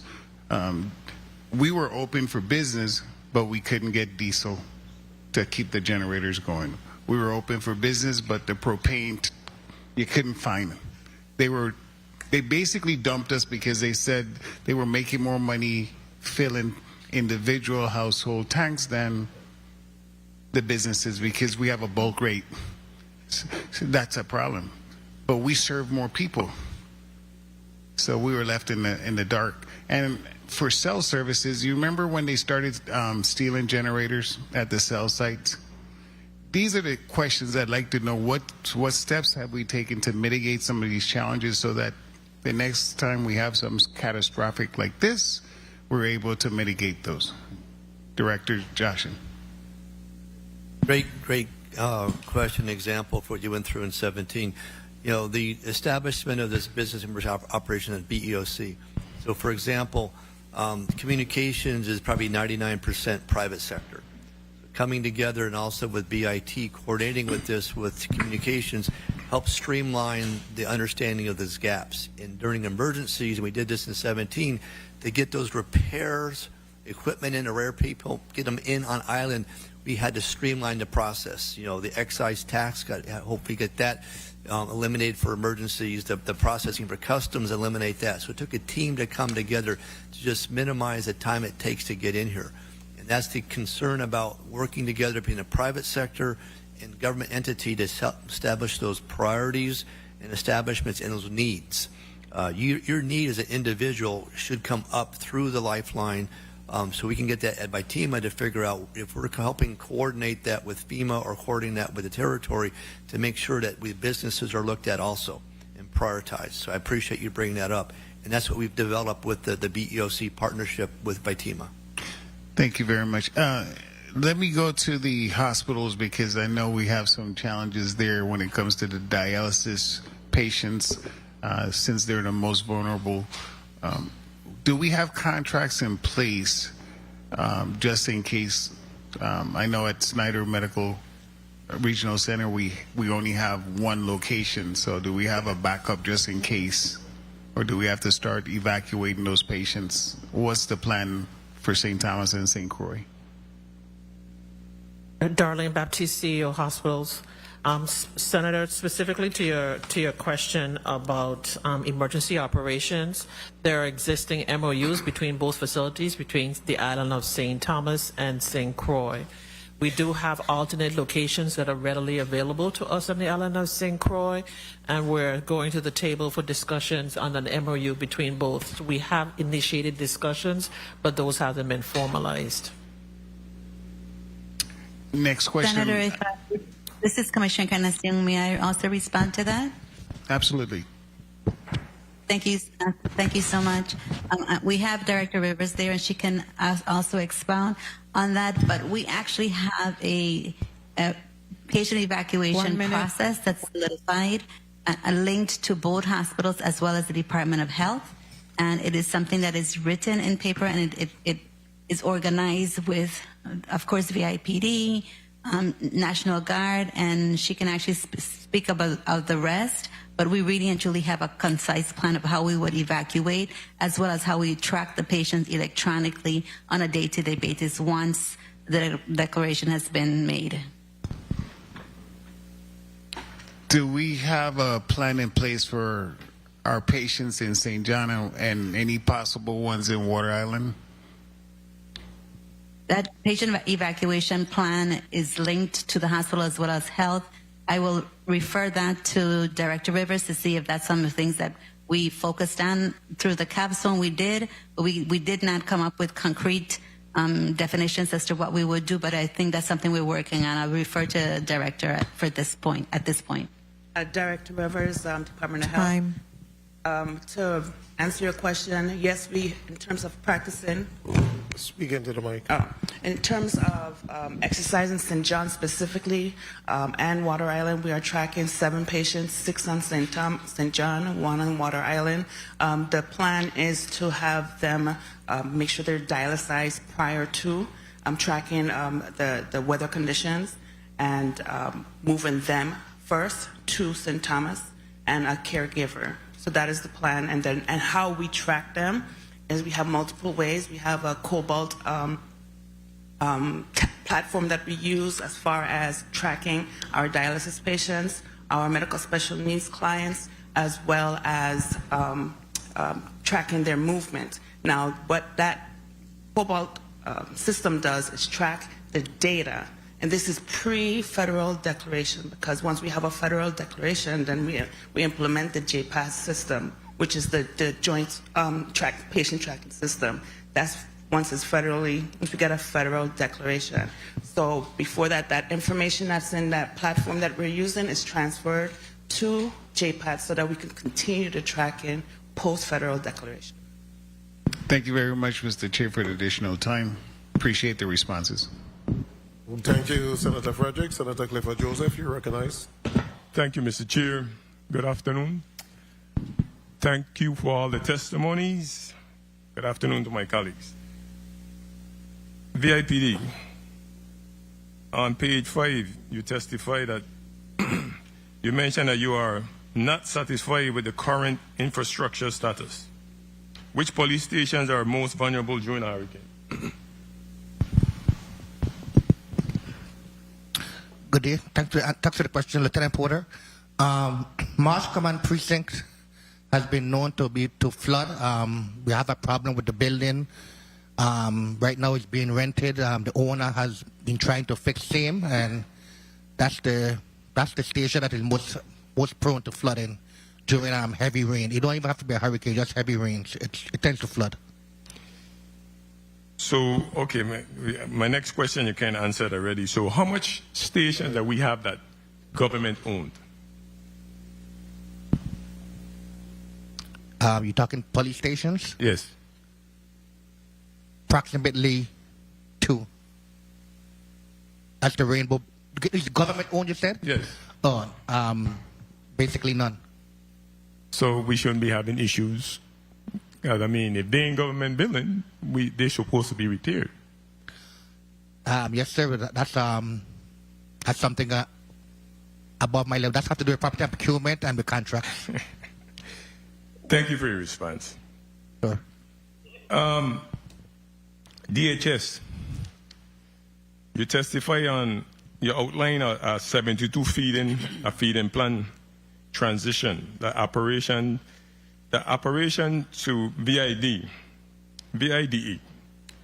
Has this transition been fully tested in an exercise? Carla Benjamin, Assistant Commissioner, Department of Human Services. This transition has happened every time there's been a storm and there's been a need for secondary shelters. So right now, what school sites are we identifying to provide foods from? On St. John, Sproul School, on St. Thomas, Bertha Bieber Schulte, and on Schulte, and on St. Croix Educational Complex. And all these kitchens are functionable kitchens? Yes, sir. Thank you. Thank you for your response. Department of Public Works. The roads conditions right now, I mean, I see that you mentioned on page 3 in your testimony, you mentioned that you got routine inspection, maintenance on roads, infrastructure, and drain system. Despite these efforts, many roads continues to experience severe flooding. Are we planning to address any of these issues before we go deeper into the hurricane season? Good afternoon, Ruben Jennings, Assistant Commissioner, Department of Public Works. I would say yes, we do have federal funding for a number of the main roads because of the undergrounding, the utilities have a lot of replacement to do. So we're hoping in that process, a lot of the roads will be improved when construction does take place. But well, even to know, right now I seen that, especially here, I could speak on St. Croix. I can name a place on St. Croix that's not like dominated with potholes. Like you're going around to La Valley, they're marked. You go into neighborhoods, you name it, Mombiju, William the Light, I've been yesterday. 1 minute. Upper Love. Any plans that are addressing any of these areas? I would say yes. We recently paved Midland Road. That was about 4 to 5 miles. We do plan to execute on some projects upcoming in the St. Croix district. But of course, the financial resources that we need to improve those roads is the challenge. How we stand with finance as far as patching? If not complete the whole road patching. Yeah, we do have a patching team. They patched in Christian said today. They try to patch at least 3 times a week in the St. Croix district. Okay, but the folks out in the north, trust me, I traverse there via bicycle, driving, and when I walk in for sure, I gotta listen to. I swear I work in the public works, so I just feel that some of these roads need to be addressed. If not completely, at least get these roads patched up. Thank you, Mr. Chair, for the time. Thank you, Senator Joseph. Senator Gittins, you're recognized.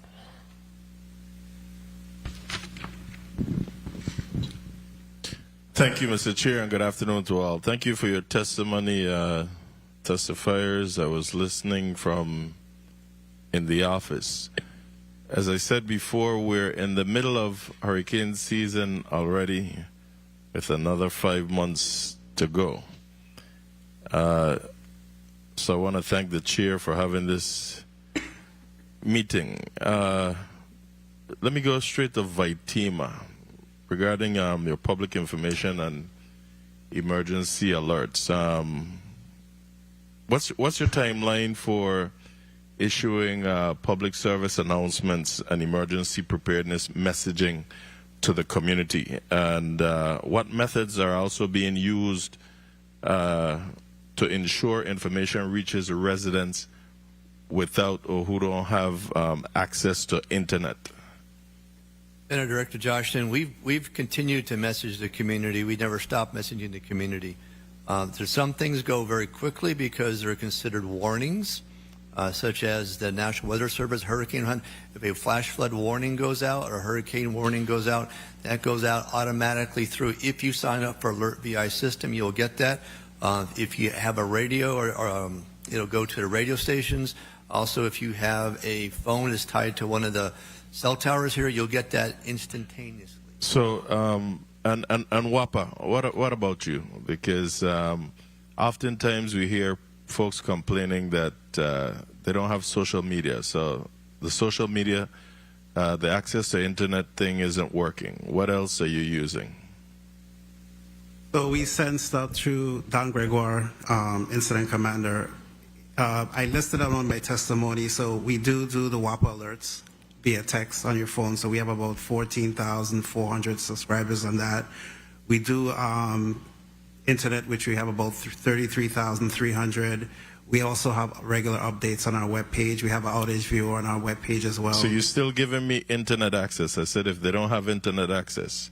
Well, we do radio as well. We have local media with WSTA, WLDV, Okay. WSTX. So That's what I wanted to know. yeah, so we have radio, rebroadcast, and other means of communication as And well. you're sharing your information with Vitima as well. All the time. All right. Now, back to Vitima. What's the operational status of our 911 emergency call centers? What redundancies are in place should one of those centers become inoperable? Senator Director Jaschen, there's two parts to 911. There's one that when you call in as someone who needs help and assistance. The other part is when we dispatch out to fire, Okay. EMS, and police. They're up fully operational. What happens if it's inoperable? Because you have one 911 center in St. Thomas, one on St. Croix. What happens if it's inoperable? Even today, if you call in and are maximized out, you go to the other 911 center. They basically take your call there. They can start logging into the system. They can transfer you back over. The challenge we have is we not have the ability to dispatch between districts. I think I'm lost already, and I'm a first responder. What's the next site? If your 911 center is down, where do they go? I have two 911 centers, Senator. The other one will pick that up. So tell me, where are they? That's what I'm asking. One is on In St. Croix, Croix- one's on St. Thomas. And so I'm asking again, Director, if anyone goes down in either district, is there another facility where they can move to? The one here in One at Lorraine. Okay. Lorraine. Right. So we have a Cat 5 that goes down. Where would those employees work from? They would physically come into the Vitima facility down in Christiansburg. 1 minute. That's what I want to hear. What's your alternative? Now, are all government agencies required to submit to you a continuity of operations plan? Not all of them, no. No? Who are required to do The so? emergency support function, the top 15. They've submitted them back in 2022. So 2022, we're in 2006. Any updated plans? Yes, as I mentioned earlier, there's four in the process. I'm sorry. We're in 2026. Any updated plans? Yes, there are 4 that are due to be updated currently that are out, and there's another 9 that will be updated by July of 2026. They're just coming out now. It's part of the EMAP accreditation. And you're saying not all government agencies are required to do so? Not all, no. As a director of Vitima, do you believe that all government agencies should provide a coup plan? Yes, I do. Thank you. We'll have a conversation on that after. Fire service, quickly, are all fire stations equipped with backup generators and sufficient fuel supplies to operate independently for at least 72 hours? Time. All. Good afternoon, Senator. Director Stevens, Virgin Islands and Emergency Medical Service. The answer to that question is yes. And same to VIPD? Are all your police stations equipped with backup generators and sufficient fuel supply to operate for at least 72 hours? Lieutenant Porter, VIPD, that is correct, sir. We do. And I'm hopeful that these generators are being routinely serviced.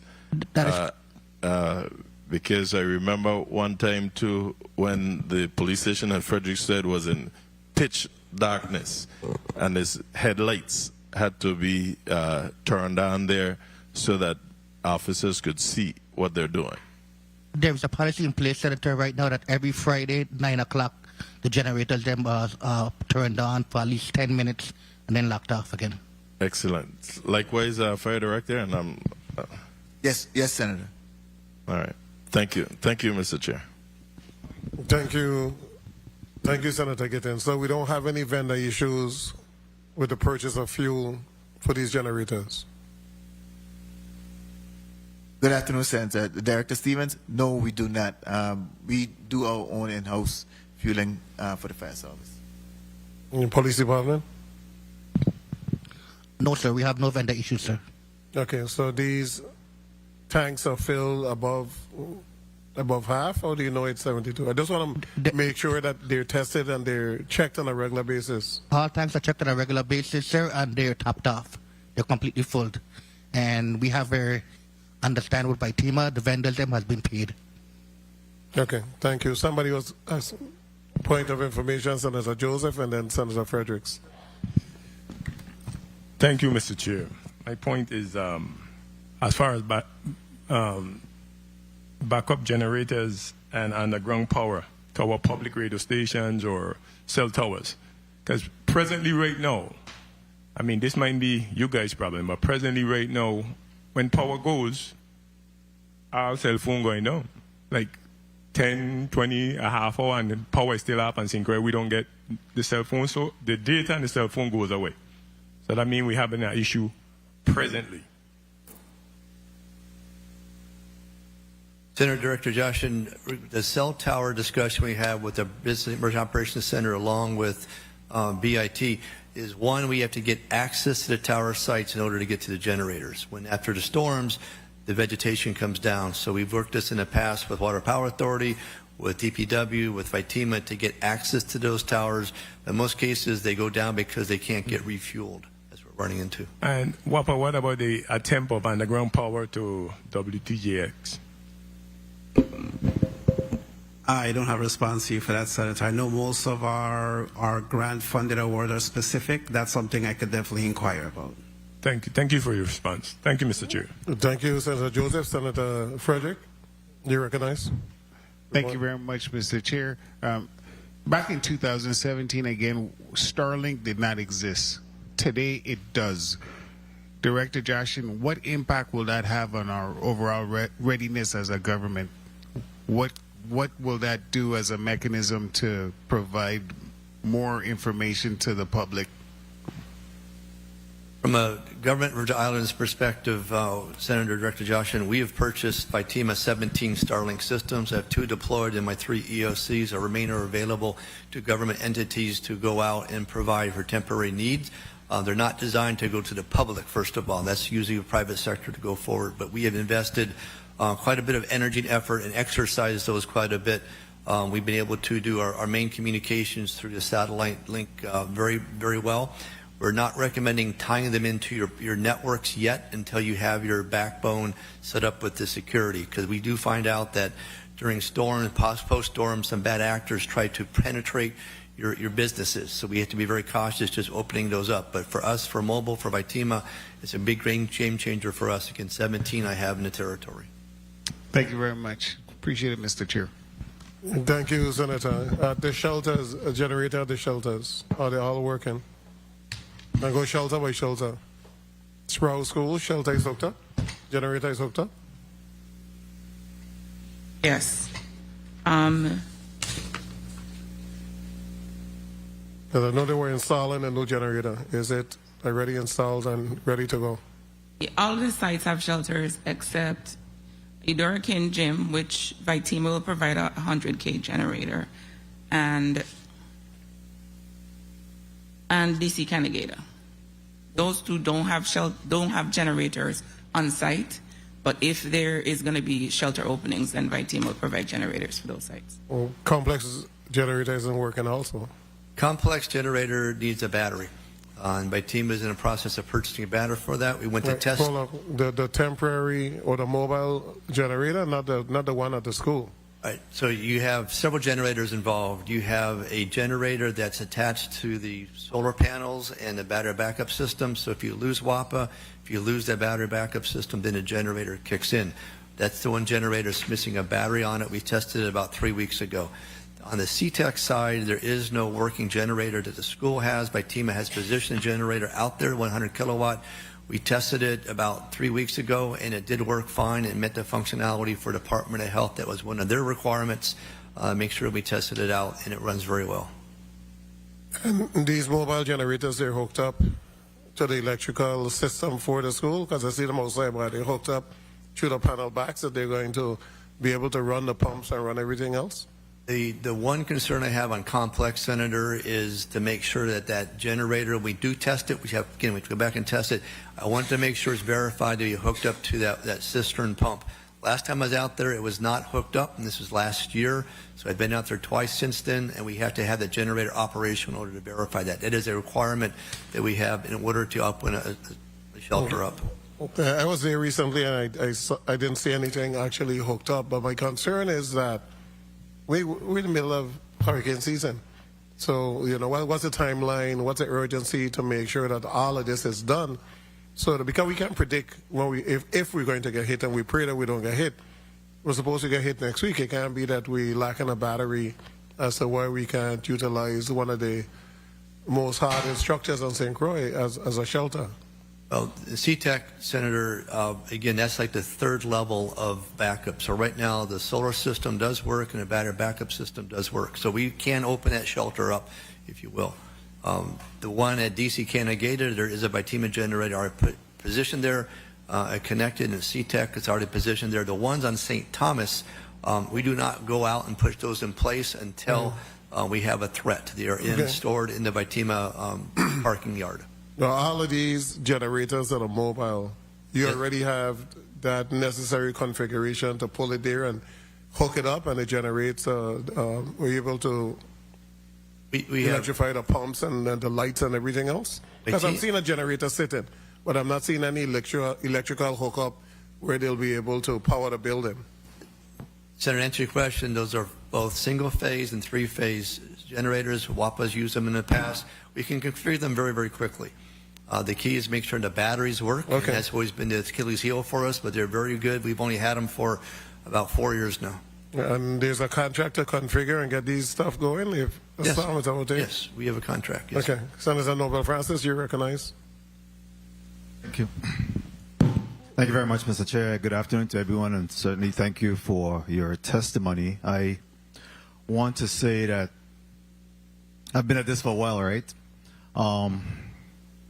Hurricane David and Frederick, 1979, I was a volunteer with then Civil Defense.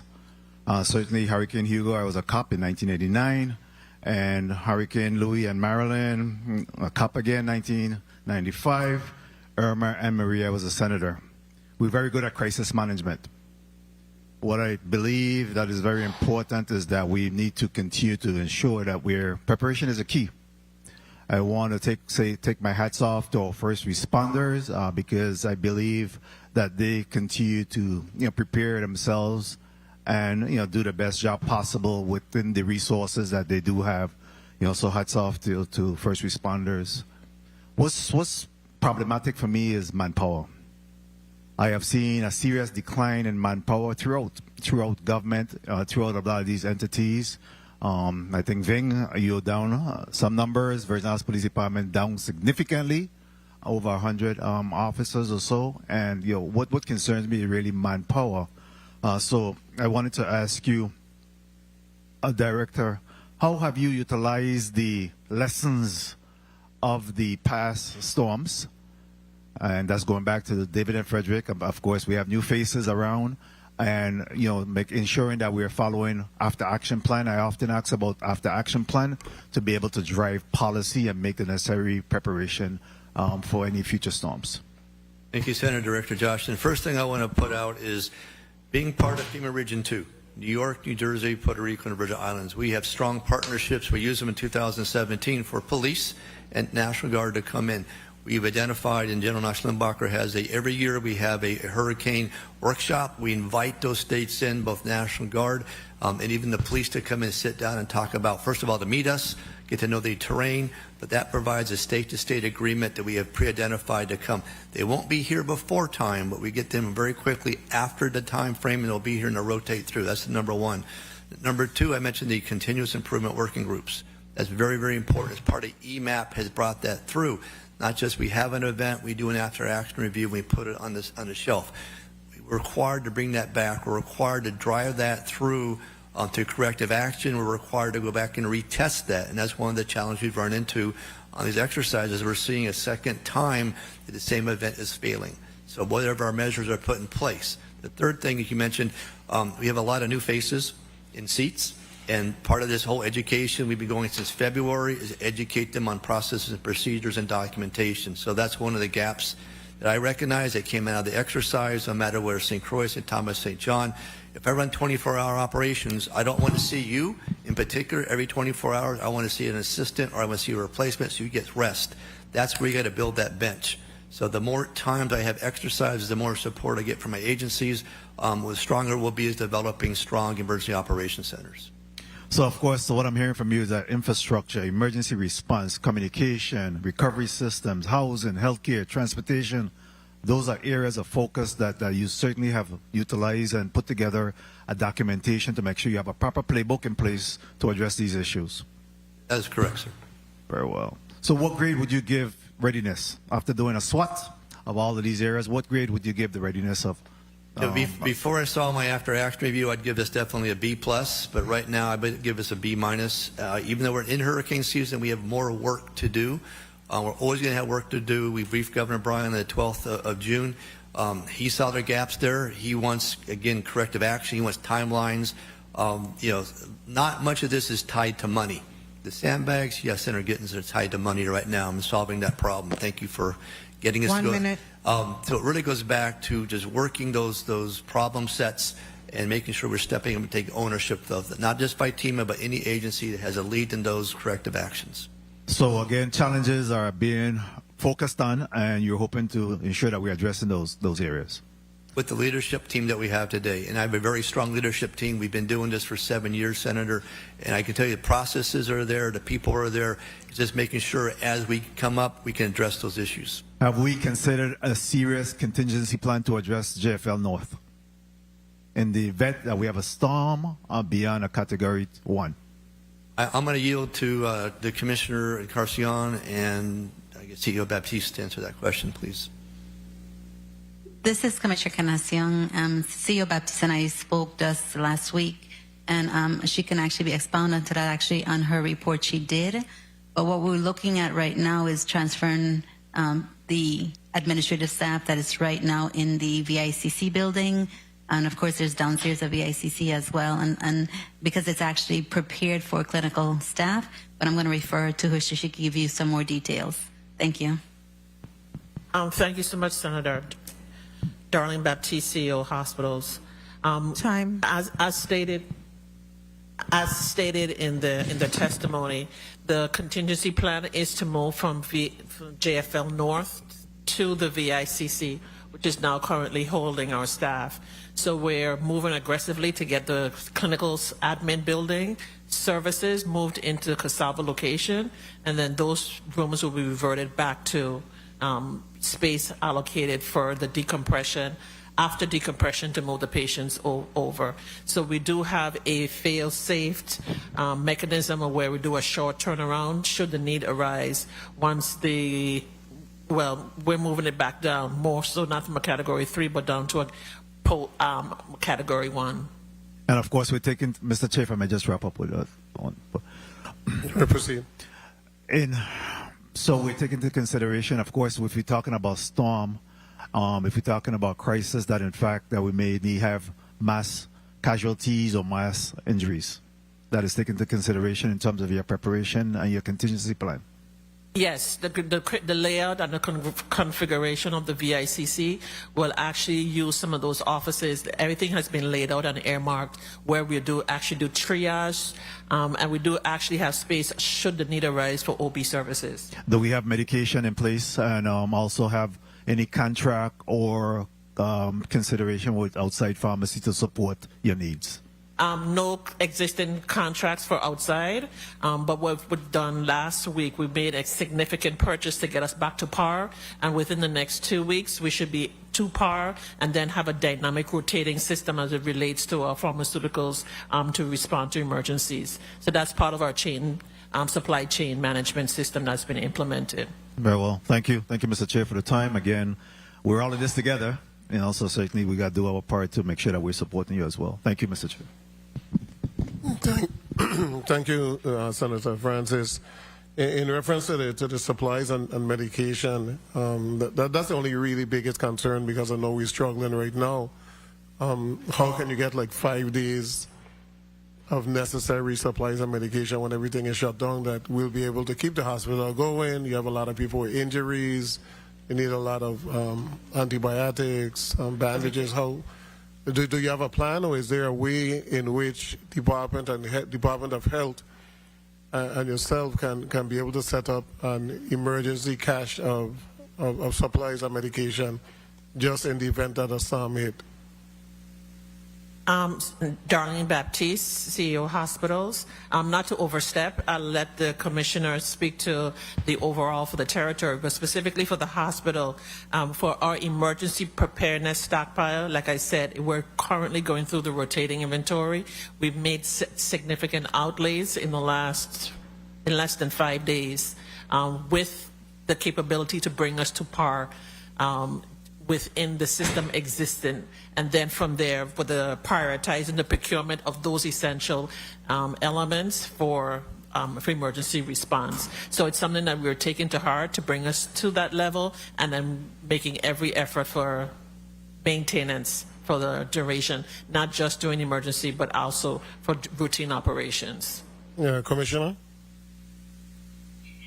I know that we were preparing a medication stockpile with FEMA. Director Rivers would be able to tell us a little bit more about that, but I'm not quite sure whether or not we concluded or we have solidified that process. So Director Rivers, can you answer, please?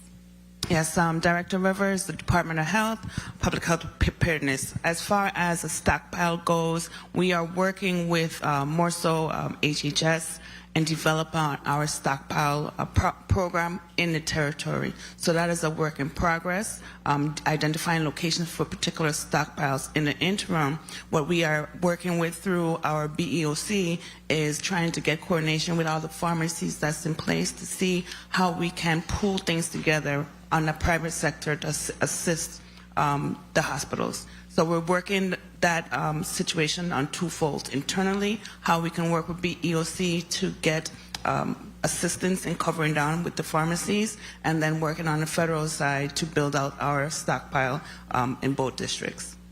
CEO? And Senator, we will continue to work on that and make sure we have a report sent through the chair. Okay, thank you. CEO, you're going to respond? Yes, yes, Senator. On the behest of the Commissioner of Health, we have created a focused restoration emergency power list, and we're using that as our guideline, not for general operations, but for emergency preparedness stockpiling as well. And we have that readily available. Okay. What's the date for the completion of Cassava Gardens? Cassava, we should have the new date. We've been told by THRT and ODR we should have the date within 2 days. So we have it before the end of the week what that new date will be. Okay, Senators are just using my wrong right now. I'll go to a point after. In reference to, you reference oxygen, medical oxygen, that there's a oxygen generation system in St. Thomas. I know that one was donated to St. Croix by, I think, the Tim Duncan Foundation. What is the status of the oxygen generation unit on St. Croix? Darlene Baptiste, Hospital's CEO. We're doing the schematic drawings. We had to move the original placement because of the construction of the JFL rebuild. So that is with THRT as we speak. So we met yesterday to go through the location. And of course, the next thing will be to earmark the funds for the hood that's going to be housing the oxygen generation. But we do have that in part of our discussions actively. Okay, we need to get it as quick as possible. And Limbacker, General, and VIPD, after the storms in 2017, there was literally a breakdown in security within the towns and within a lot of commercial areas, and a lot of vandalism took place. What is the plan? I know that National Guard, the bulk of the officers were at Bethlehem, correct? Or you? So what is the plan? I always wondered as to why the bulk of the officers were at Bethlehem and not strategically placed throughout the island, so there would be a better reaction time. And I think the senator to my right, along with myself, we did try our best to notify the authorities as to vandalism that was actively taking place and destruction of commercial businesses.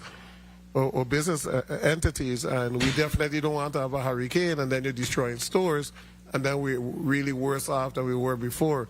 So what is the strategic plan that has been developed that Christian said, Frederick said, Chatamali, the shopping areas are going to be protected? Thanks for the question, sir. Lieutenant Porter, VIPD. VIPD have learned from past mistakes. The plan in 2017, one of the main reasons was that. No, don't worry about that. What's the plan now as to how we're going to protect these areas? All right. The plan now is we have officers who are going to be sleeping overnight in the station, predicting when the hurricane is going to hit. We're also going to have chainsaws and different road clearing machine stationed at the station. The last time we couldn't get out. The road they were blocked. The officers them couldn't get to the town areas. So that's the plan right now. We're going to have different chainsaws, different road clearing machines stationed at the stations then. Okay. The senators that don't have four-wheel drive vehicles and drive their own vehicle got out and was able to report the vandalism and everything else that was taking place. So I find it, but you go ahead and put your answer on the record. Yes, sir. That's a great question. So what we've learned from the after-action review, looking at the requirements there, I was not here, but I did was able to take a look at the after-action report. We've completely changed how we respond. So when you look at the normal city responses, everybody gets to a location and they push out. You can't do that in an island location where there's trees and vegetation. We have immediate response teams. Those immediate response teams, personnel who support those will be in the areas that they live. So they will go to the fire stations, police stations that are in their communities, and that's what that soldier or airman reports to. When they report there, they're actually going to have law enforcement MP teams that will be associated with the law enforcement. There are about 20 personnel. When I look at my numbers here, we go down and we actually have about 20 personnel that will be assigned with the VIPD under their authorities, and based off of the governor's authorities in the Virgin Islands, all military personnel have the ability to be deputized for law enforcement to support. They will be riding with VIPD officers in that requirement. The key here is to make sure that they're in the communities that they're already in, so you're not having an issue trying to get to the armory, like you said, and then be dispersed. They're dispersed from the port, the territory, city, town, to where they're actually at. So if they're in Bodo, Dunu, Frederiksted, Mumbiju, they're going to report to that area and they're identified. Are your vehicles going to be deployed to those areas? Yes, we do. We do have Humvees that will be deployed for that requirement. Their particular set, they're going to be a Humvee, they're going to LMTV, they're going to have a platoon leader, they're going to have 20 800 megahertz radios, they're going to have one SINGAR within the vehicle, they're going to have 20 sets of eye protective gear, they're going to have 20 riot kits, and they're going to have 20 level PPE kits with them when they move out. How many working Humvees do you have? They will be up and running. If they're not, they will come in. So that particular thing is a now mission capable, full mission capable. I can't discuss that in this territory. So right now, when we talk about, you're talking too fast. It's like you don't want a question asked. I'm just so trying in to this get venue, hold up. I ain't even asked the question yet. You're going full speed again. Okay, go ahead. Okay, most of the police cars are sedans, and I know that the Humvees have the capacity and capability to really go through rough terrain. So I just wanted to know as to whether or not part of the plan is to make sure that those vehicles are available. You don't have to answer how much you said you can. But do you have heavy equipment?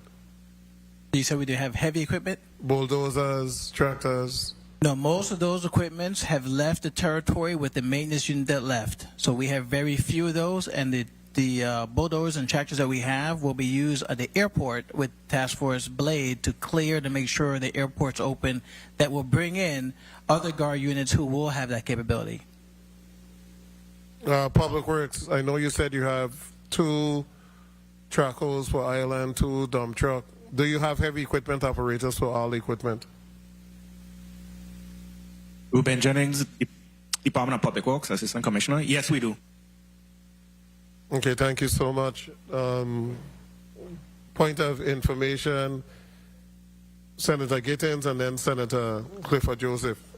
Mr. Chair, you make me have so much points here. First of all, I want to go back to my good lieutenant. Hopefully those officers won't be sleeping overnight, but rather working overnight. All right? And Ving, I'm trying to get here from you. So the chair asked about heavy equipment under your outfit. You stated that they left when the maintenance unit went out. Then you, in the same breath, you spoke about having a few. Which is it? All left, or you have access to backhoes, tractors, etc.? Yes, I'm familiar with what the senator is asking. The unit he's particularly speaking about, we had a... No, forget about the unit. It's important for the unit because it's two different things. One second. We just want to know if you have these assets. Do you have any backhoes, tractors, bulldozers, whatever? Do you have those, yes or no? No, in the capacity that you're discussing. Okay. And I'm not comfortable with the responses regarding generators and shelters because we're in the middle of hurricane season and we're still here talking. The chair also spoke about at least 2 sites where there should be generators. And to the same shelter, because I'm thinking on the inspections that should be made. I didn't hear it. I'm pretty sure that one of you spoke about inspections being done. And if inspections were conducted and they were certified as shelters, then these generators should be in place, or we should know how they will be in place prior to a storm. And I would needed clarity from the Department of Health Commissioner, since one of your responses, Director Jaschen, was that in order to determine how many shelters are open, you spoke about nursing staff. I want to know from the Department of Health, what's the number of public health nurses that will be turned over to assist in this endeavor? This is Commissioner Encarnacion. Thank you so much for that question. Department of Health runs the medical special needs shelters, and thus the public health nurses actually remain active during any storm or any emergency activity.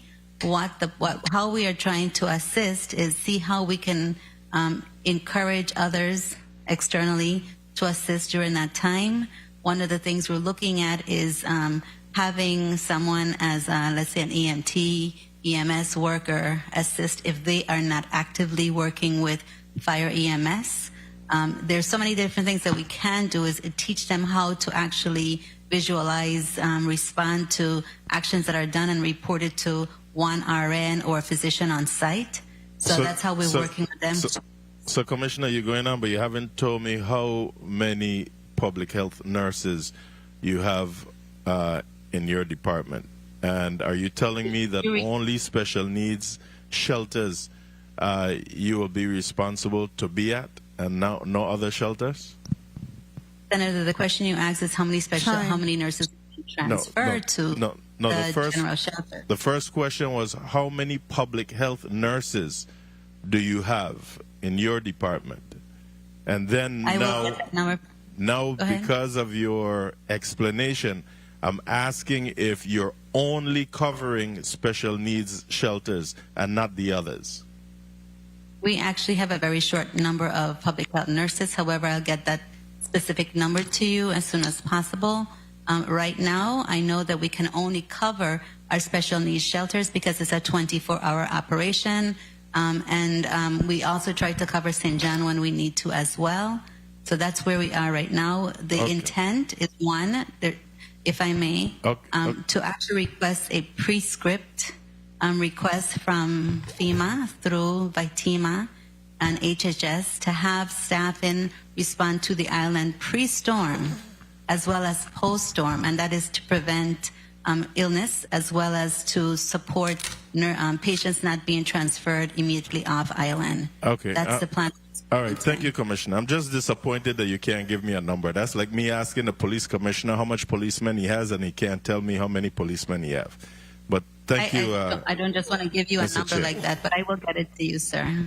Thank you. Okay, Commissioner, you could just have one of your staff just text you the number, and you could put it on the record shortly. I'm doing that as we speak. Thank you. Okay, thank you.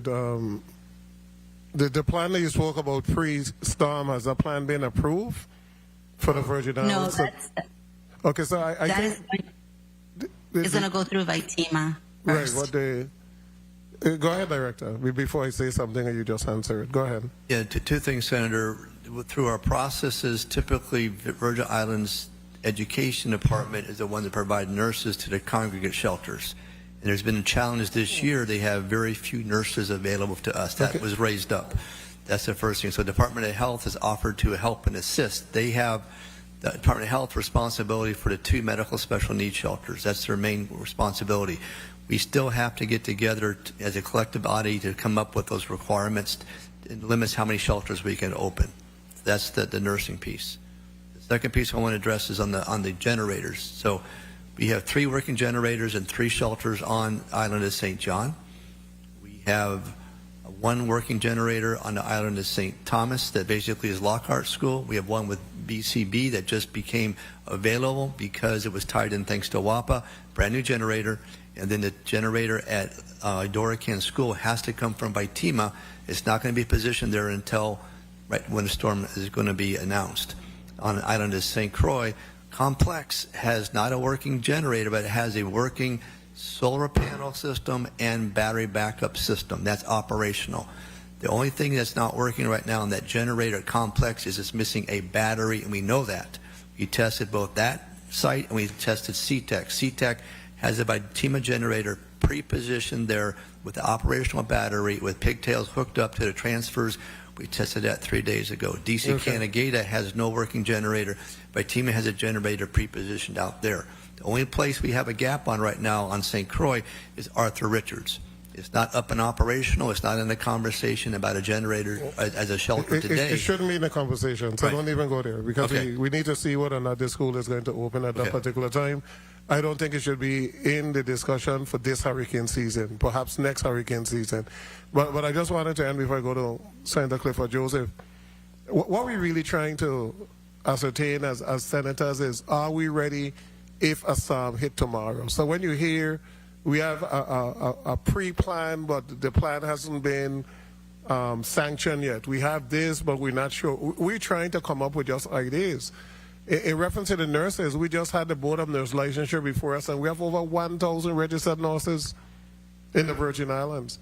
So if we can't get the nurses through Department of Health or somebody else, the nurses working in doctor's office, the nurses that would probably be willing to come on and contract. And also we got to be a little bit creative in terms of being able to utilize the population we have here. We have nurses that would be happy to come on during a storm, I'm sure, and work. I'm not all, but I'm sure you could find sufficient that you'll be able to get the shelters staffed up. So let's internally look at some solutions that we can implement. Senator Clifford Joseph, your point, and then after, Commissioner, go ahead before the point. I just wanted to say that's actually what I was speaking about when I said we're thinking outside of the box and indicating that we'll speak with others as well. Okay, that's excellent. Senator Joseph? Okay, this is for WAPA and Public Work, because WAPA, you stated on page 4 that you had 9 additional bucket trucks. When the order was made, and when do we expect these trucks to be in the Virgin Islands? So, Don Gregoire, Incident Commander. So we recently received a grant for these bucket trucks. We decided to go with a particular brand that we used before.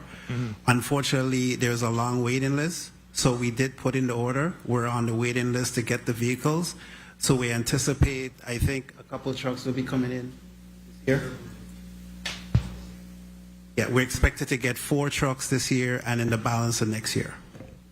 Thank you. And for Department of Public Work, you mentioned you had 2 backhoes on each island, because you say you had 2 in St. John, 2 in St. Croix, and 2 in St. Thomas.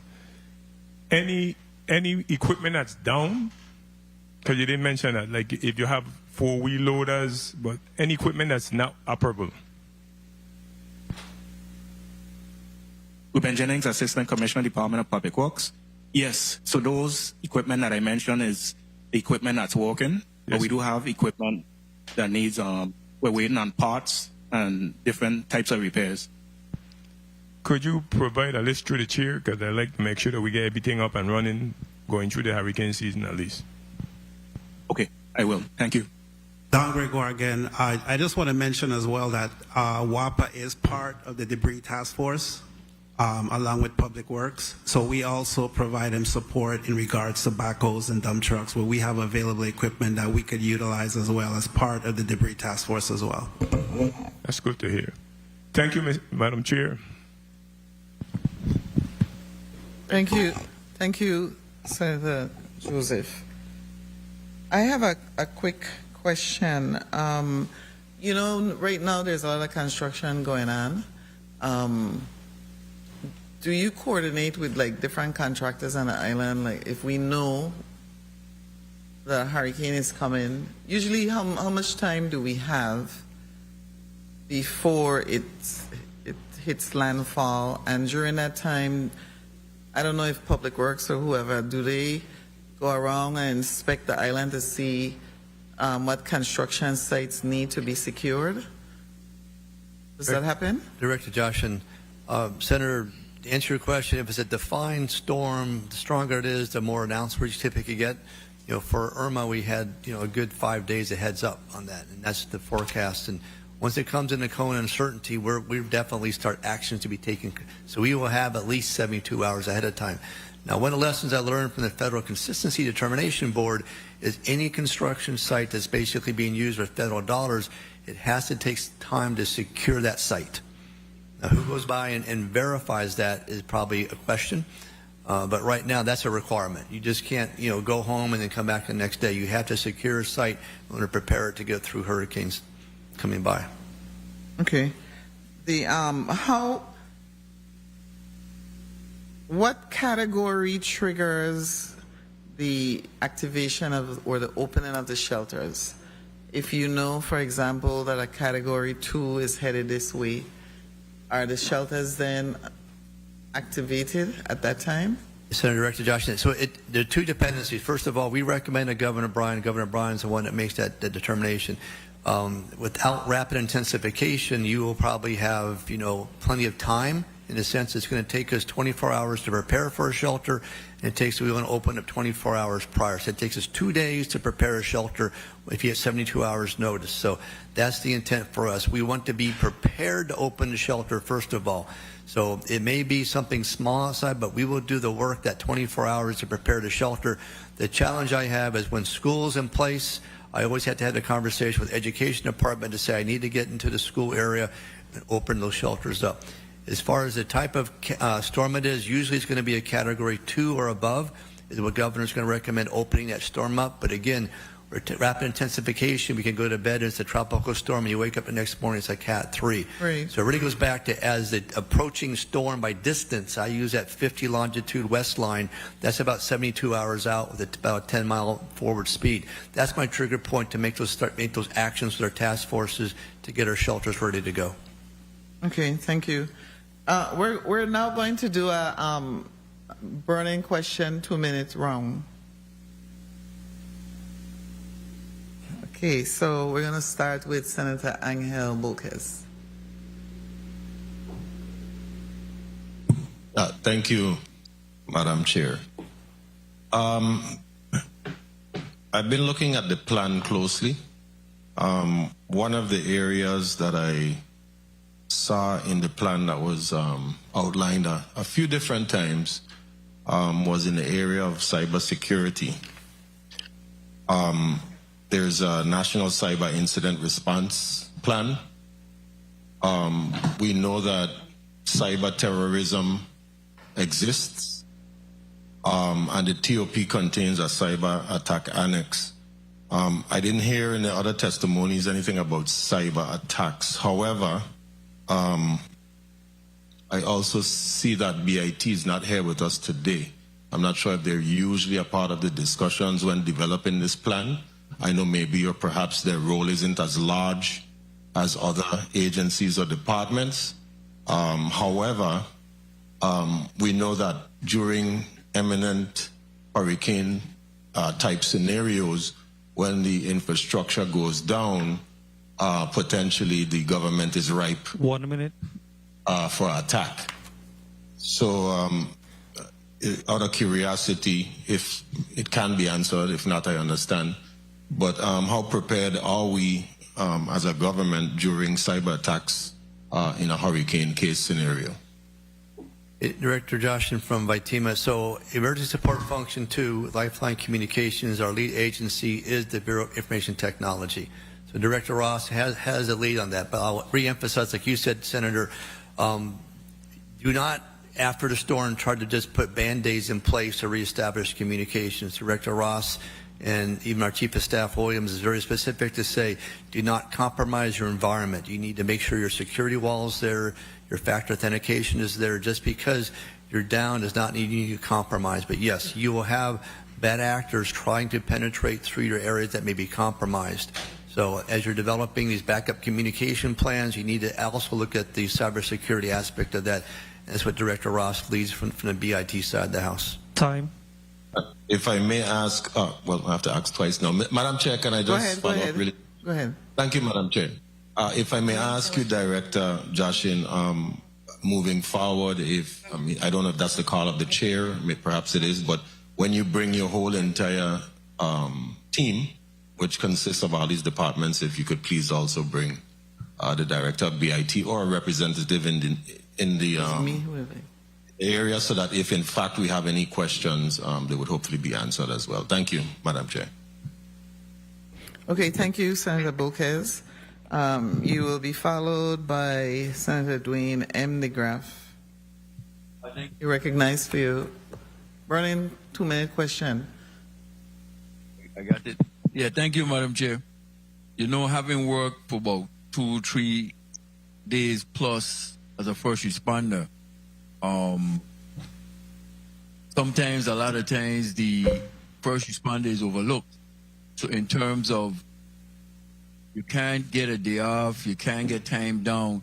So in this day and age, since I've been retired, are there any plans in place for individuals who may be suffering, maybe from lack of a better PTSD, from what they have seen, the destruction, the carnage that these storms bring, and the suffering that people go through? Is there anything in place for first responders to be able to seek some assistance so they could be the best they can to continue to serve?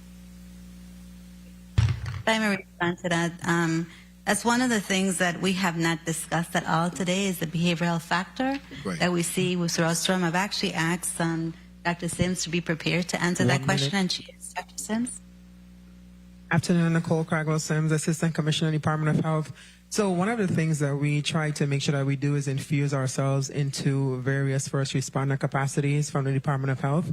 It is preventative as well as after the storm. Of course, after the storm, we're dealing with both community fallout as well as the first responder state of mind. So we try our very best to front load a lot of that, normalizing emotion, having first responder psychosis analysis, things of that nature, to make sure that we are in lockstep with them, so to speak, in maintaining their health. And of course, our door is always open for them to come in and have conversations. We try to be on site as much as we can.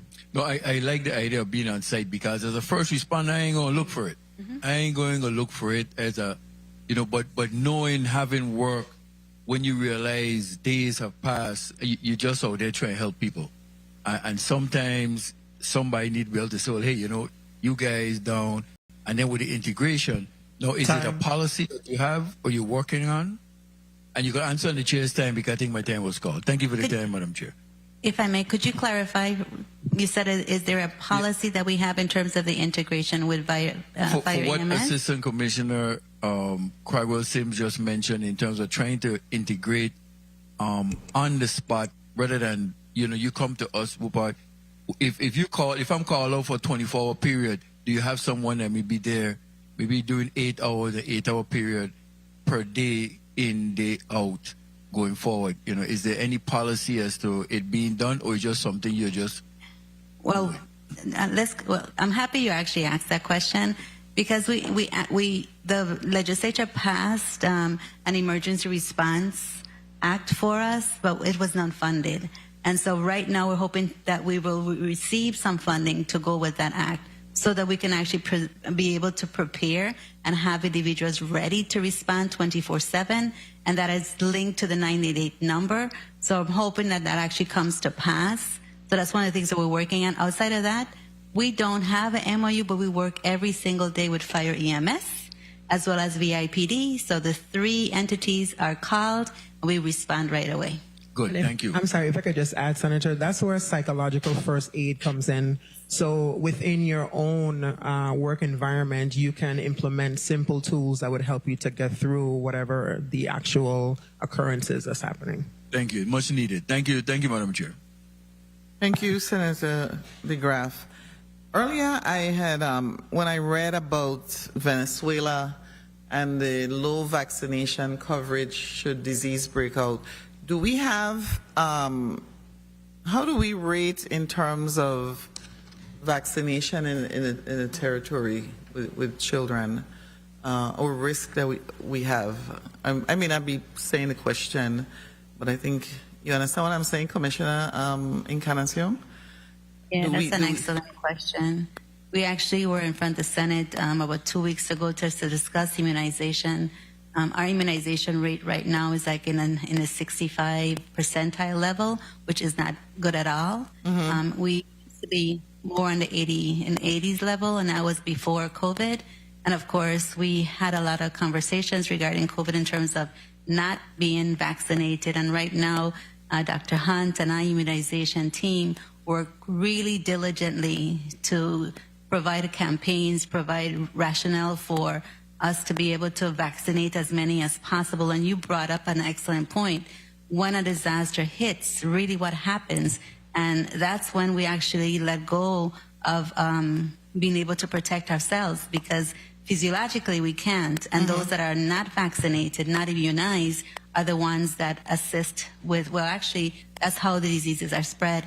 Dr. Ellis is here as well, and she may be able to provide some more feedback from a data perspective as well as her clinical knowledge. Okay. Dr. Ellis? Okay, Dr. Ellis? Hi, good afternoon. Dr. Esther Ellis, territorial epidemiologist. What the commissioner is saying about our vaccination rates is very concerning, because once you reach below a certain threshold, you no longer have herd immunity, which means that people that aren't vaccinated that are around you aren't protected because the majority of your community is vaccinated, and you reach this tipping point where you are at risk of an outbreak. We're constantly monitoring for vaccine preventable diseases, including measles, which is a concern right now in a lot of states. And so far we have not had a case of measles. We have tested individuals, suspect cases for measles, and have not had a confirmed case. But we're also doing wastewater testing surveillance, because the sooner we can detect a new or emerging or re-emerging infectious disease, the better we can inform our community and individuals that know that, hey, we do have measles in the community. I really do want to make sure and get my family vaccinated, can have the chance to do that before they're infected and potentially at risk of severe illness. Thank you for that. That when I read that, I said, it made me think about the Virgin Islands and what our risks are here with people not getting vaccinated. So you do have a campaign now, though, I think the commissioner said, to try to get... Yes. Right? Yes. Okay, good. Next is Senator Hubert L. Frederick. You're recognized for your 5 minutes. Thank you very much, Madam Chair. Lord. I accepted it. Thank you very much, Madam Chair. I got my 5. Your rapid question. This one, again, back to 2017, Vitima is the lead agency. The public became married to their radio because we felt helpless and hopeless. Information was the most important thing. The governor at the time, for some reason, took over the role of a PIO officer, and the director vanished. What can we expect if something happened now? Would you be the lead role? Is there a PIO? Who can we expect to be the person that will be communicating with us, Director? Thank you, Director Jaschen, for Vitima. So I think as far as the spokesperson, most likely be Governor Bryan. myself, the Federal Coordinating Officer, and the National Guard Adjutant General. That's your 4 key people who you want to listen to what's going on. We obviously have to work together, a unity of effort. We do have a joint information center that basically pulls that information together along with the public information officers that have that information prioritized and put together. But really it's going to go back to only 3 or 4 people that are going to be talking. Right. We've done exercise with 8 people talking to represent their agencies in specific areas, but those are the 4 key individuals you want to have the information coming out of. Thank you very much. Appreciate it, Madam Chair. Well, thank you. Did you see the reaction when I said 5? I think it came from the gallery. No. I recognize Senator Clifford A. Joseph Sr. for your 2 minutes. Thank you, Madam Chair. First question I have, WAPA. What's the status on the tree trimming at this point? What percentage we already touched on the island, where we're still hitting it hard with what we have? So I don't have an exact percentage, but I will say this year we have made significant progress in our tree trimming, having designated tree trimming crews on each island. We're going to be expanding on that once additional equipment comes in. So I don't have an actual percentage, but I will tell you we have 1 in each district, and we plan to increase in that amount as well. Thank you. Director Stevens. You testified the other day that if it's a storm outside of 102, what's your plan for relocating your personnel? Frederickstead, what's your plan? Good afternoon, Senator. Director Stevens, Virgin Islands Emergency Medical Service. I have a plan to move those personnel in Frederickstead, F Company, to Grove Place Annex. That's what we call it, Grove Place Annex. And the same thing for A Company. Move those personnel down to C Company, and then after the storm, do an assessment to see what's the status of those buildings before we push those personnel back into those. So you're comfortable? And I'm doing the same thing in the St. Thomas district as well. But you're comfortable with C Company? I'm comfortable with C Company, yes, Senator. Okay, and that was based on the assessment that was done by FEMA when they came to do that. So let me hear about St. John, because I know St. Thomas, you got moved in space. I want to hear about St. John. In St. John, we still have that agreement with Western. Okay, good. To be able to house personnel there during the storm. Good. Public Work. I'm closing with you. Frederickstead Town, the guts. What's the lineup to take care of Frederickstead Town? Ruben Jennings, Assistant Commissioner, Department of Public Works. So we've been addressing areas in Frederickstead over the past couple of weeks. We haven't completed it, but within the next 2 weeks, we do plan to. We have some flushing of the different drainage areas to do. We do have a vacuum truck now, so we do plan to flush some of the drainage so the water could flow easily. Okay, so this is the town. We don't have the town all cleaned up as far as the guts in the town. Because, I mean, you got a Lagrange gut and stuff to take a look to clean out, but I'm just talking about in the town itself for now. Yes. Well, thank you, Tree, for your responses. Thank you. Thank you, Madam Chair. Thank you, Senator Joseph. Senator Gittins, you're recognized for your quick, rapid question. Questions? Thank you, Madam Chair. Let me first say thank you to the Assistant Commissioner and Commissioner of Health for their responses on the mental health services, because I wanted to ask about that. And I also wanted to ask about the special needs population, but I'll contact you all offline. But I want to get to Public Works, and y'all could answer after, because what I did was my remaining 25 questions, I just took the top 3. So Public Works, I wanted to ask you about pre-storm cleanup. What's your plan for removing loose debris, abandoned vehicles, and bulky waste that could become projectiles during the hurricane season? Just up to this morning on my way up here, I saw and I keep talking about us abandoning our school grounds. Down at Arthur A. Richards Junior High School, the original campsite, campus, there is about 30 abandoned vehicles down there. right now, right on the roadside. It is sickening. So Public Works, I need to know what's your pre-storm cleanup.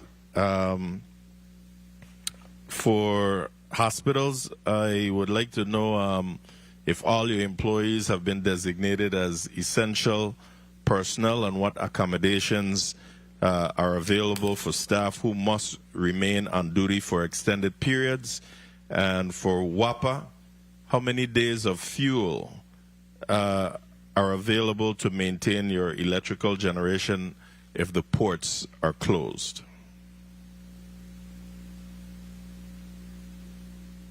So let's start I'll start with Public Works. Pre-storm cleanup. Yes, so we're actively engaging in pre-storm cleanup to include cleaning the swales and the guts. In terms of abandoned vehicles, we are in communication with the administrator's office, which is responsible for abandoned vehicle removal. So we do have emergency contracts. I really want the community to know that we do have emergency contracts that supplement our internal crews. And in the St. Croix district, we have nine contractors, and we feel we are more than prepared with our pre-planning and our post preparation. We're very confident that we're prepared to address any storms. So I always chuckle when I hear about the responsibility of abandoned vehicles being on the administrator. Our administrator is similar to a mayor. I can't believe that we get the administrator dealing with abandoned cars. This is why these cars aren't being removed. I don't understand how that became the responsibility of an administrator. And besides those cars that's being sickening, we also have a number of mattresses on the side of the road. Down to Sandy Point again, it went from 1 mattress to 2 mattresses in 3 weeks. And this is the 18th week, and there's 3 mattresses there now. Public Works, Waste Management, everybody driving these fancy, heavy-duty pickup trucks, and we just passing these things on the side of the road. Not even having what's the word I want to use? You don't even have the incentive of the, what is it? Initiative. Initiative, that's it, to stop and pick up these items. But I'll leave the rant for another time. Who's next to respond? I think it's WAPA. Or, no, hospital. Darlene Baptiste, CEO Hospitals. Senator Giddens, we have provided more than enough time for staff to fully understand and appreciate their roles as essential employees. It's now listed and enforced on our ID cards. And for other activities, they are reminded on a continuous basis that we are essential employees, one. Secondly, part of their emergency response or all hazards response, we do have sleeping arrangements made within VICC for staff, and we do provide accommodations for them as far as their meals as well, once they're required to be overnight. So my understanding is that just a selected few or all of your employees are essential? All employees are designated as essential. Great. WAPA? Yes, good afternoon, Senator Don Gregoire. So right now I'm tracking on St. Thomas, we have approximately 12,277 gallons of diesel. I don't understand that. Tell me how much days of fuel. Which is approximately 6.1 days based on the present burn rate. Propane, we got about 10,346 barrels, which is 8 days based on the present burn rate. St. Croix has 9,310 barrels of diesel. Right now, we're not burning any diesel. We're on full propane burn. And we have 19,410 barrels of propane at a burn rate of 2,857 barrels per day, which is 6.79 days. Listen. Some of you guys remind me of real politicians. When you ask one question, you get all this. All I wanted to know as a layman, is how many days of fuel we have. It depends on what we're burning. It depends on what unit is on at this particular time and what fuel we're on. So it varies. It could change in the next hour. Depends on what units are available. Thank you, Madam Chair, and thank you for your responses. This type of hearings or meetings we need to have more often, because we tend to operate in crisis. But I think if we plan a little more, we know what I always say about the 5 Ps. Prior planning prevents poor performance. So let's not have to discuss the 7 Ps. Thank you. Thank you, Madam Chair. Madam Chair, this is Commissioner Encarnacion. Yes. The Senator had a question for me, and I'm prepared to answer. May I? Yes, go ahead. We have 23 nurses in all in the Department of Health, 5 of them in elder shelter runs. So in terms of sheltering, we actually have 18 nurses that we can provide for sheltering to the special needs shelters. Thank you. Thank you. You have a follow-up question? Go ahead. On the 23 that you speak about, that's territorial. If that's territorial, what's the breakdown by district? That's territorial. I don't have the breakdowns per se, but specific to the divisions. I can get that for you. No, not divisions, Commissioner. Most of those, right? Not divisions, by district. How many on St. Croix? How many on St. Thomas? I'll get that information to you right now. My chief of staff is on the line trying to obtain those information. As soon as I get them, I will give them to you. Thank you. Thank you very much. This is important because we're trying to determine how many shelters can be open. And again, the director of ITEMA is saying that's also contingent on the availability of having a nurse. So the Department of Health, I'm thinking that will be the entity through public health to assist in this endeavor. Thank you. Thank you, Senator Gibbons. Excuse me, Clarification, Chair.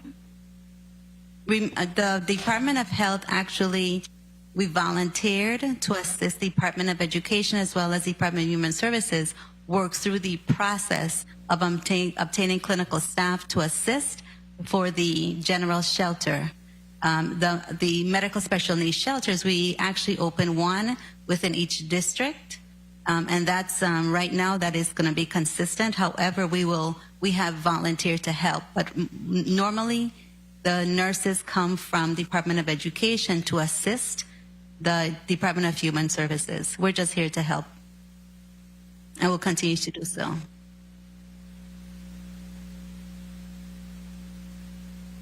You done? Okay. All right. Thank you. Okay, thank you, Commissioner.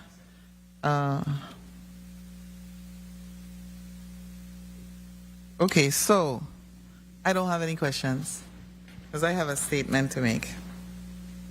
It's a positive one. Before we conclude today's hearing, I would like to recognize 2 important observances that hold deep significance for the people of the Virgin Islands and our nation. On July 3rd, we commemorate Emancipation Day, the anniversary of the emancipation of enslaved Africans in the former Danish West Indies. It is the most significant date in Virgin Islands history, marking the events of July 3rd, 1848, when thousands of enslaved Africans led by General Kodjo converged on Fort Frederick demanding their freedom. Faced with their unwavering determination, Governor General Peter van Schulten proclaimed from the steps of the fort, all unfree in the Danish West Indies are from today free. That courageous victory for freedom came 17 years before slavery was abolished throughout the United States. As we honor the legacy of our ancestors, I encourage everyone to participate in the many Freedom Week activities taking place throughout our territory, including the Fort to Fort Walk to Freedom, ceremonies and cultural presentations at Fort Frederick, Vern I. Richards Memorial Park, and Meadry Cummings Park, as well as the vibrant celebrations on St. John leading into the 4th of July festivities. On July 4th, we join our fellow Americans in celebrating Independence Day and the enduring ideals of liberty and democracy. Together, these observances remind us that freedom is never merely inherited. It is earned through courage, preserved through unity, and honored by remembering those who made it possible. I wish everyone a meaningful Emancipation Day, a joyful Independence Day, and a safe holiday weekend. I want to thank all the testifiers who came out today, showed up, my colleagues and their staff, my staff for getting me ready for this meeting, media, central staff for a great meeting. No closing statements today. The Committee on Disaster Recovery, Infrastructure, and Planning is hereby adjourned.